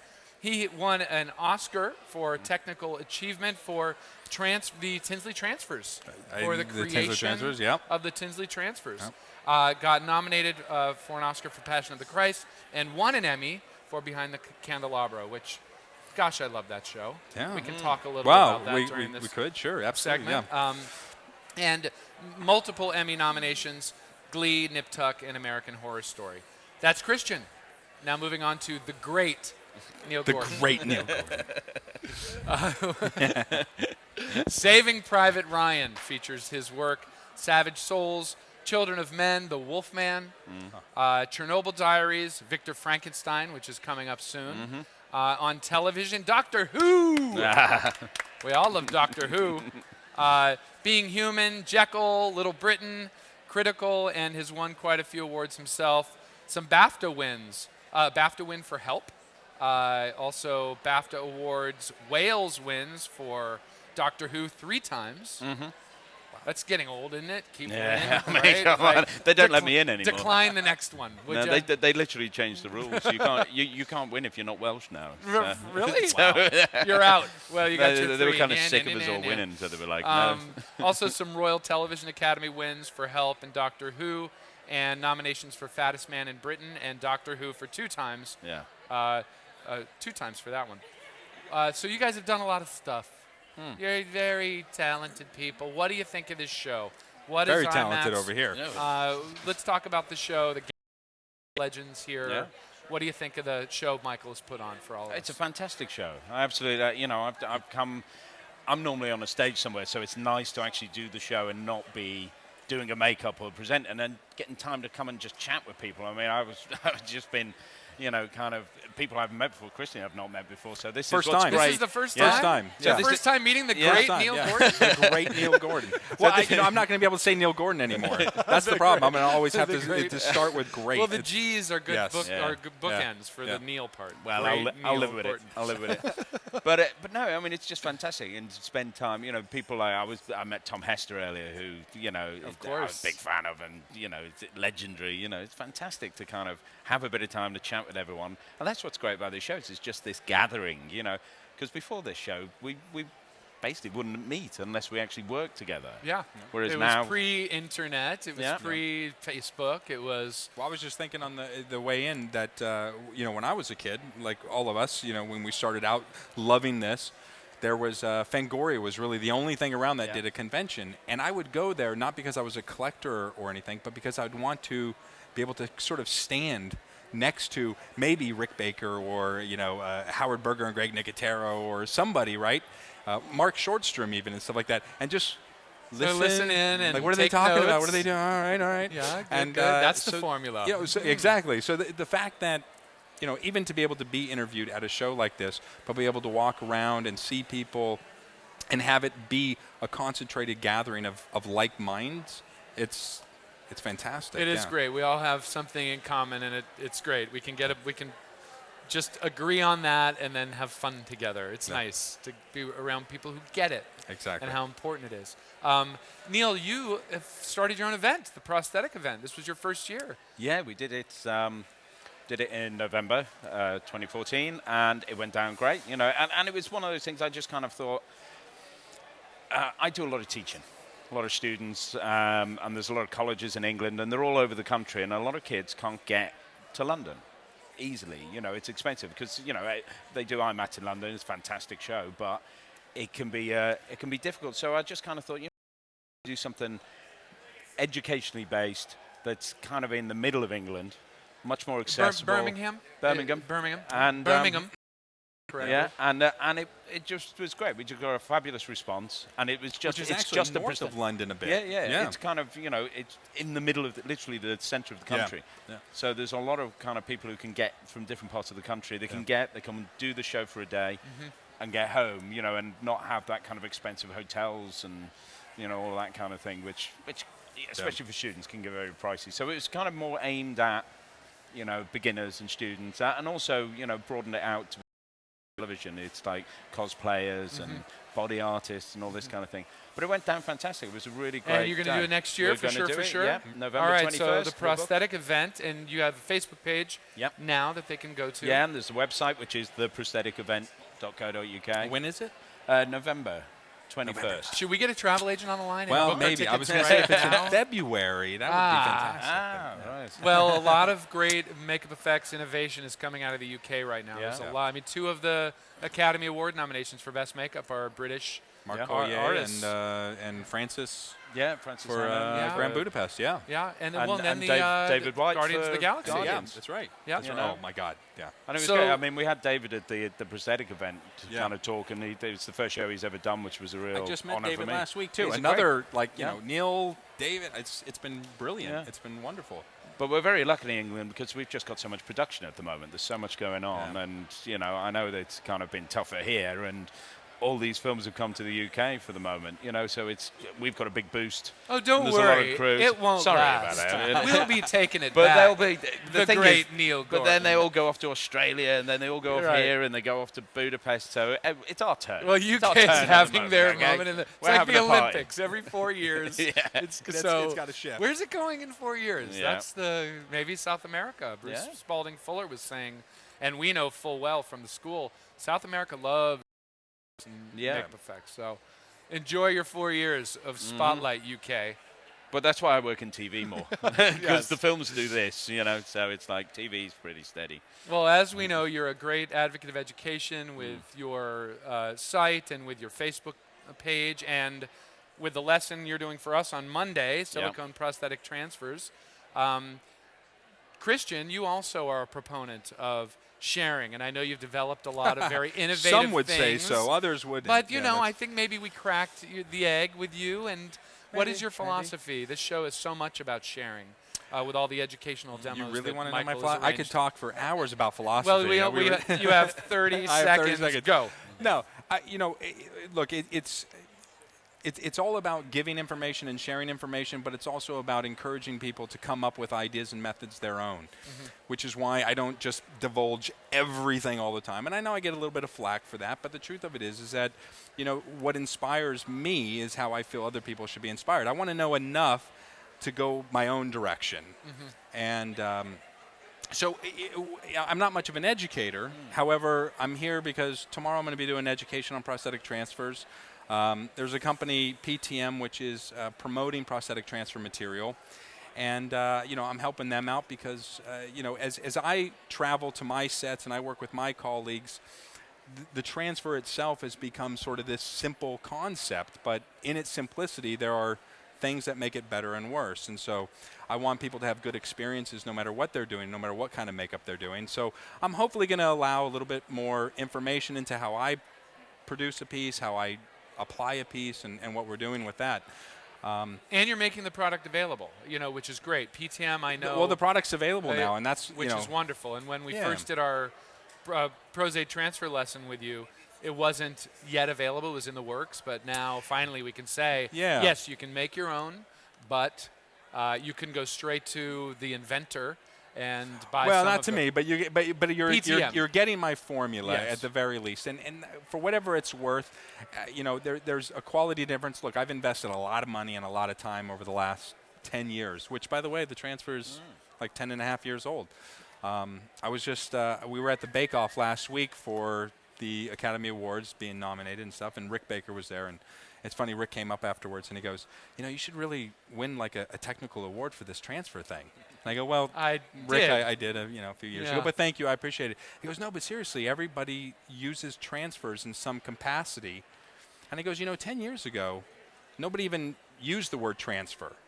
And it's just fun to think that people, even like Neill Gordon's silicone transfer, now he would have done that genius work himself regardless, but it's nice to think that maybe a lot of the transfer systems David White used on Guardians of the Galaxy and the silicone prosthetic transfers, just the idea of transferring something via a vehicle of whatever it is, whether it's a mold or a flat sheet or something, has inspired a generation of people to sort of think differently. Isn't it cool? I mean, something you started out with, and we have a story of how you started it out in the lesson you did with us, but to see it spread as an industry standard and be riffed upon by others, how it's cool brilliant. is that? Yeah. No, it's wonderful. And you can take notes about the next innovation in the method and improve upon that. Always learning. Always learning. Yeah. In the last 10 years, 15 years, everything has moved so fast. I mean, I look back at some of the makeup artist magazines from 10, 15 years ago, and it's kind of bizarre because it's almost unrecognizable, the industry, Oh, yeah. And the innovation, for a long time there, it was the same standard processes, the same kind of mold. Here you'd make all your molds in stone, everything was foam latex, all that. The most adventurous thing people were doing was a bit of gelatin, Yeah. And now we've suddenly, got syntactic molds. Well, it's almost like innovation has become sort of the trick. It's no longer even can you produce an end product. It's now like how can we do it differently than the other person? How can we build this fake head differently than somebody else? And it's really fascinating because everybody has gotten into this groove, and it's so you're constantly learning now. It's like, okay, great. And it's this, you're inundated with new information always. Well, the goal behind this webcast, Michael came to us and said, IMATS is a place with such a cross-section, and there's so much information being shared, and it's confined to a building, and if they can't come, they can't be a part of it. So the whole point of this webcast is to open the doors to this place and hopefully encourage makeup artists out there to do exactly what you're saying. Sort of, absorb what you guys are up to and go off and turn it in new directions. And hopefully they'll be on webcasts in the future when they become great, like the great Neill Gorton. Like the great Neill Gorton. I'm going to get a T-shirt printed. We actually have a question for the great Neill Gorton. How do you get your inspiration for Doctor Who after all these years, all the different characters you have to come up with? What's your secret, sir? Well, the great I want to know that. And that's, you got to remember, Doctor Who is a show that's 50 years old. Of the course. longest running sci-fi show. And you've been on it from day one. You look so good. So good. 98 years old, ladies and gentlemen. But there's a rich kind of, you can go back and look at what they did in the 60s and the 70s, and there's still great ideas there, and great ideas, in fact. And you can mine that and look at something and go, I can update that and tweak that. And so it's all kind of been done before. I've reached the point now, I've redesigned a lot of the classic characters. I'm now redesigning my own redesign. Nice. That's how I've been on the show 10 years. So in another 10 years, you redesign the redesign of your redesigns. Absolutely. And well, I think Star Trek is similar. There are races that are established. So. Unless a new race is introduced, you just got to riff within that universe. Yep. Well, what a great show. Lots of fans of that show. Neill, I'm sorry, Christien, what about you? What's coming up that you're excited about on the horizon? In the industry in general or for Tinsley Studios specifically? I'm excited about a lot of things. I'm excited about waking up every day and going to work now. I mean, there's always a time, and I think in anybody's career, where you start to get tired of the arguments and the problems with productions and fighting all the time. And it's like I'm waking up every day loving what I do again. And a lot of that is sort of these personal restrictions I put on myself. I'm going to pull that toxic environment out of my life. I'm going to search for this.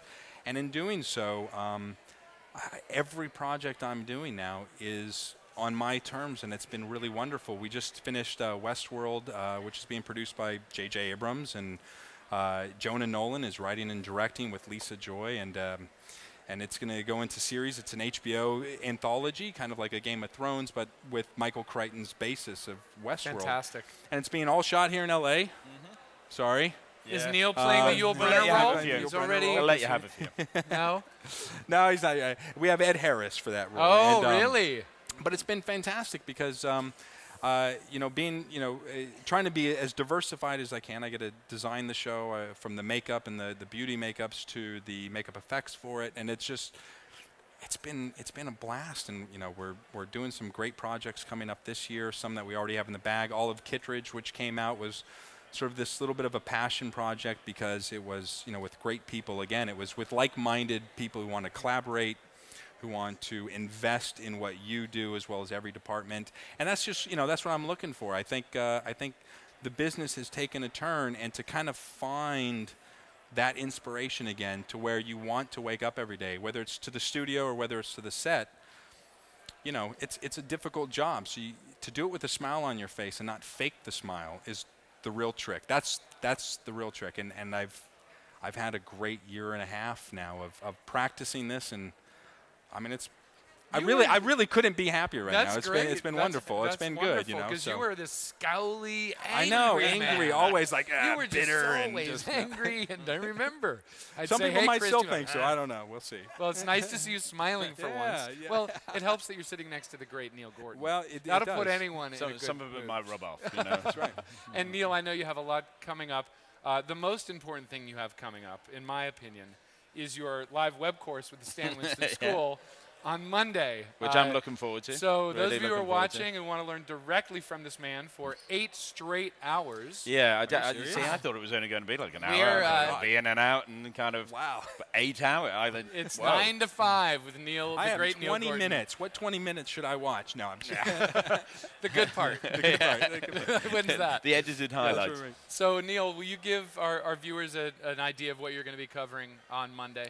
Yeah, I mean, I'm going to do a makeup start to finish. I mean, it's a reality now that some of the materials we have and the technology we have, you can actually turn things around incredibly quick.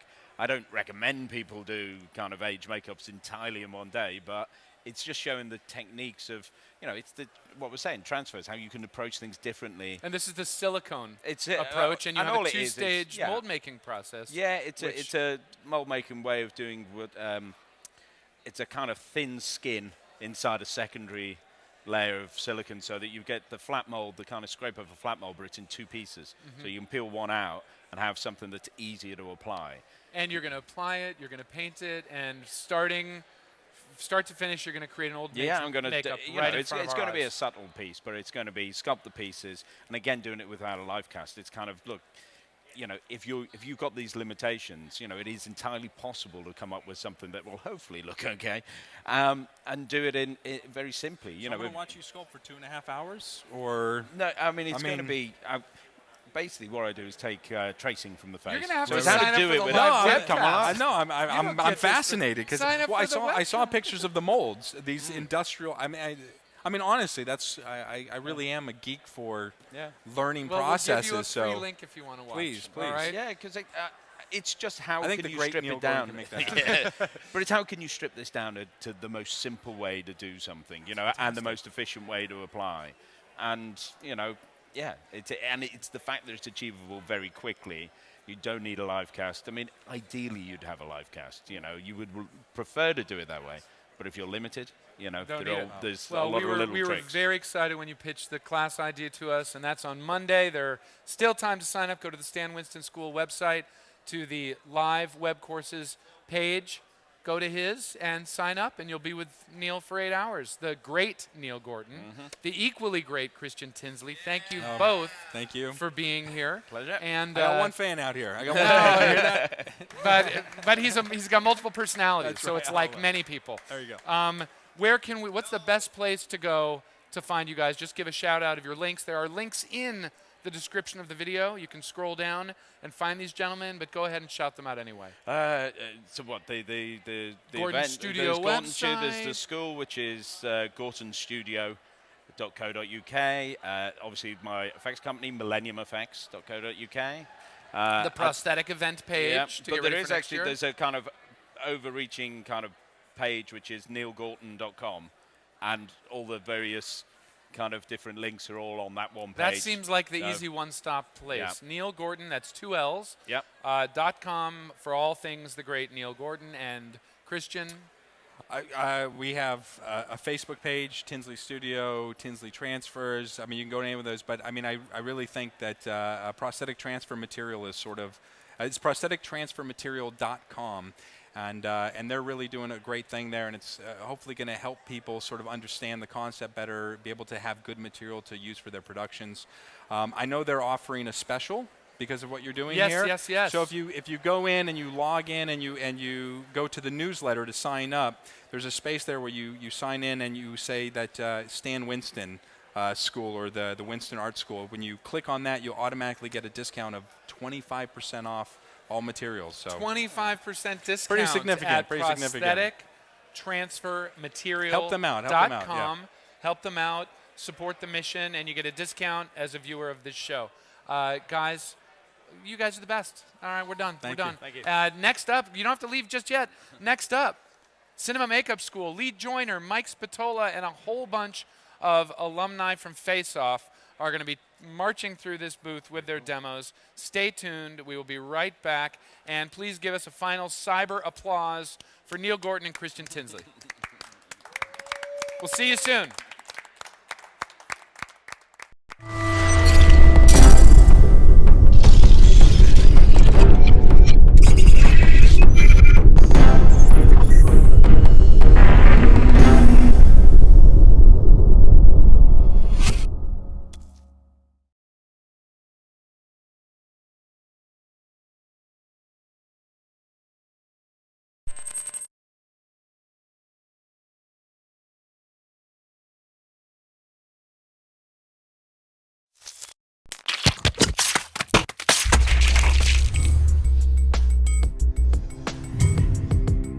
This is Gary J. Tunnicliffe for the Stan Winston School of Character Arts. Welcome to day one of Blood, Guts and Makeup Effects. We're going to be doing a brutal casualty makeup, cross-aid, three-dimensional scars and wounds, a lot of detailed bruising and work there. We're also going to be doing a quick exposure victim for you, talking about various tricks of the trade, and of course doing a very intense stopwatch challenge where you, the audience, get to make me work for you. So lights, camera, blood!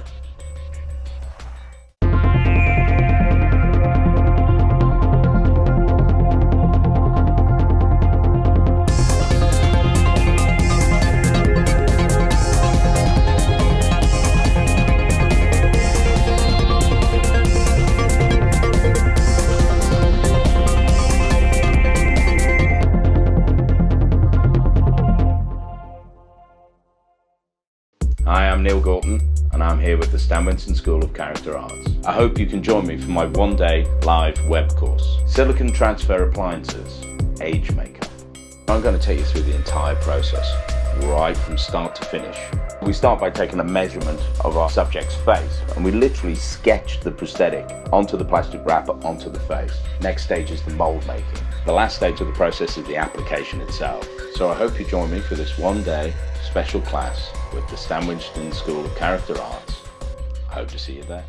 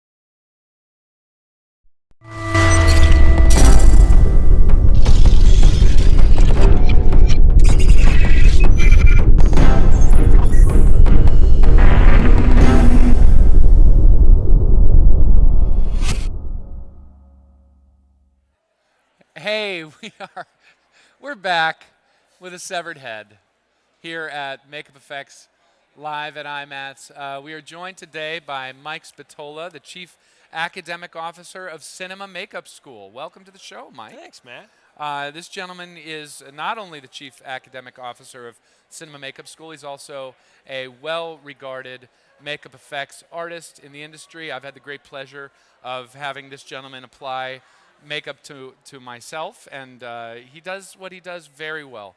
So it's good to have you. Let's talk about Cinema Makeup School, dude. Yep, this sure. segment is all about Cinema Makeup School. Cinema Makeup School is a brick-and-mortar school here in Los Angeles. Lots of leading makeup artists teach there. We share a lot of the same teachers. It's a great place, and we've got a whole bunch of students doing demos that we're going to show off later. But tell us more about the school. Well, the school's been there 22 years. We're at the Wiltern Building, Wilshire and Western. Great staff of instructors. Some of the things that are new, we have the new advanced lab class, the advanced lab techniques, and she didn't do well in that class. No. And so this is what happens when they talk back. when you talk back to Michael, this is what happens. So the new class, they're actually doing things that we have not done in the regular curriculum before. We're doing all silicone full head life casts, clay pours, fiberglass molds, and then they're running silicone heads and painting and punching and the whole thing. And so it teaches them a lot of the things that are happening in the labs today, which is really great. And I know you bring in, I mean, obviously you're many, many years in the industry. You have your friends with everyone, along with Lee Joyner. You guys are able to bring in some really great talent to lead these classes. You want to name check some of your teachers? The instructor we had for this class was Kevin Haney, who, been around forever, Oscar winner, multiple Emmy winner, just great artist. We had him come and teach the advanced lab techniques class, and the kids loved it. It was a 3-week class, and they just all jumped in and made all the heads are in the museum today. You got a whole bunch of severed heads over there. We sure do. And but they loved it. It was stepping out a little out of their comfort zone, doing materials they're not used to, and I think it really gave them a much better grasp of what's going on in the labs today. Fantastic. So you really get a full service experience there from design. You're going to learn mold making. You have some ovens. People are going to be able to bake out their own molds and learn all of it. And they've got Mike Spatola as the Chief Academic Officer, making sure that the education side of things is going well. Shall we meet some of your students? We can certainly do that. I want to point out that CMS, Cinema Makeup School, has had great luck with sending a lot of their alum on to Face Off. And we have a few are here today, correct? So why don't we start out? We got a lot of makeups to check out. Mike, since you know what we're seeing, why don't you introduce things and our first artist? Right. This is Brooke wearing the makeup. This is Madame Belladonna? Madame Belladonna? Madame Belladonna. Madame Belladonna.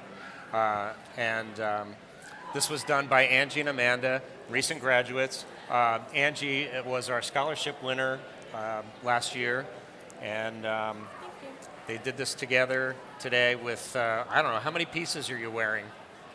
3 prosthetics. 3 prosthetics? Okay.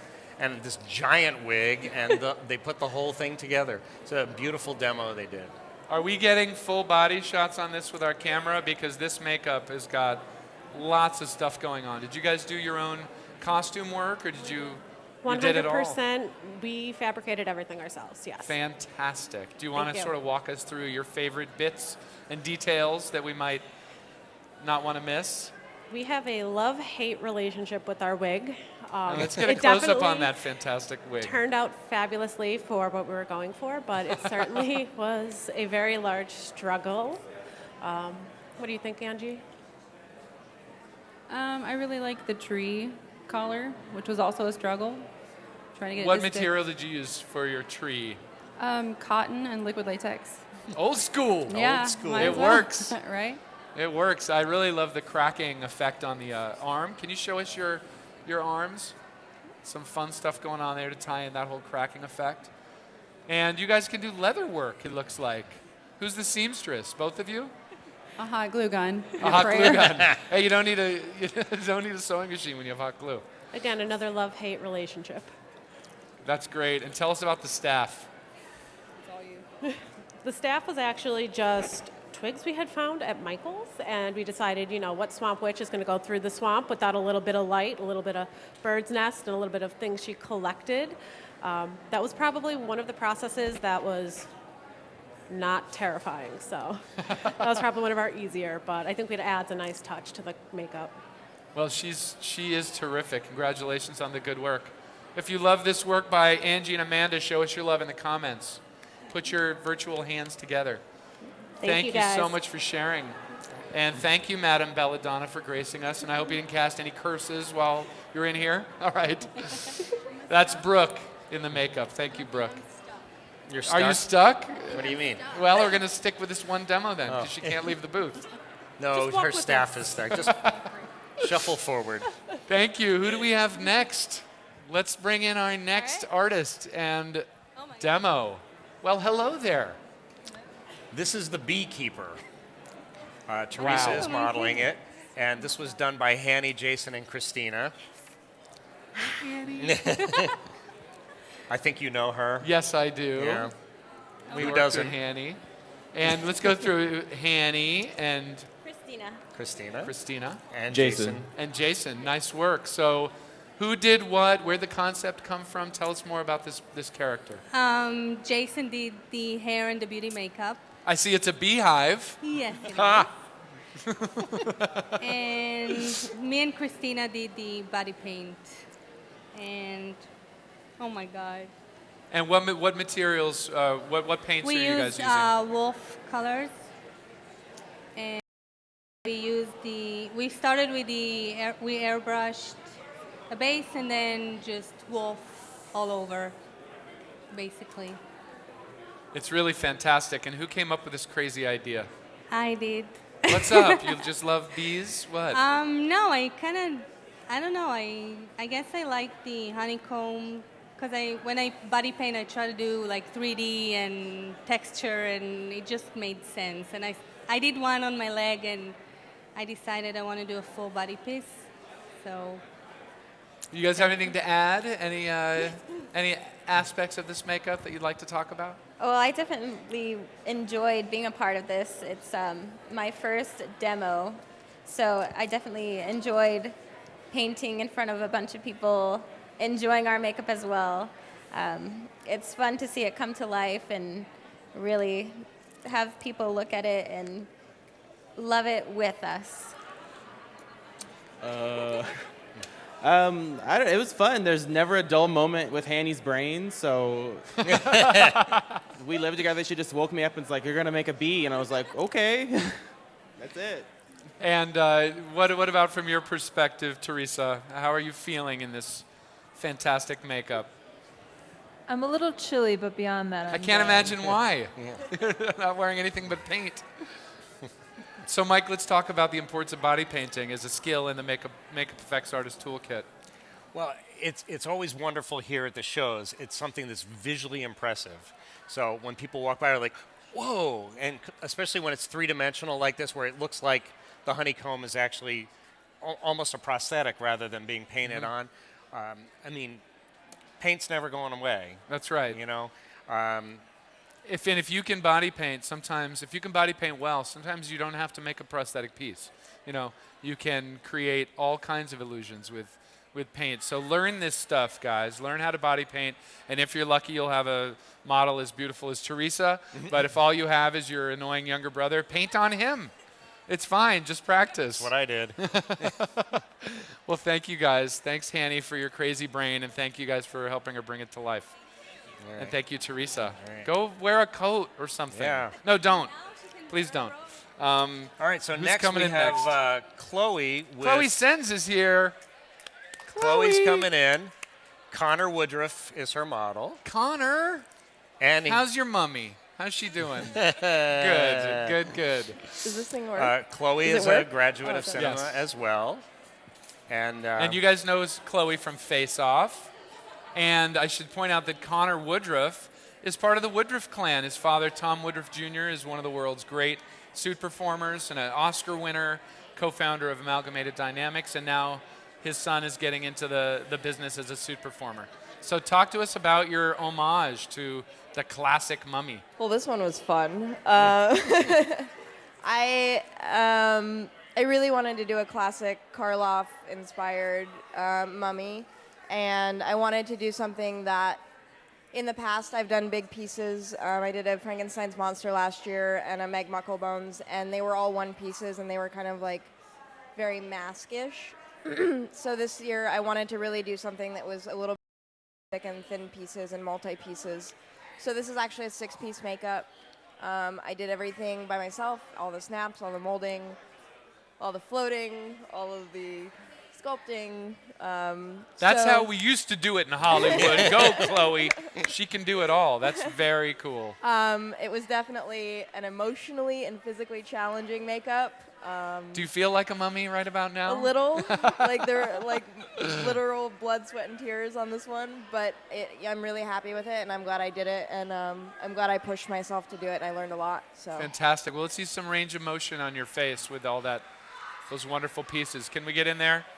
Check it out, Ben. And let's see to the side. And you really did pay great homage to the original with the hair slicked back. This is very much the Karloff mummy, which is great.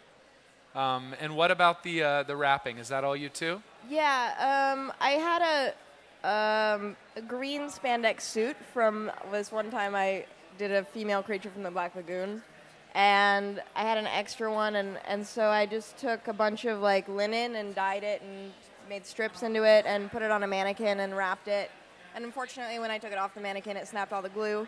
So we've been doing a lot of like green chasing today, but I'm happy with it. It's fantastic. Looks great, Chloe. Chloe, what else is going on in your life? I know you've been doing some traveling. Yeah. It's been a crazy year. It's been really good.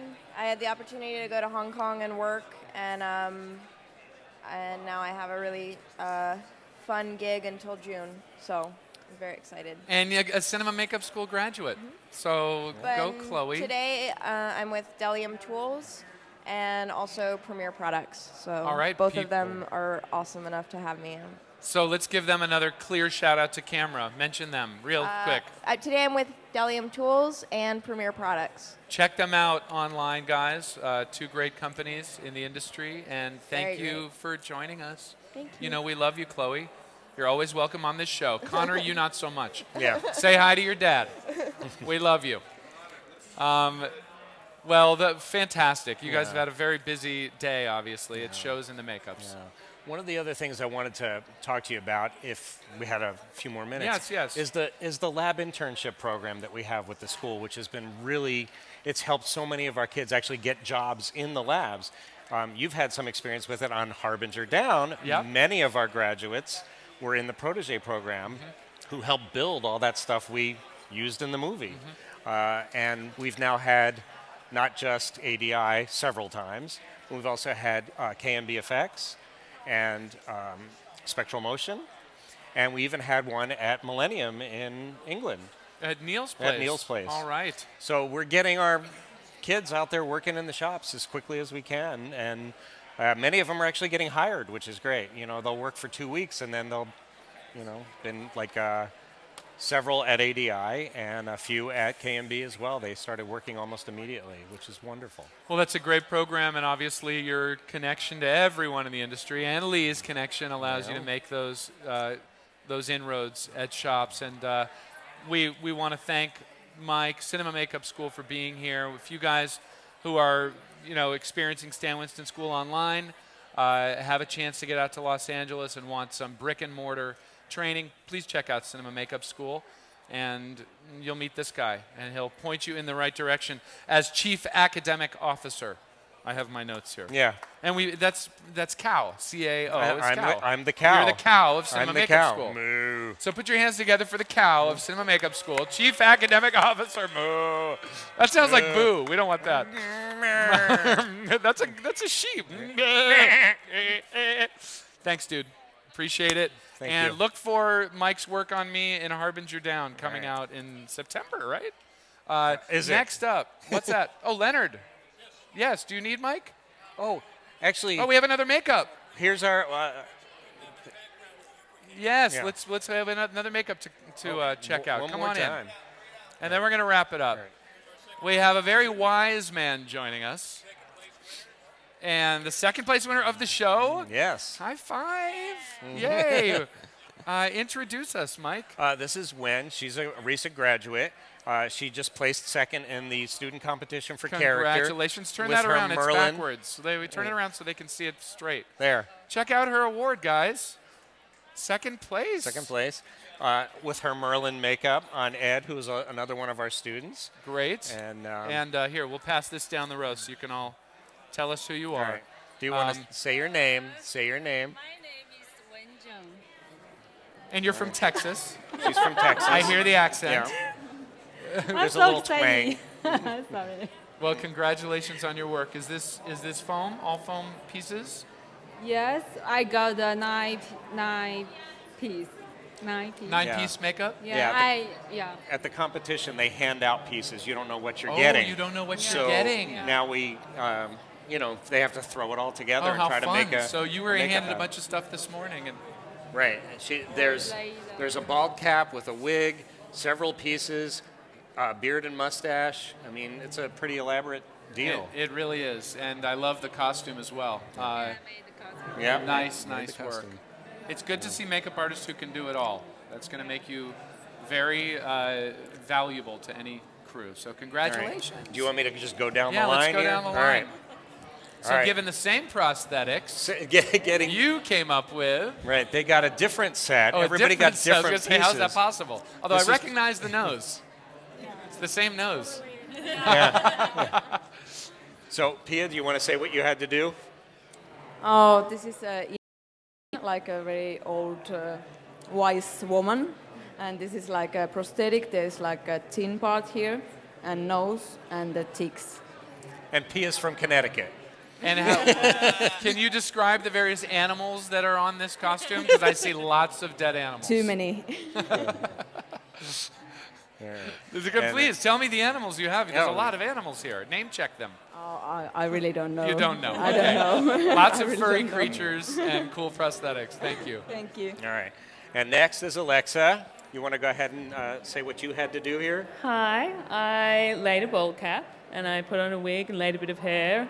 We had eyelid pieces and eye bag pieces and a little bit of waddle and then some stretch and stipple and a whole bunch of color. And what's your model's name?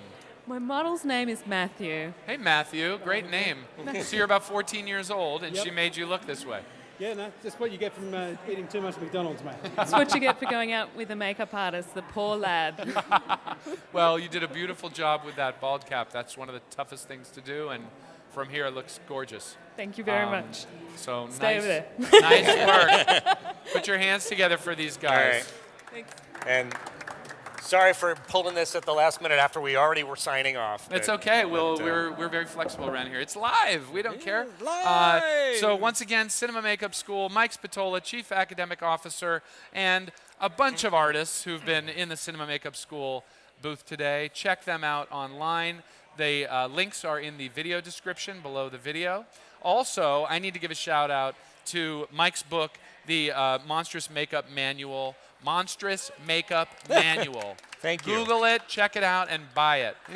It's a great book. It's already sold out here at the show. We love Mike Spatola and Cinema Makeup School. Thank you guys for being with us. Next up, we're going to close this thing out with style. Don't you go anywhere yet, Mike. Thank you, guys. Jordu Schell is going to guest host our last segment with the great... No? Did Johnny cancel it? No. Jordu's It's Anything Goes in the last half hour. Jordu's closing the show. Viniello will be his special guest, and we might grab a few others to make this final segment as memorable as possible. Stick around for that, and we will see you in a few minutes. Back here at Makeup Effects Live at IMATS.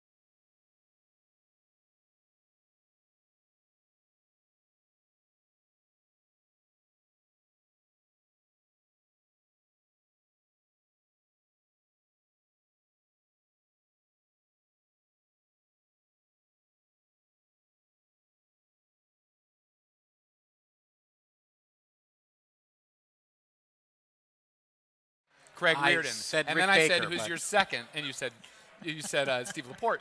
And then we finally got to V. Okay. Well, I didn't think No, V V was going was to be the first- available. Don't try to. V was the one. He said Typical V. of Matt. Typical No, of Matt. No, he said V Neill. And so I got in touch with V and said, V, Jordu really wants to talk to you. And you said yes. Yes, and then I sent you a really funny picture of yourself. Yes, you did. Yes, you did. And we might have to show it during this segment. I think you might have to. But I'm going to skedaddle and let you run the show. I don't know what you're going to do. You are in and so I much love trouble. this feeling. And I'm scared. Everyone, the final segment of Makeup Effects Live at IMATS, hosted by Jordu Schell with very, very, very special guest. V. Neill, take it away. Thank you. Hi, darling. You're supposed to move over there. Oh, I'm going to go over here per Matt's request. Hunger Games, Pirates of the Caribbean, Amistad, Edward Scissorhands, and more. What do all those things have in common? Which camera am I looking at? Hi. They have in common multiple Academy Award winner V. Neill, who I've admired from afar for many years. I got to know her a little better when we were on Face Off together. I co-hosted one night, and she's a regular judge on that show. Welcome. Thank you, Jordu. Thank you. I'm happy to be here. A goddess of makeup. Let's start at the very, very beginning, V.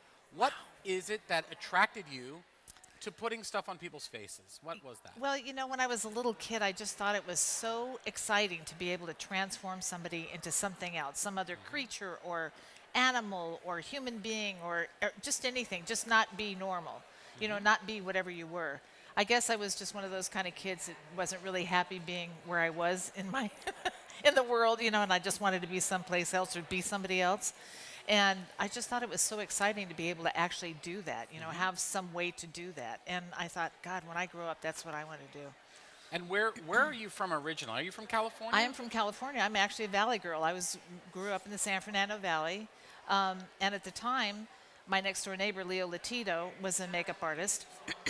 And I used to, you know, his daughter and I were best friends. So when I was very little, you know, during when Halloween would come, he would always make us up. And I, of course, was always wanted to be a monster of some sort. And his daughter always wanted to be a princess or a fairy or some other little girly thing. And, you know, and I was some horrible thing all the time. So we were a perfect pair. And every year, and I'd say to him, oh, Mr. Latito, I want to do what you do when I grow up. And he'd go, yeah, sure, kid. You know, and I mean, the year before I got in the union, he was at a dinner. My mom says, do you want to come over? Leo and his wife are coming over. Do you want to come over and tell them what you've been doing? Because by that time, I had been doing like little non-union things for about 3 years. And I had a lot of cool things I had done that I thought were cool. And I showed him my pictures and stuff. And he sat there in the living room and he started laughing at me. And he says, you know what? You're never going to get in the union.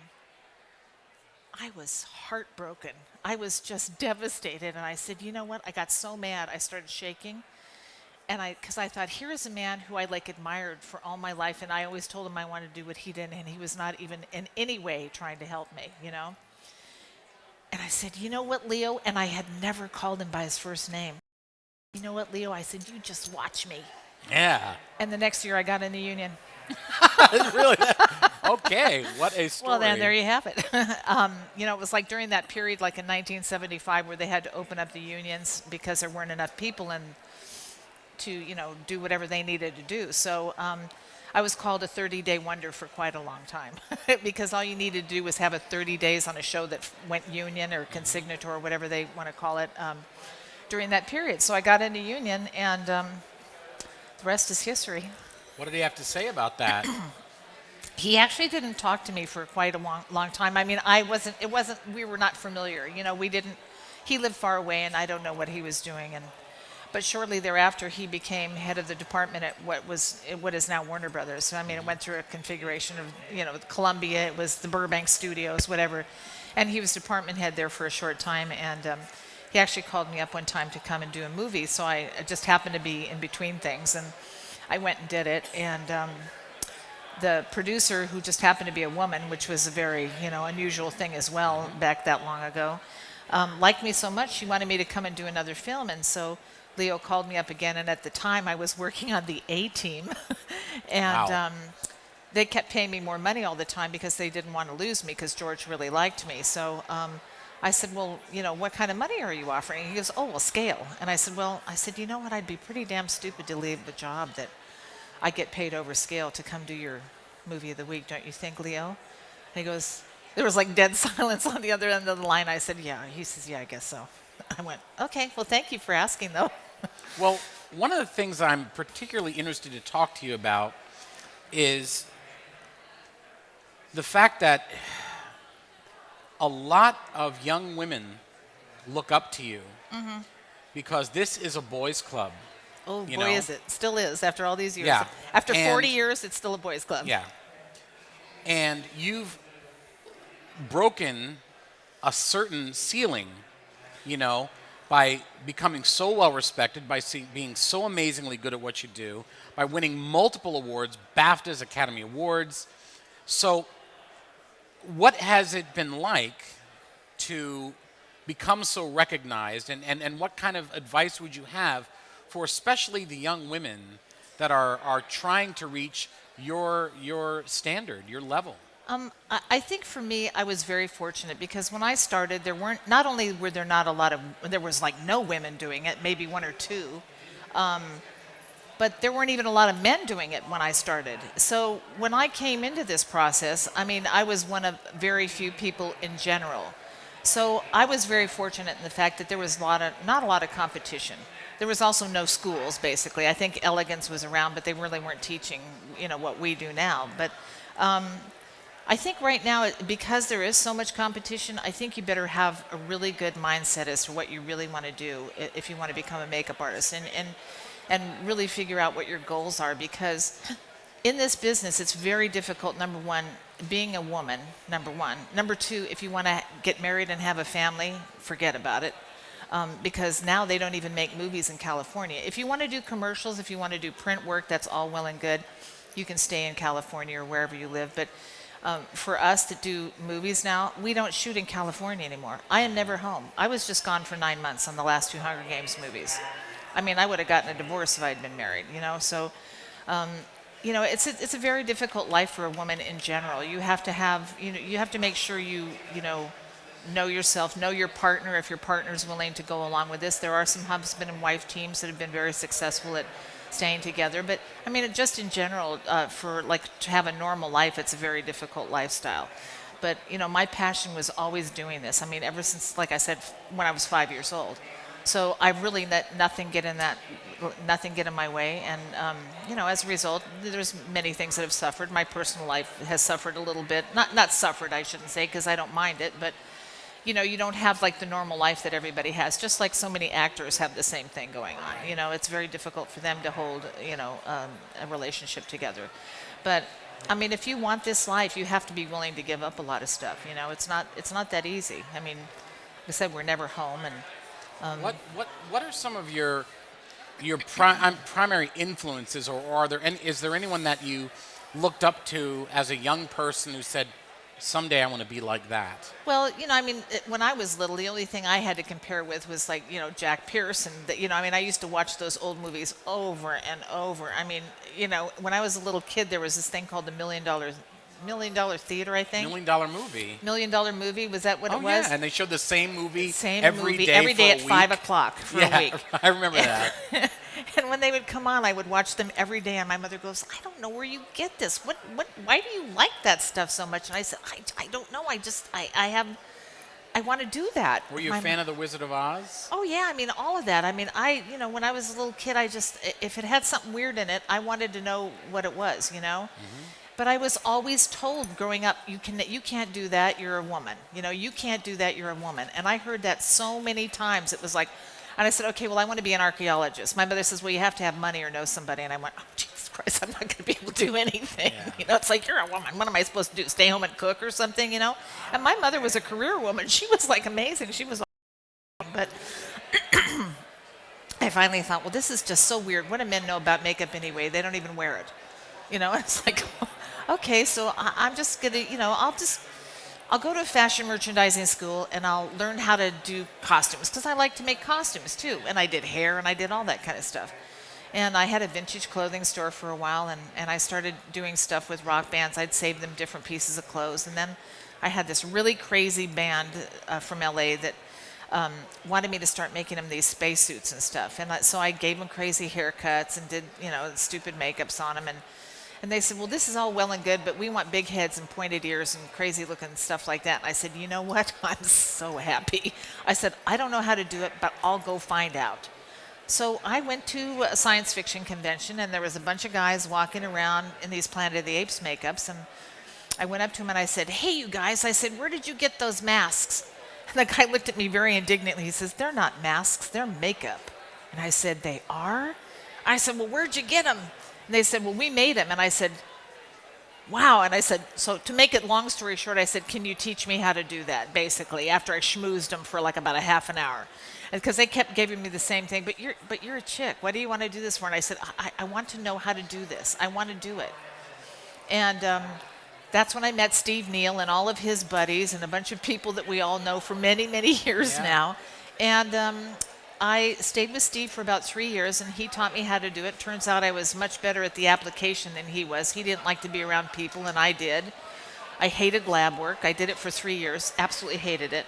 I wanted to know how to do it because I wanted to know how you made the stuff, but it was never my passion to be in a room locked up, with chemicals and crap and, all that horrible things that you have to breathe all day long and sculpt and all that stuff. So I knew my passion was always going to be the application. So I learned how to do that as best as I could. And but you did sculpt, and in fact, I have done some sculpting. Your work on Star Trek: The Motion Picture, this came up while we were on Face Off together, and I said, so V, have you ever done sculpting? She said, oh, I did some sculpting on Star Trek: The Motion Picture. I said, oh, really? She said, yeah, I did a mask of some alien. I said, what was that mask? Well, it was kind of a conical-headed purple alien with and I went, big yellow eyes. That thing, I made that thing. Do we have a picture of that? You did not. I sculpted, there it is. It probably looks good. There it is. Oh my God, that is it. Oh, Jesus. And I said, that sculpture, that creature was so cool to me that I wish we had a picture of it right now. I did a mask of that. I copied that when I was about 17. I thought that is the coolest thing It was probably ever. Fabulous when you did it. No, that thing is amazing, and I've always loved that design. And isn't that something? That's so funny. The one of the few sculptures you say you've done for a film, and it was so inspiring to me that I ended up creating a mask of that thing. I did.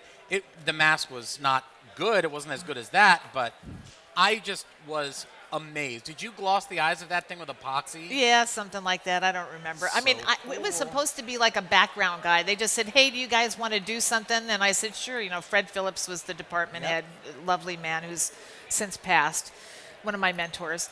And I said, sure, I'll do one, because we had time. Sometimes we'd sit around in the makeup rooms and the stages and do stuff. And they had a big picture of that well, not big, but it was about that big in Fangoria magazine, because they did a whole spread on the aliens of Star Trek: The Motion Picture, and I immediately gravitated to that. You know what it is, V? You know what that thing is? Good design. Really? You are a good designer. Whether you think you are or not, you're a good sculptor and designer. Wow. As well as an astounding applicator. So kudos to you, madam. Thank you. So now, tell me what it was like. Can I just say one thing about that guy? Oh, please. I was shocked. I got the Star Trek lunchbox. He's on the lunchbox. He's cool. I flipped out. People know it's cool. I thought it was cool. That's why I made it. Okay, moving on from my purple and yellow guy. Okay, I love that thing. I'll always love it forever. So, when you were nominated for your first Academy Award, which was for? Beetlejuice. What was the feeling? What was that feeling like to know you were nominated? I freaked out because, number one, I was up against Rick Baker and Tom Burman, and I thought, oh my God, we're never going to win. We're like up against, Tom Burman has been around much longer than either Rick or myself, and Rick Baker is like amazing, and that was for Coming to America, and I even helped him on that. I saw those makeups in person. They were just mind-blowing. I thought, we're never going to win. And I thought, and plus it's weird, cartoony, quirky looking stuff, And I'll tell you what, when we won, I was so freaked out. I went up there with Steve LaPorte and Bob Short, and we had gone to the brunch, which is probably the best part about getting nominated for an Oscar. They have a brunch with all the nominees, which is really fun because there's no pressure. You're all just there together having, food and drinks and having a blast. And I remember thinking, wow, this is going to be cool. And they tell you everything, don't walk, don't saunter up there. You're happy. You want to run up there. You want to grab that thing, And they said there'll be a big screen and it's going to blink on and off and tell you when you're almost done. And they'll say 45 seconds and blah, blah, blah, this, that. I got up there. I saw nothing but white light. I saw nothing. I was like the highest I have ever been in my life. I was just so elated. Everything was white. And when we got to the back, I said to Steve, Steve, did you see the screen or anything? He goes, I didn't see anything. I just saw white light. I went, oh my God, so did I. And so I thought, well, if I ever get a chance to come up here ever again in my life, I'm going to see where the screen and all this stuff is that they're talking about. So now the next time, yeah, it's been 3 times now. When I won for Mrs. Doubtfire, I got up there and I was looking around. I'm going, wow, yeah, I see all the people and the screen and the numbers and everything. I'm thinking, wow, how did I miss this the first time? That just shows you how, freaked out you can be. So that's how freaked out I was. I saw nothing. I was blindsided, basically. Was it weird to be up there knowing that all these movie stars were watching you? Oh, hell yeah. Win this thing? That must be very surreal. And plus, I just kept thinking, oh my God, this is so unbelievable. How did this happen? How did we win? And I was just thinking, well, maybe they're just tired of giving them to Rick or something. I don't know. Well, you did, and you've won 3 times now. Yeah. So you've achieved a great deal in your lifetime, not only as a makeup artist, but a female makeup artist and a multiple Academy Award winner, BAFTA winner. You've had legions of fans who look up to you. You're on the television show Face Off. Is there what's in the future for Viniello? What does she want still? Well, I don't know. Recently on the Hunger Games, I met the fabulous young actress, Jennifer Lawrence. Mm-hmm. And Jennifer, when we were on the first Hunger Games, she said to me one day, she just looked at me, she goes, V, she said, do people ever ask makeup artists and stuff like just to do their movies with them and just be with them all the time? And I said, oh yeah, it happens all the time. She goes, so if I asked you to be my personal makeup artist, do you think you would do that? And I looked at her and I kid you not, started crying. And she goes, oh my God, did I hurt your feelings? Did I say something wrong? And I said, are you kidding me? I said, no woman has ever asked me to be their makeup artist, let alone somebody of your stature. And I said, I'm like dumbfounded. So this is my goal now. Now I want to be known as a beauty makeup artist because people seem to forget that with all of these movies that I've done, I also did all the women. It wasn't just, the special effects makeup I was doing all the women, and some of them were quite elaborate makeups on some of them, and so people don't realize that. So the fact that now I will be known as a beauty makeup artist is really something that's very important to me. So are you going to take Miss Lawrence up on her? Well, she still tells me I'm her personal makeup artist, and I have actually done a lot of her red carpet stuff with her and a lot of her press with her. I've done the last two press tours for the Hunger Games with her. I also did, a lot of personal things for her, and she's so lovely and so Word genuine. Is that she's extremely nice and down to earth. Oh, she's a doll. She's an absolute doll.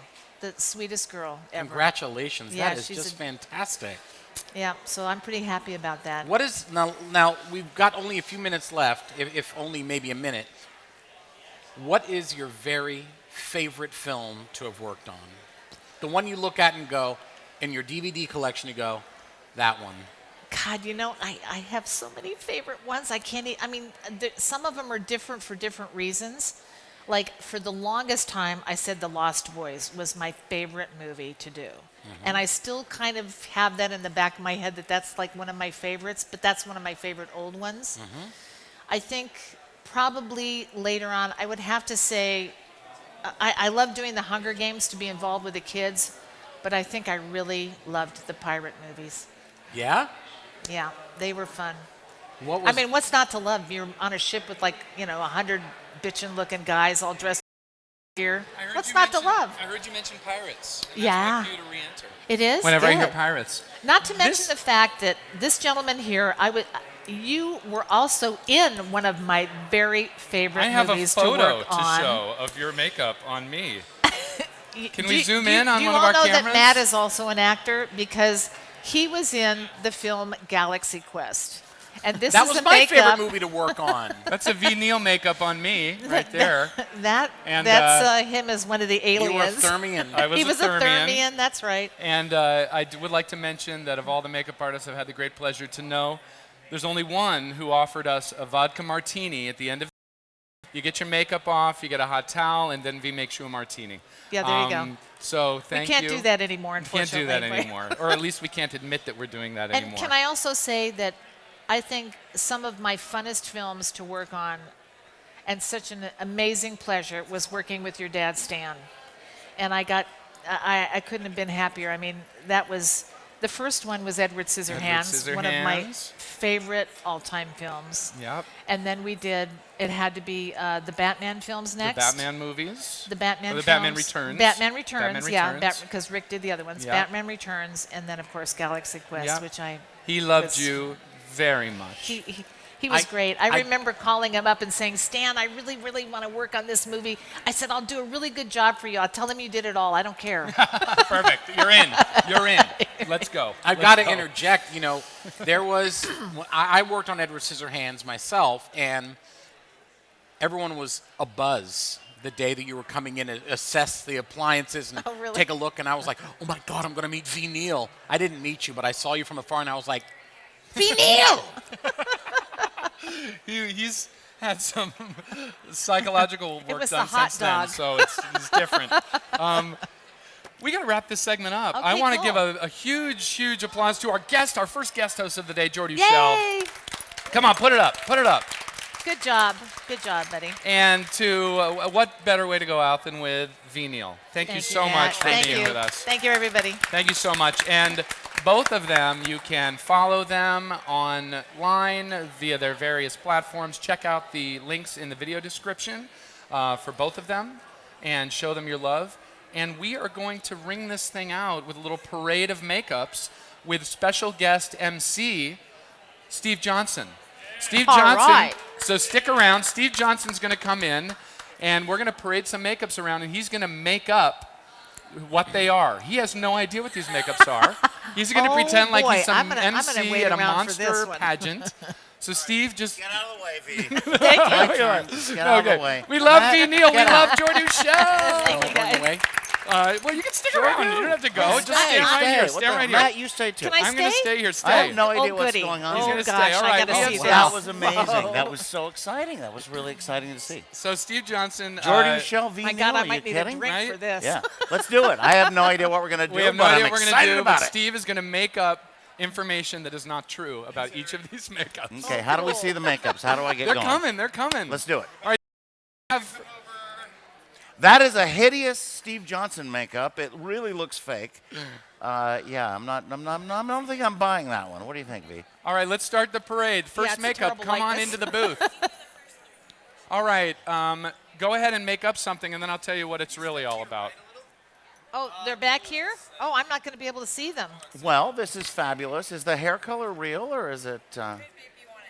Okay, well, no, it looks great. You've got a wonderful paint job, and the wardrobe is great, and I'm digging it. I'm digging it. And the artist this is your faux Porter, and the Really model nice. is Blake Armstrong. Switch. Oh, I switched it.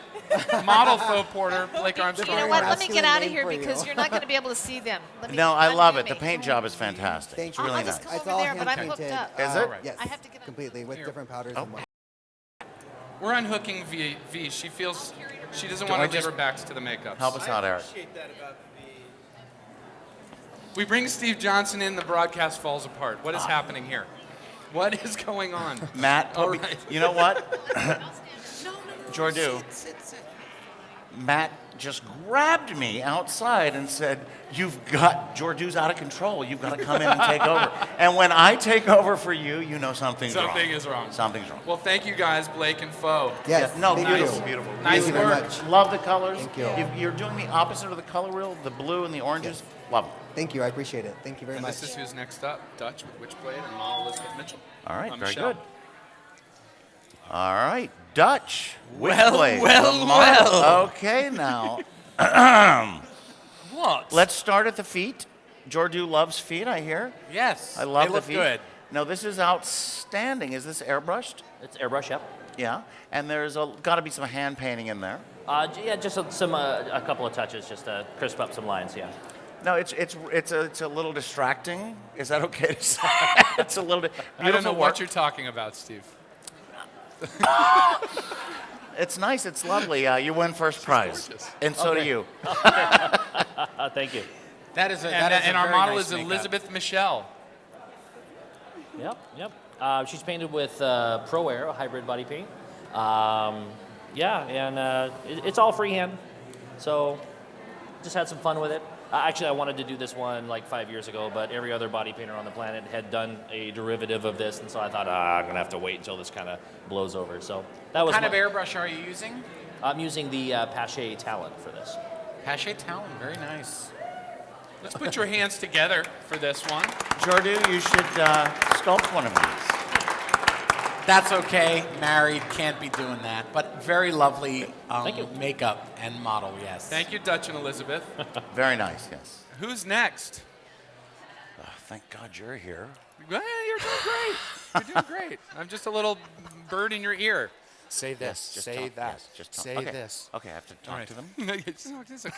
Holy You're doing fine. moly. He was supposed to be, but he's not doing what I told I'll him. do it. I'll do it.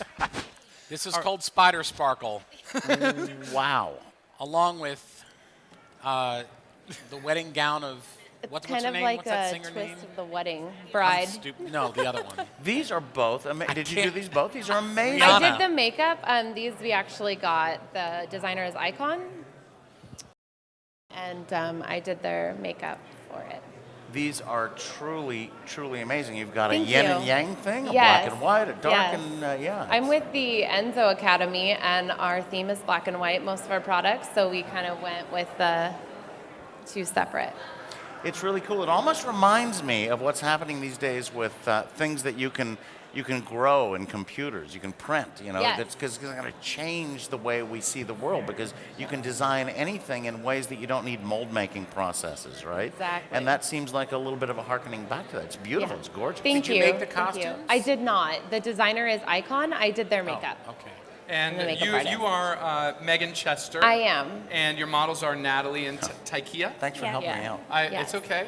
Thank you guys. It's absolutely Thank lovely. you for having us. Appreciate it. Thank you. Who's next? Here you go. I'm not going to do it anyway. Artist. Models. Artist. Wait, model. Kit Quinn. Artist. Georgette. Presto. Next up, we have... Yes, Georgette. Wow. It's a unicorn woman. Georgette, you're our artist here. Hello. And our model here is Kit Quinn. What an interesting name. You made that up, though, didn't you? Maybe. Because you're kind of a kit. You're Georgette's kit. This is outstanding. Did you do Thank the you. costume and the makeup? Yes, I made everything. Wow. I made the hooves. You like feet? Some I hooves. do. Very Burning Man. I like it. Everything. Actually, it's all upcycled materials, so most of it's made from draperies and a pillowcase. You want to do a little turn? Can you do a little turn? A little butt bow. So you're recycling a Yeah, little. yeah. I try. I'm a working artist, full-time artist. So. How long did this take? The actual makeup probably took. Well, I'm working with Wolf, so there's a lot of stopping and talking. So it probably took about 3 hours, and then the costuming has been over time. Yep. It's very, very nice. What do you guys so think? much. The design on the chest is exquisite. Thank you. Thank you so much. It is. Is that all hand painted? It's all hand painted. All the contouring, everything's done with sponge, so no airbrush at all. Beautiful. It's because you don't know how to use one, right? Oh no, I do. Yes, I do. But you know what? We're revamping our airbrush line, so they told me, hey, not use the airbrush this time, but I can do the same thing was just a sponge, so went for it. I agree with you. I totally agree. It's like, why not? Why not? Beautiful package, the whole thing together. The Thank you so hooves, much. the everything, the Who costume, doesn't the love makeup. unicorns? Who Thank you doesn't? so much. Who doesn't love a unicorn? Who doesn't love a unicorn? Thank you. Who's up? Lainey, Miranda, Sasha. Oh, no way. Get my in pounds. here. Get in here. I don't need a cheat sheet for these kids. No, let's talk. We Yeah. have Alley of Clowns. You guys share that microphone and let's say hello. Are those contact Oh my lenses, gosh. Lainey? Careful Wow. with that giant. Oh, careful, careful. Oh, down you go. Duck it, duck Around it. this way, around Yes, this way. that Oh, yeah, is there you go. Go fantastic. the other way. I'm nightmares. I'm having waking This nightmares. is the second time that V and I have stood in judgment of Miranda. Wow.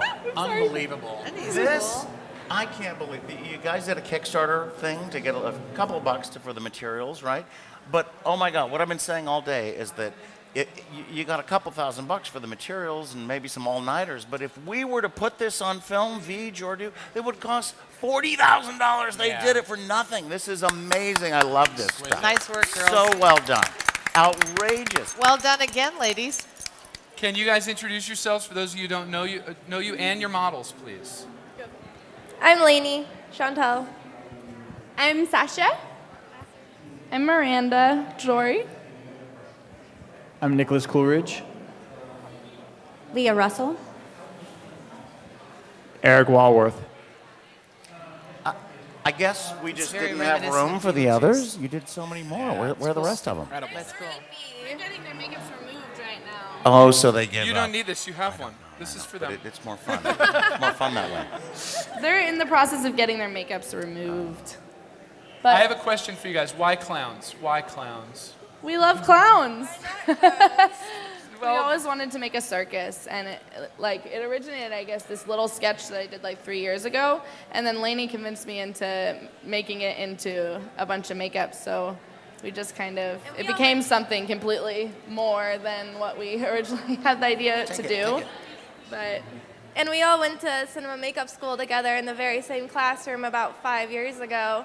And we all became friends then, and it's really cool to know, we started cinema together, and now we're here. And we actually worked on this project at cinema, so it was kind of fun, like a little reunion for us all.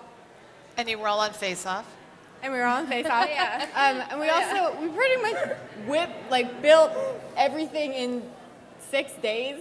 Wow. 7 days, pretty much. Because we were all working up until Monday. We had the plans a couple months ago, but we didn't have time to make anything until this week. Well, that's twice as much time as you had on Face Off. What's a big deal? Well, the good thing about Face Off is you feel like as long as you have 3 days, you're going to make something. It might not be great, but it'll be something, so.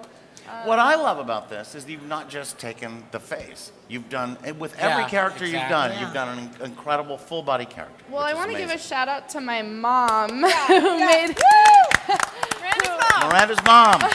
Where's Miranda's mom? Bring her out here. My mom made a lot of the costumes. She does Where my is she? Is she costumes for here? everything. She's not here. I wish she could be, but she made the oaf costume for Oh, us, it's as well outstanding. as the ringmaster costume. And then we made some of these other ones. As you can see, they're not quite as nice because they're hot glued. But, Where did the masks come from that hang from the big top there? we sculpted them. Sasha actually Oh, sculpted they're them. just and, stunning. how did How did you cast them? Or they vacuum formed? We sculpted them out of epoxy sculpt. Vacuum formed sculpt, them. and then we vacuum formed them, and then they painted. Lainey and Miranda painted them. I love the way you've aged everything to have this kind of Yeah, really nice old-fashioned patina. look. Yeah, Nice idea. really nice. We stained a lot of the clothes with tea. We did. Very You nice, used actual guys. tea? Yeah, it works really good. Black tea, No, guys. you should use acrylic paint. We You can also used acrylic We did that paint. too. Come on, tea's got one level of. Actually, no. Well, we would dye a lot of the stuff pink like this. We dyed pink first with acrylic, and then we dyed with tea. Yeah, and it gives it. Tea's for lazy people. No, You can use. You can heard it use here. Tea is for acrylic lazy paint. people. You can use acrylic paint. You can make an incredibly difficult one, or a medium one, or a light Steve one. is You don't talking need to about take this from Steve him. is talking about $1 billion budget where you can afford expensive acrylics imported from Italy. They didn't have anything but tea. They had Everything's nothing. made out of At Tom tea. Savini School, they said stain it, age it with tea. I'm like, why They made the appliances out of tea. That's Earl Grey. Everything you're seeing. It was 100% aged Earl Grey. It's a free-for-all. I think Earl Grey tea has gotten more promotion than anyone else at this. But no, but you don't understand. Stop using tea. Drink tea. Use it from You should smell these costumes. Should I? They smell so good. They smell like tea. Go smell the costumes. No. We have a final. We got people. You're taking everybody's chance up here. All right, Yes, Steve, I got to butt works in. We great. have a final guest. Ladies, thank you so much for bringing your makeup Thanks, by. ladies. Really great job. The Alley of Clowns by Lainey Miranda and Sasha. Watch your head. Be careful. We have been injury-free so far. We're going to, final makeup we're going to bring in is Tom Surprenant is bringing his Bye-bye. finished Giger Cthulhu, and then we're going to say goodbye. And I don't think you used any trying teeth. to kick me out, aren't you? No, you're staying here until the bitter end, even when the cameras go away. Tom, come on in. Show us your finish. We Tom. Good we to saw see you. this in progress, and now we have some look more. at that. Oh, that's cool. That is insane. That is too cool. Look at the glowing mouth. So, Tom, Do you've a little added some turnaround. good goo and some other stuff. And little PG tips, actually. What the hell is going on here? Is this all hand painted? What's All up? hand painted with Wow. brushes I designed. And sorry. Hey, No problem. But anyway, my product, my prosthetic paint, turn around actually, to get that Giger phallic happiness going on. We've got like that going and like a quick sculpt. Are those appliances, or is he really built like that? I'd love to take credit for that. No, that's him. Yeah. Turn around now. Flex for us. Get big. There we go. Dang. Wow. What's going on inside? How the hell did you pull It's that off in the mouth? Little LED? Yeah, a little medical LED. Is it clipped on inside? It's actually embedded in the denture plate. That is too cool. You know, Mark Citrakian, one of Rick Baker's lead engineers, Right. came up with a red LED device when I did the stand for the Demon. Yes. For Okay. Randall Flagg. Yeah. Yeah. Same kind of idea. It's That really was cool. inside of the guys So on yeah, this the- poor guy. Can you even see? Didn't they Yeah. do You that can? also Kinda, in, sort of.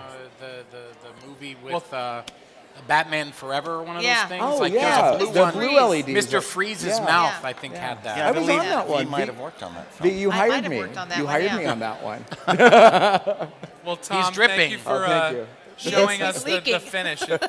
It would have been a shame not to see this all finished, so thank you for bringing him by. Absolutely Thanks, Tom. gorgeous. I really Nice like job. Thank you. Yeah, and Steve, so you know, your Giger-esque. Giger stuff that you've done, oh, beautiful. The species, and I just got Poltergeist too, and the tequila worm monster, like one of my favorite things, and it's That was just so crazy, wrong. wasn't it's it? just, like on the floor, click, click, click. Yeah, it was hideous. Yeah, beautiful. Thank you so much. All right, thank you Well, guys. thank you, Tom.